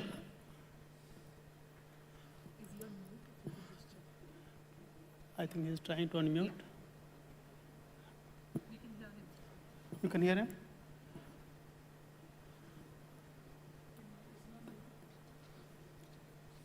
But seems he can hear us. So, good evening, ladies and gentlemen. Our next speaker for a special address is the person who strongly believes in a collaborative approach to taxation rather than confrontation. The new tax regime allows for better financial planning, maintaining a fine balance between enforcement actions and ease of doing business. As the Revenue Secretary, his focus on simplifying the tax structure, improving compliance and fostering a more taxpayer-friendly environment, while ensuring that revenue growth to support the growth momentum of the economy towards becoming the third largest economy is intact. Under his tenure, the tax collection grew 18%, far outpacing the GDP growth, and pace of adoption of technology in simplifying processes and enhancing compliance has gained significant momentum. Ladies and gentlemen, you got it right. Our next speaker is Shri Sanjay Malhotra, Revenue Secretary, Government of India. He is IAS of 1990 batch of Rajasthan cadre. And before taking over as Revenue Secretary, he was also Secretary, Department of Financial Services. Sir, thank you very much for connecting. I know you are very busy and you took time off for this conclave. Thank you, sir, and the floor is yours, sir. Thank you. Thank you, Mr. Rana. I hope I am audible over there. I hope everyone can hear me. Am I audible? Well, sir. Very well audible, okay, sir. Thank you. Thank you so much, Mr. Rana, for the kind words and introduction. Ladies and gentlemen, good evening to you over there. First of all, apologies. I really wanted to be present over there personally in the financial capital of the country. The financial sector is very important, fueling the growth of our economy, but also importantly for revenues. They are a major contributor in GST. About 1/6 of the revenues comes from 1/12 of the revenues, GST is contributed by financial services, and similarly on the income tax side also, they contribute 1/8. So financial services is very, very important for us. I am indeed very thankful to SBI, therefore, for providing me this opportunity, even though this is online, to be present in the middle of all of you. Secondly, I would like to congratulate SBI for organizing this event annually now for the 11th time and bringing together some of the brightest minds and thought leaders from the industry, academia, media, and the government to deliberate on not only the needs and priorities of the banking sector, but the economic and development priorities of the country. I also take this opportunity to commend SBI for maintaining its leadership position over the last 2 centuries. This is no mean achievement being in the public sector. SBI is not only the largest bank in the country by miles, it is also the largest asset management company of the country. Let's not forget it's also the 2nd largest insurer after LIC. It is the largest public sector employer. It is the largest market cap amongst public sector companies. A lot of feathers to its cap. This leadership, I believe, is due to its agility and prudence, 2 very important qualities for any business to thrive. So my congratulations to SBI and best wishes at the same time for their continued success. But ladies and gentlemen, we are here not to discuss SBI, we are here to discuss as to how to realize the vision of a Viksit Bharat. I will limit my address over here to taxation. Taxation, as you are all aware, is important not only for the government, but also to the individuals and businesses. Governments, of course, need tax revenues to generate the resources for its development initiatives and welfare programs. People and their expenditure on their consumption needs are obviously directly hit by taxes, both direct taxes and indirect taxes. Similarly, profitability and investments of businesses are directly impacted by taxes. Tax policy is thus important for determining the business climate and shaping the economy of any country. Our tax policy also aims to generate revenues for the government in a most efficient manner. When I say efficient, it is not only the cost of collecting taxes by the government, which I may mention are quite low at 0.5% and compare well with other countries. But more importantly, the economy as a whole, and thus not only includes the direct cost of tax per se on individuals and businesses, but also the indirect cost in terms of compliance cost for the individuals and businesses. In this context, I would like to mention here that like all other government departments who were asked to prepare a plan for Viksit Bharat, we too were given this task. And you would all be happy to know that our plan is based on not only the goal of increasing tax revenue, but also goals related to its impact on businesses and individuals.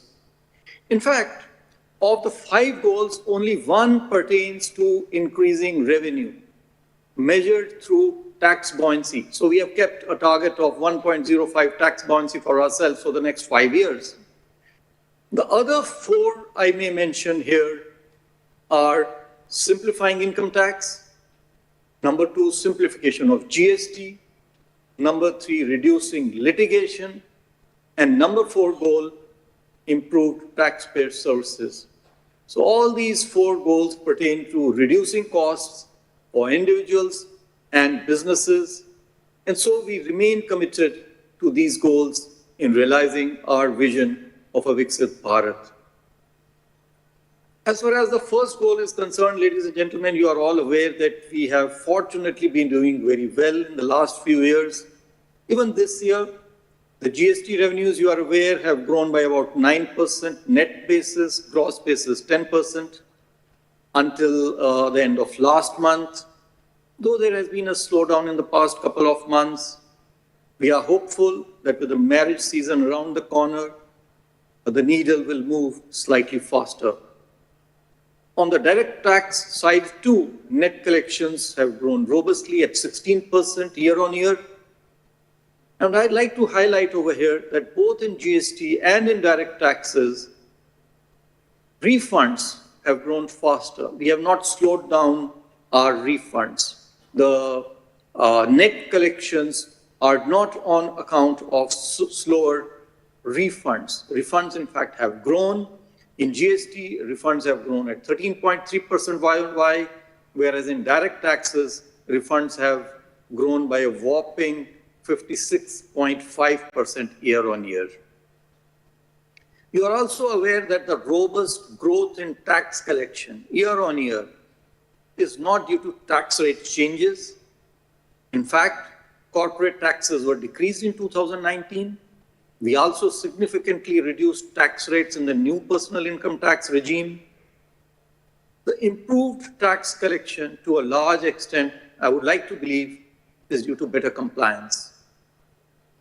And I would like to thank all the taxpayers present here and listening, as well as the tax consultants, for this stupendous growth in revenue.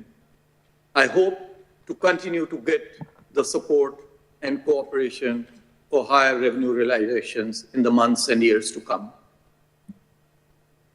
But I am here more to discuss the other goals, which can be divided into 3 broad elements, so as to support our economy. Because the economy comes first, revenues will be there only if there are incomes.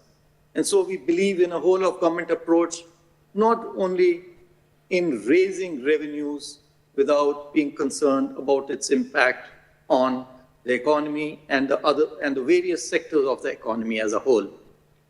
And so our three broad elements to support the economy include tax simplification, tax certainty, and use of technology for better taxpayer services and improved compliance.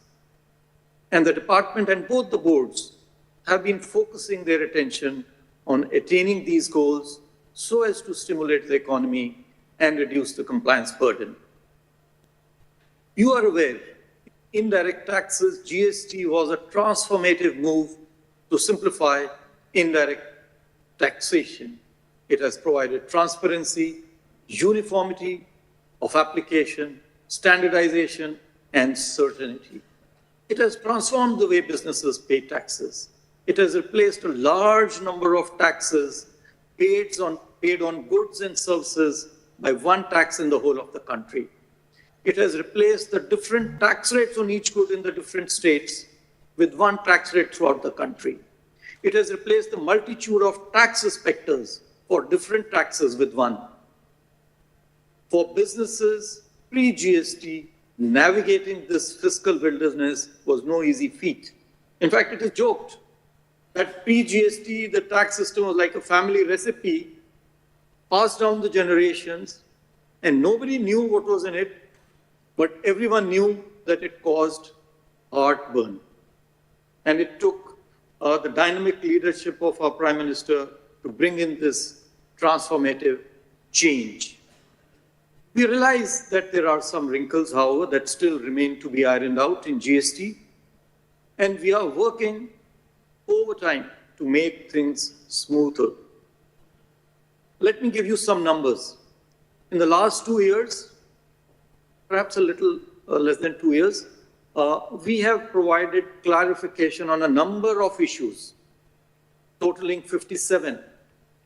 10 on classification and tax rate of goods, 19 on tax rate and classification of services, 3 on valuation, 7 on place of supply, 2 on time of supply, 6 on availability of ITC, and 10 on procedural matters.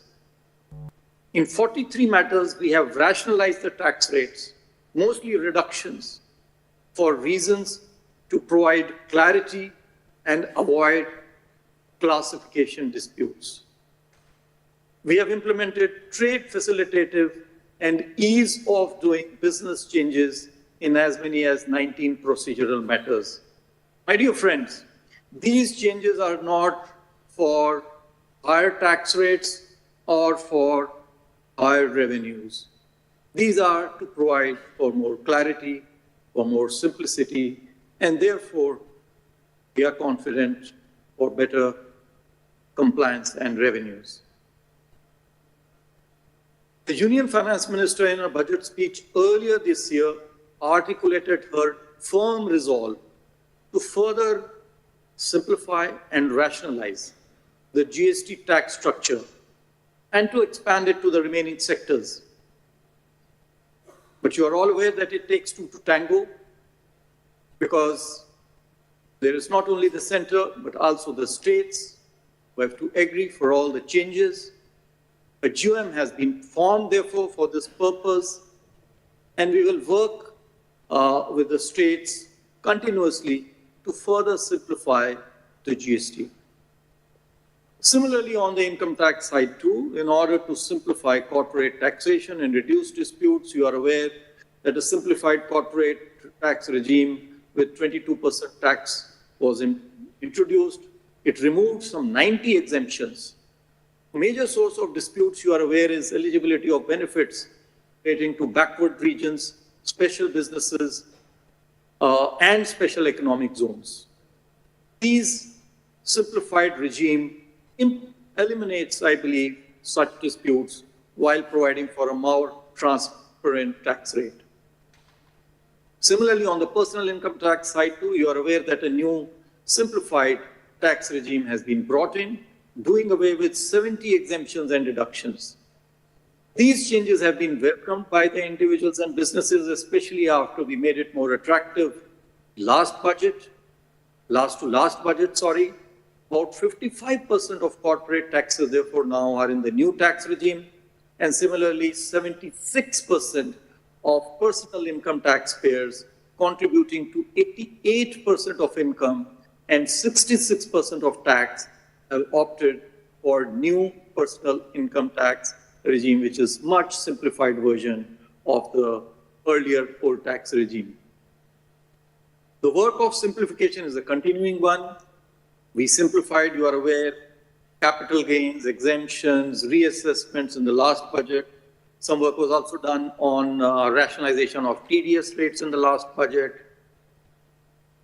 The Union Finance Minister has announced a comprehensive review of the Income Tax Act, and the work has been taken up in right earnest.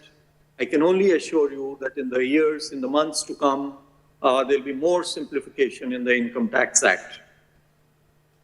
The other theme, the other element that we have been working on really is to provide tax certainty. This is an area of concern for us with a huge number of appeals pending, especially at the commissioner appeals in the income tax side and in the tribunal at the CESTAT level and the indirect taxes.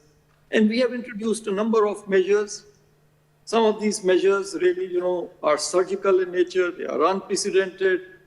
They are unconventional steps, normally which we would have not taken. But considering the emergency, considering the huge issue involved, the huge pendency, we have taken a number of steps. They have started to yield results. These include, as you are aware, the introduction of JC appeals and dispute resolution committees. We took the unprecedented step of empowering principal commissioners who have already worked as commissioner for a number of years to again work as commissioner appeals.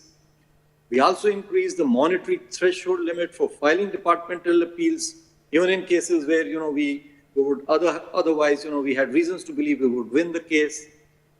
And it's a record of sorts that the Honorable Supreme Court disposed of more than 500 cases in one day as a result of this increase, and we expect another 5,500 cases to be reduced as a result of this.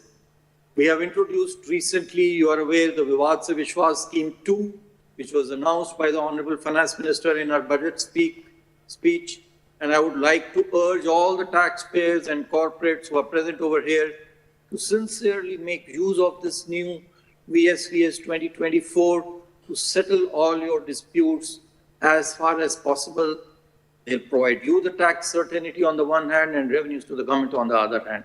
Similarly, on the GST side also, I know there have been questions on the operationalization of the GST appellate tribunal.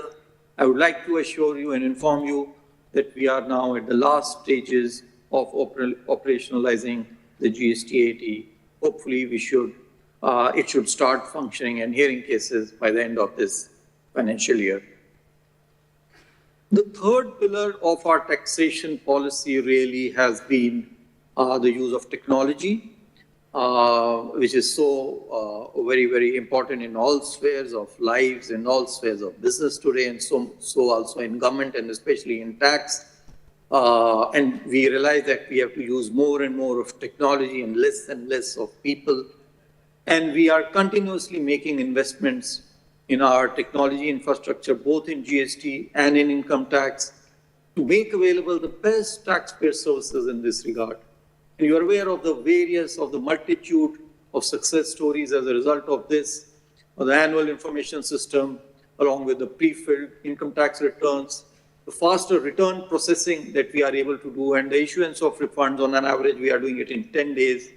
The faceless system of assessment, again, a game changer on the income tax. And in GST, you are aware, from the very beginning, after some teething problems, we started day one with a totally paperless system. Our effort really now in GST is on curbing the menace of fake bills and bogus firms. We will have to tightly couple the tax credit passed and tax paid against the tax credit passed on the one side and the tax credit available and that availed on the other hand.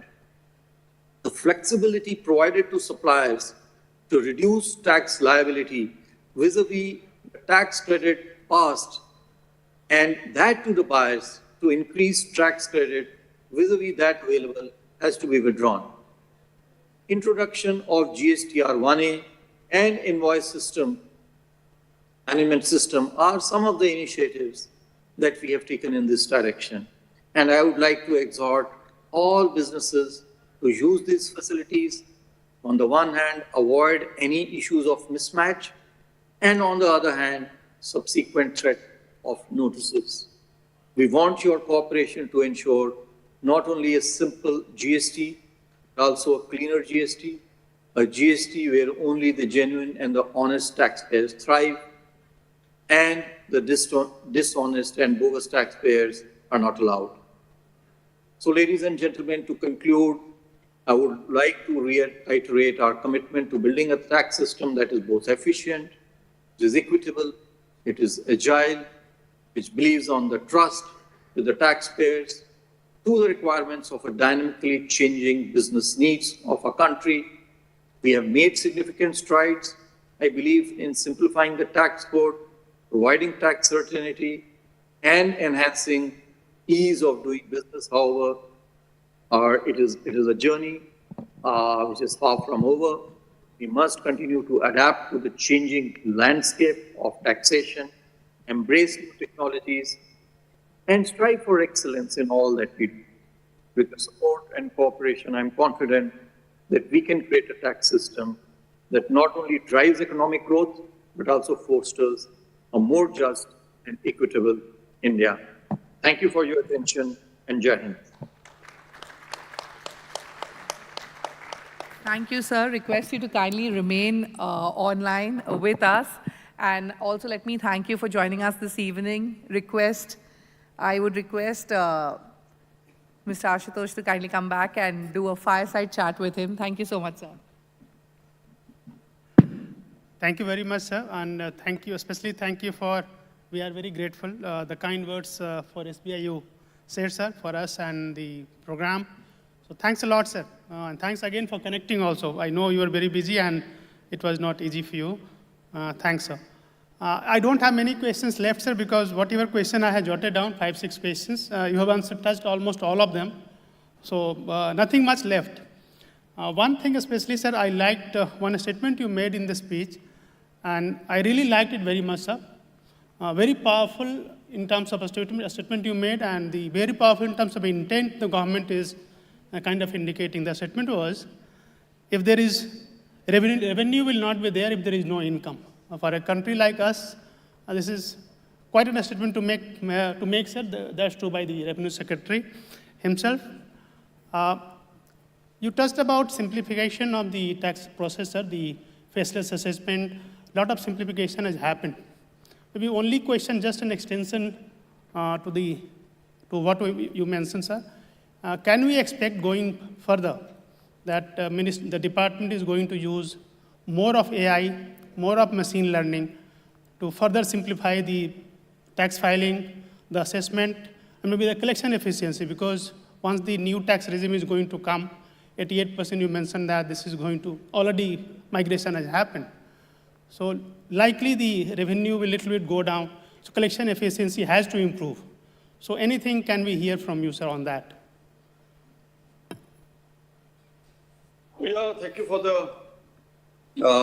the question.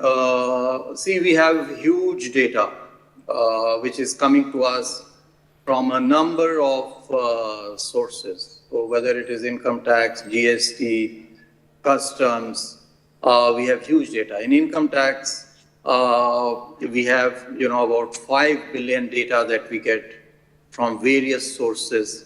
Some more than 3 lakh sources giving us data, 5 billion data, every year. We also get, and it was in the papers recently, asking everyone, requesting everyone, to those who have assets abroad, to report them. So we get huge data from 86 jurisdictions under the automatic exchange of information with them. Similarly, in GST, we get 65 lakh e-invoices per day. We get 40 lakh e-way bills per day. The challenge really is today to use this big data efficiently, to detect risk and to take action wherever required. And so while our obtrusive means of action, whether it is in search or surveys, etc., have to reduce, similarly, our usage of this data to be able to select, to be able to identify those who are the dishonest ones, those who are committing fraud, those who are evading taxes, our ability to detect them, identify them, and then to take action against them has to improve. And for this, we are using AI and ML, using this data for risk-based selection of cases in all three areas, let me tell you, income tax, GST, as well as customs. I would like to inform you, I would like to share with you one instance, where we used this risk-based selection of high-risk applicants for GST. We did a pilot project in which Gujarat was chosen first of all. We used AI ML to identify the high-risk applicants. And they were subjected to a biometric verification.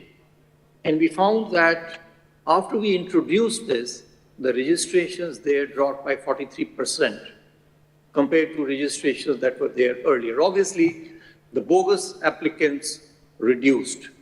And now you are aware that we are introducing this at a nationwide scale. And similarly, the GSTN's machine learning models, they are working day in, day out, day in and day out to red flag those potential cases of evasion and fraud. So while we use AI ML, for detection of such cases, use of technology, whether for faceless, whether for improved filing of returns. I'm happy, last year the tax filing return, the tax return filing was smooth. We constantly endeavor to simplify and expedite the processing of returns, both in GST and the giving away of refunds in a timely manner. Thank you, sir. Quite comprehensive, sir. If you permit, a couple of more questions, sir. Sure. One question from me and one maybe from audience. I will just open the floor. But before that, sir, one question, essentially this is audience question, sir. People want to know. I'm not very much interested, sir, but they want to know. Any indication when the government is working to revive GST appellate tribunal, as there are 14,227 appeals pending under the Central GST Act. This is as per the last year data, sir. So because we have many chartered accountants also in the audience here, sir. So. Yeah, so GST, you see, we have, a lot of work has been done in the setting up of GST. Some about 44 benches have to be actually set up, throughout the country. And we did invite applications. We need 4 members for each bench. So we invited applications earlier this year. We have got the applications, all the interviews for selection of the camp for the members on the central side. So we select 3 and 1 is selected by the state. So those interviews have been completed. You are aware that the president has already assumed office. He has taken oath. And the recommendations now of the search cum selection committee are being made. So interviews are complete.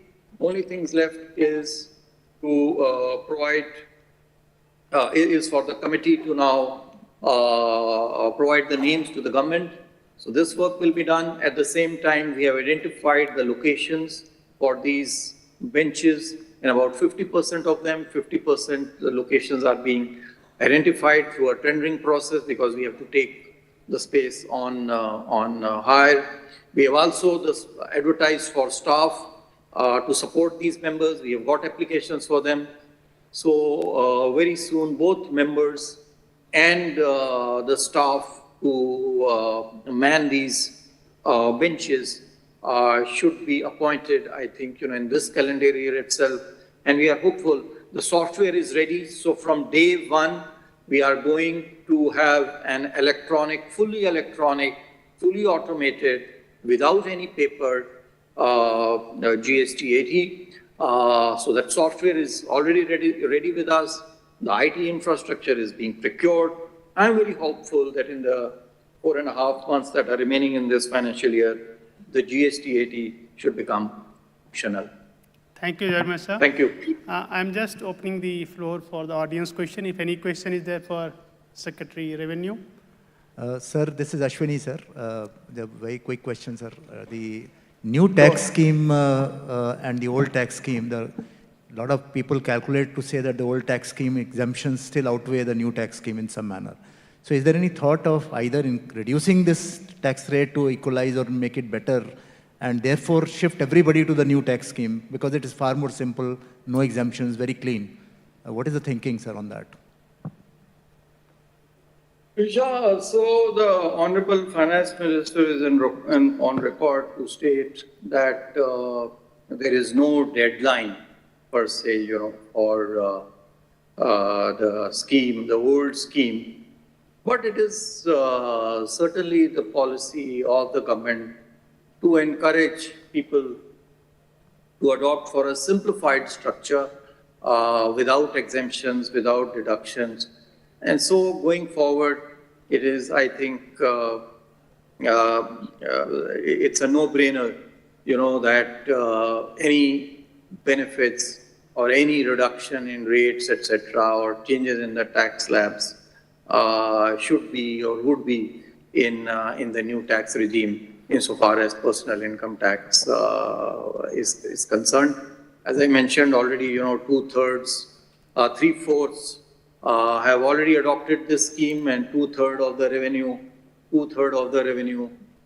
is coming, from the new personal income tax regime.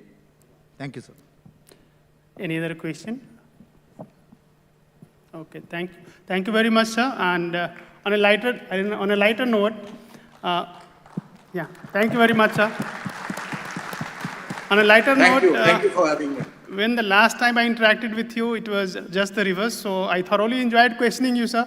Last time you were questioning me, I was answering you. So thank you very much, sir. Thank you very much. Nice evening. Thank you and good night. Once again, a huge round of applause for Mr. Sanjay Malhotra, Secretary Revenue, Government of India. Thank you so much, sir, for joining us this evening. Also, a bigger round of applause for Mr. Rana Ashutosh Kumar Singh, Managing Director, RC and SARG, for an insightful conversation. Thank you so much, sir. Moving on, leadership and motivation are often shaped by both personal resilience and the ability to inspire others. And our next guest exemplifies these qualities in every sense. As a double gold medalist in shooting at the 2020 and 2024 Paralympic Games, Avani Lekhara has not only overcome personal challenges, but also redefined what is possible for para-athletes. Her journey to the top showcases leadership in its truest form. Please welcome, with a huge round of applause on stage, Indian rifle shooter Avani Lekhara. And to take the discussion on leadership and motivation forward, let me invite back on stage C.S. Shetty, the chairman of SBI. Ladies and gentlemen, you can do better. Avani Lekhara, thank you so much for joining us today. Sir, over to you.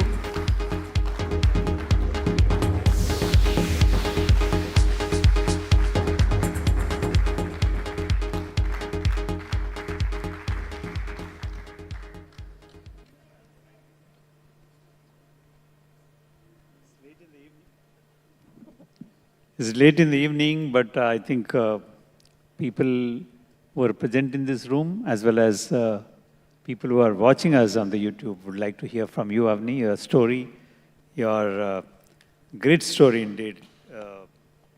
So a few things what I wanted to understand from you. Before I start asking questions, would you like to say something, or we can directly move to the question answers? Good evening, everyone. Thank you so much for having me here. Thank you. Trailblazer, inspiration for youth, impossible is nothing, a formidable force, and an avid, fearless opponent. You've been called all this and more. Two-time Paralympic champion and India's only woman to win gold either at the Olympics or Paralympics. A round of applause for her. But how do you define yourself, Avani? How do you define yourself in your own words? Thank you so much for the kind words. It's rather humbling listening these words. I don't think that I think about these words when I go to the range, when I compete. I feel I'm more of a very determined kind of person, and I believe that whatever life throws at you, you should, just keep it with yourself and keep moving forward. If life hits you, you should hit even harder. And, don't let any challenges define you, define your capabilities. And especially being a person on a wheelchair, person with a, disability, I don't want to, make people see me just as someone who is using a wheelchair. I don't want them to see my disability first. I want them to see beyond the disability and what I can do and how I can make India proud. That's great. That's great. Great to hear that. So, a question which I can't resist asking. Avani, you were only 11 when a car accident changed your life.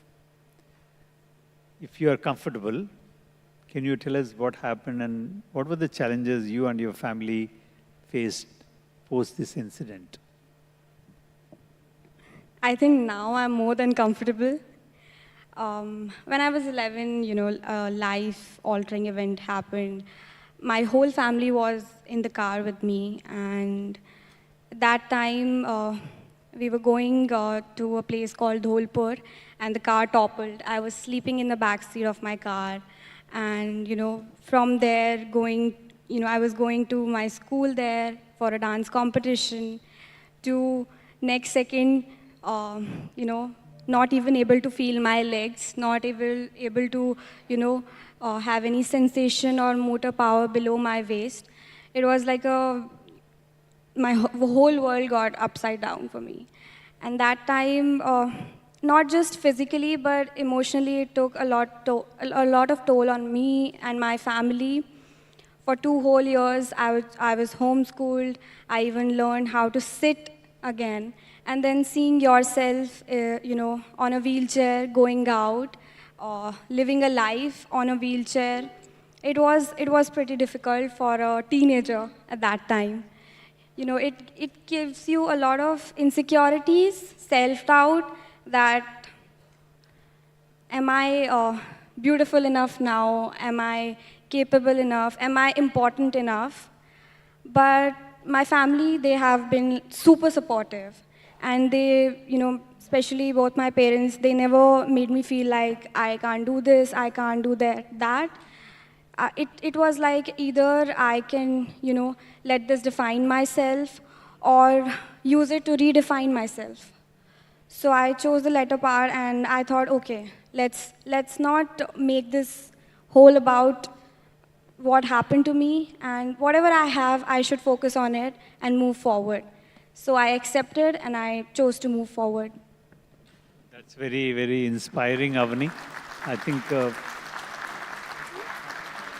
this is more relevant from the fact that, there is so much despondency among the youth and people, youngsters, taking drastic steps of, taking their life away for simple disappointments. And the kind of incident which had happened in your life and the way you reconstructed it is a great inspiration for the youth of this country.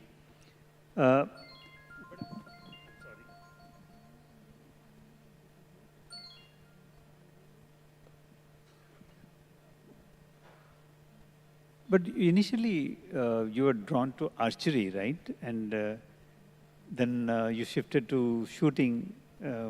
What has been the trajectory of this archery and archery to shooting?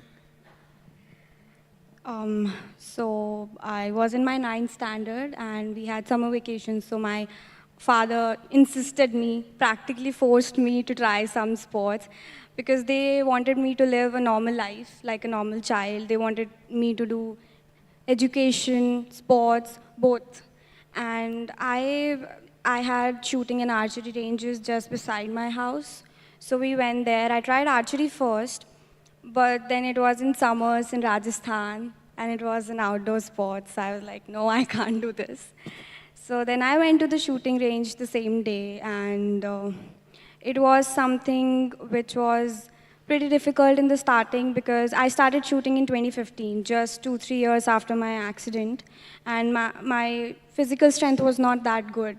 So to be able to hold a rifle for of 5-6 kgs was very difficult for me. But then with the help of the coach there, I kind of lifted it, and the shots were pretty decent in the black target. So I thought, okay, let's give it a shot. But then, there were insecurities if I will be able to do it, others will make fun of me. You don't see, wheelchair athletes that much. And I didn't know about that. So from there, initially I was not that much interested. It was like once or twice a week kind of thing. But then I started competing, I started going on. And shooting grew on me, and now I can't leave it. So a lot of us do watch shooting during, particularly during the Olympics. But many of us, honestly, do not understand the sport as much. Is there anything which you would like to tell about the nuances of your sport? How difficult, I think even for, pardon me if I'm using a wrong word, for an able-bodied person also finds it difficult, this sport. But for you, it would have been real challenging in terms of getting the nuances of this sport. So how did you get adjusted to it? If you can share some thoughts in terms of the sport itself. A lot of people find shooting very boring, but only the person who is there at the lane can think, it is the most exciting sport, and you feel these surge of emotions you don't even know that you are able to feel. When I started, I didn't know. Like my father, he kind of did the research and all that, how I'll be able to do it. And it was more like trials and errors, because the other able-bodied athletes, they stand up and then they shoot. But for me, sitting on a wheelchair, holding a rifle, we had to do a lot of customization on a rifle. I play 4 events, 2 of 10-meter distance, 2 of 50-meter distance. And the 10-meter target from far, it's less than the size of a coin. And the bullseye, which you say, the 10.9, it's just similar to a period. So all those things, it is a sport where the stillness is there. You can't move. Sometimes you have to be like a robot. You have to control your emotions. You can't feel happy with a good shot. You can't feel sad with a bad shot, because it hampers your process, your mindset. So everything, you have to be super still. You have to control your breathing. You have to focus on shooting the shots in between the breaths. And then focusing and concentrating more at the higher level, when everyone is kind of like, have the same kind of training. The mind is the most important part in shooting. 70-80% of the sport is just about the mindset and how you're able to control yourself, your emotions there. That's interesting. I think many of you may not know that apart from being an avid rifle shooter, Avani is also has done integrated master's degree in law, or you're under. Yeah, I've just completed my LLB right now, and I'm going to do my master's. Masters. So, how are you balancing these two activities? I started shooting when I was in 9th, so pretty much my whole life I've been juggling in between studies and shooting. There was a time when I had my 11th class exam, final exams, and I had an event. I was practically studying in the flight. There was a time where, like this year only, I had Paralympics in August, and my final last semester, 10th semester exams were in last week of June. So it was practically like in the morning, early mornings, I used to go to the training, do my mental training, gym, everything, and then come back and used to study whole night for my exams. So it was basically, you know, from the starting, I knew that I want to do my education also. I want to have, you know, I was so much interested in law. Even before shooting, I was so fascinated by all these shows.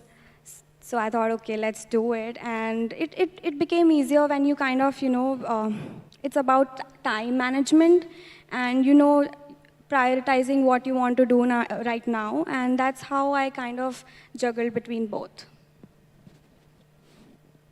So, you were awarded the highest sporting honor, the Khel Ratna in 2021 and Padma Shri in 2022.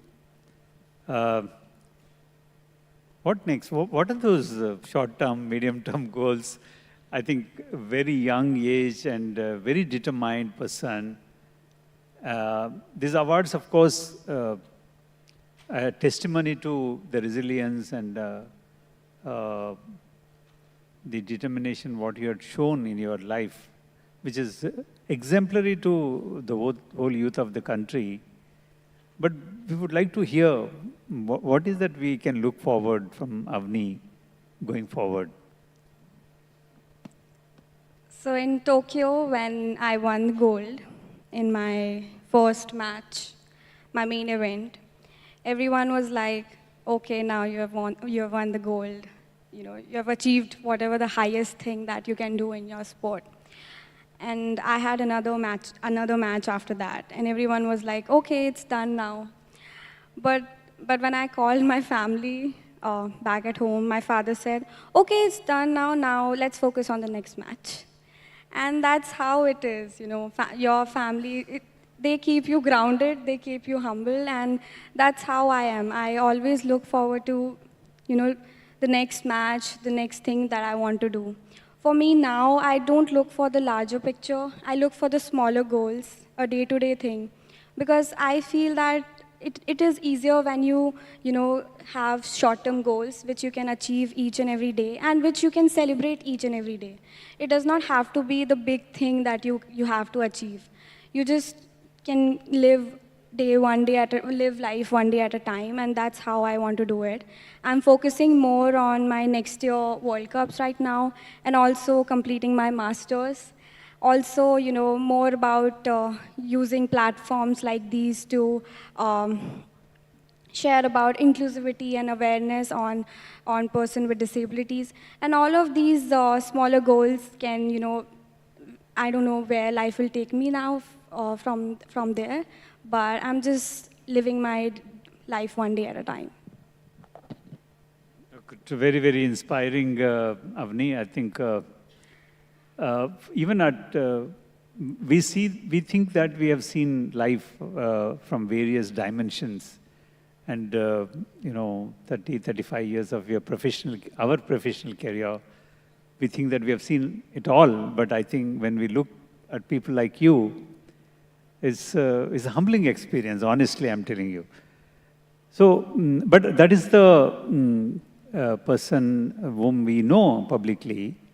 But what is Avani like in private life, you know? How is a normal bubbling youth, or you enjoy your life, or what are your hobbies? Can you share some insights into that? I'm mostly either practicing or studying, so it's like nothing exciting, but yeah, I like listening to music because I think music plays a very important part in my shooting life as well. I listen to music to calm myself down, to increase my focus. Whenever I wanted to come into the zone, I try to listen to music. Other than that, I like spending time with my family and friends because you don't get that much time. I haven't got that much time to make friends in my college life because I was busy shooting or studying. So I try to utilize that as much as time that I get with my friends and family members. How many hours do you practice? You do practice every day or? It depends. Usually just before Paris Paralympics, I had a very strict schedule. I used to wake up at 4:35 o'clock in the morning, then used to go to my yoga classes. Yoga is very important. And then for the training, I guess we used to get to the range around 8 a.m.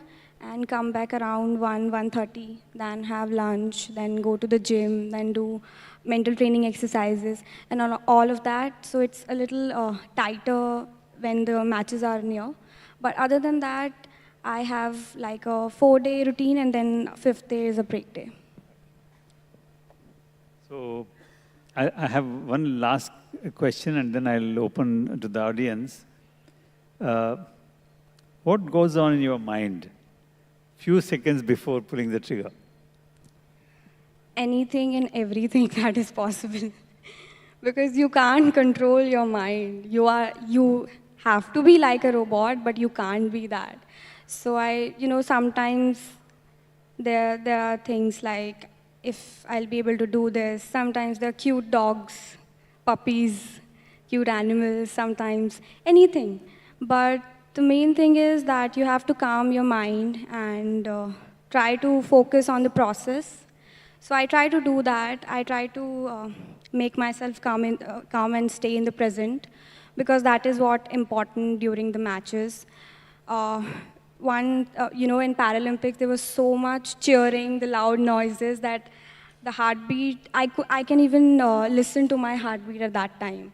It's that much loud. So to focus on the process, it becomes very difficult at that time.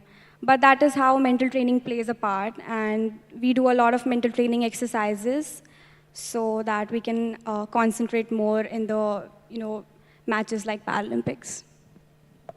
Thank you, Avani. Any questions from the audience? Or?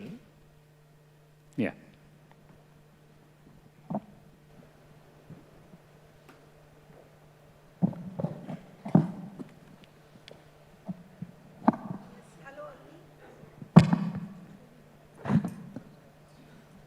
Sorry. Hello, Avani. You are a trailblazer, as I hear you, and have inspired many lives at this young age, including all those sitting in this hall. I think from now onwards, you inspire us all. But as Avani, the rifle shooter, what inspires you, or who inspires you? I think you can get inspiration from anyone, be it a child, be it a senior athlete. Initially, when I read Abhinav Bindra sir's autobiography, I was pretty much inspired, and I wanted to be, a gold medalist in Paralympics like him, because he was the only individual gold medalist at that time. But from that dream till achieving that dream, it has been a long journey. So I feel in between these, I get inspired from other athletes as well, and especially from my parents, because they have been the true supporter. Thank you. So you prove that whatever you manifest happens, and what you manifested after reading Abhinav Bindra's autobiography has proved to be right for you. Congratulations and all the best. Thank you so much.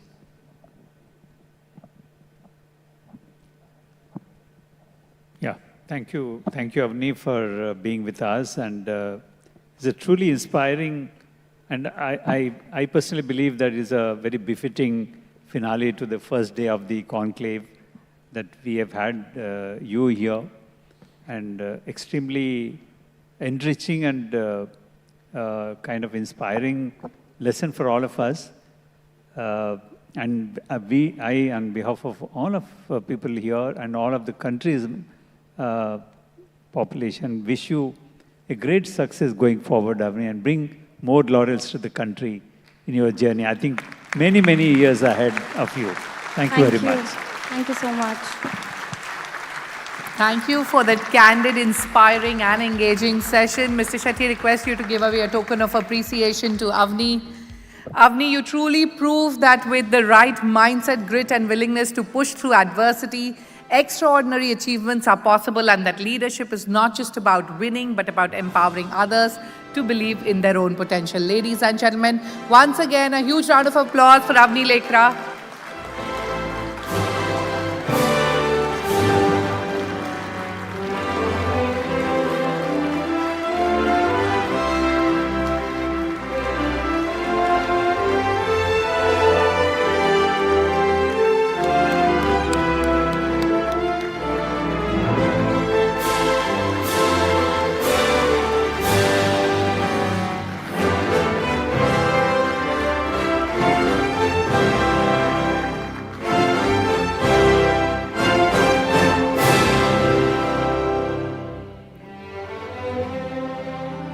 Once again, thank you so much, Avani.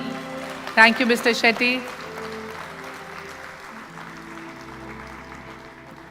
Well, as we wrap up day one of what has been a string of stimulating thoughts, allow me to invite Saloni Narayan, Deputy Managing Director, Finance, State Bank of India, for a vote of thanks. Ladies and gentlemen, a huge round of applause for Saloni Narayan.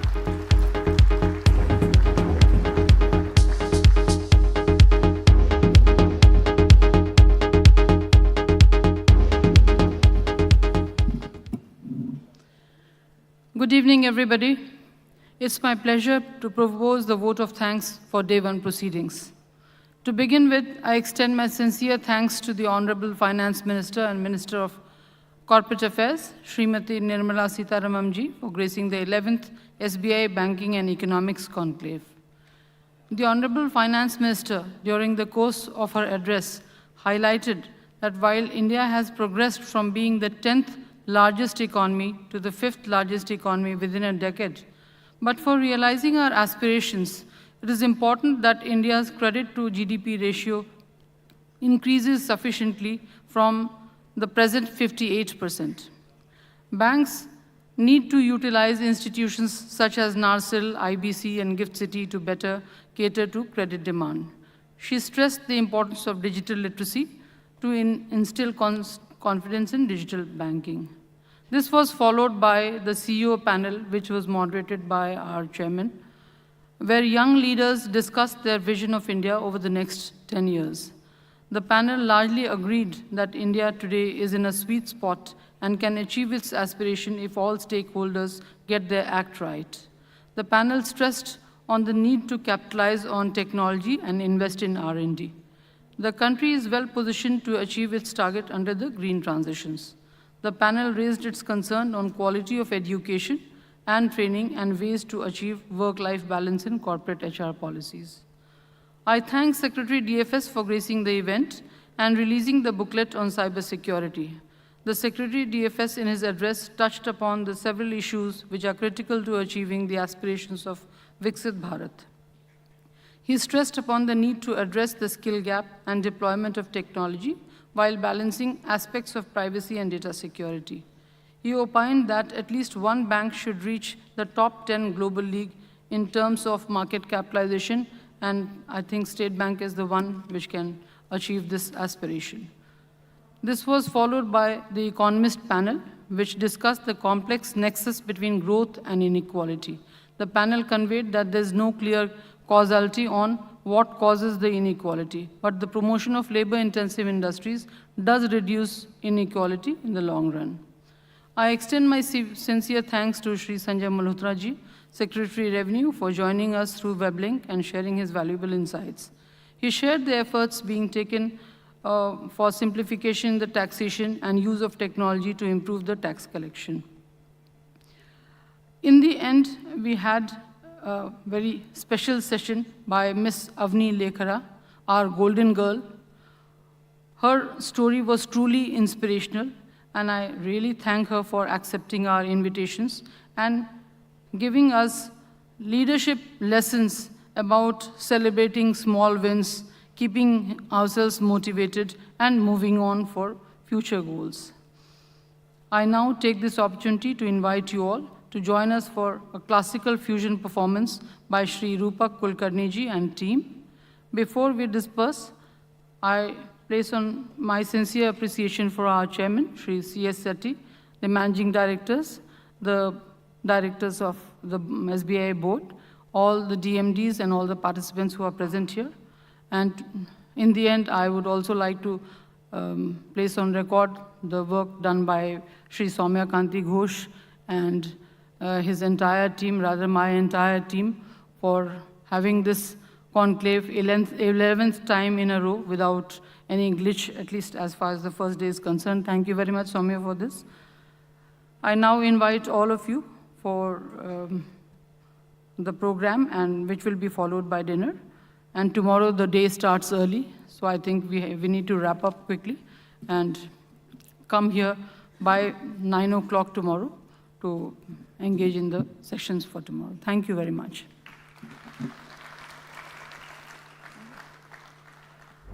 Thank you, Saloni Narayan, for taking us through what transpired through day one of the Banking and Economics Conclave 2024. Ladies and gentlemen, that brings us to the end of day one. Do join us for dinner, like Saloni mentioned, but we'll see you all tomorrow morning. And also, before that, before going for dinner, please do enjoy the scintillating classical fusion performance by Rupak Kulkarni and his team. Ladies and gentlemen, a huge round of applause for them.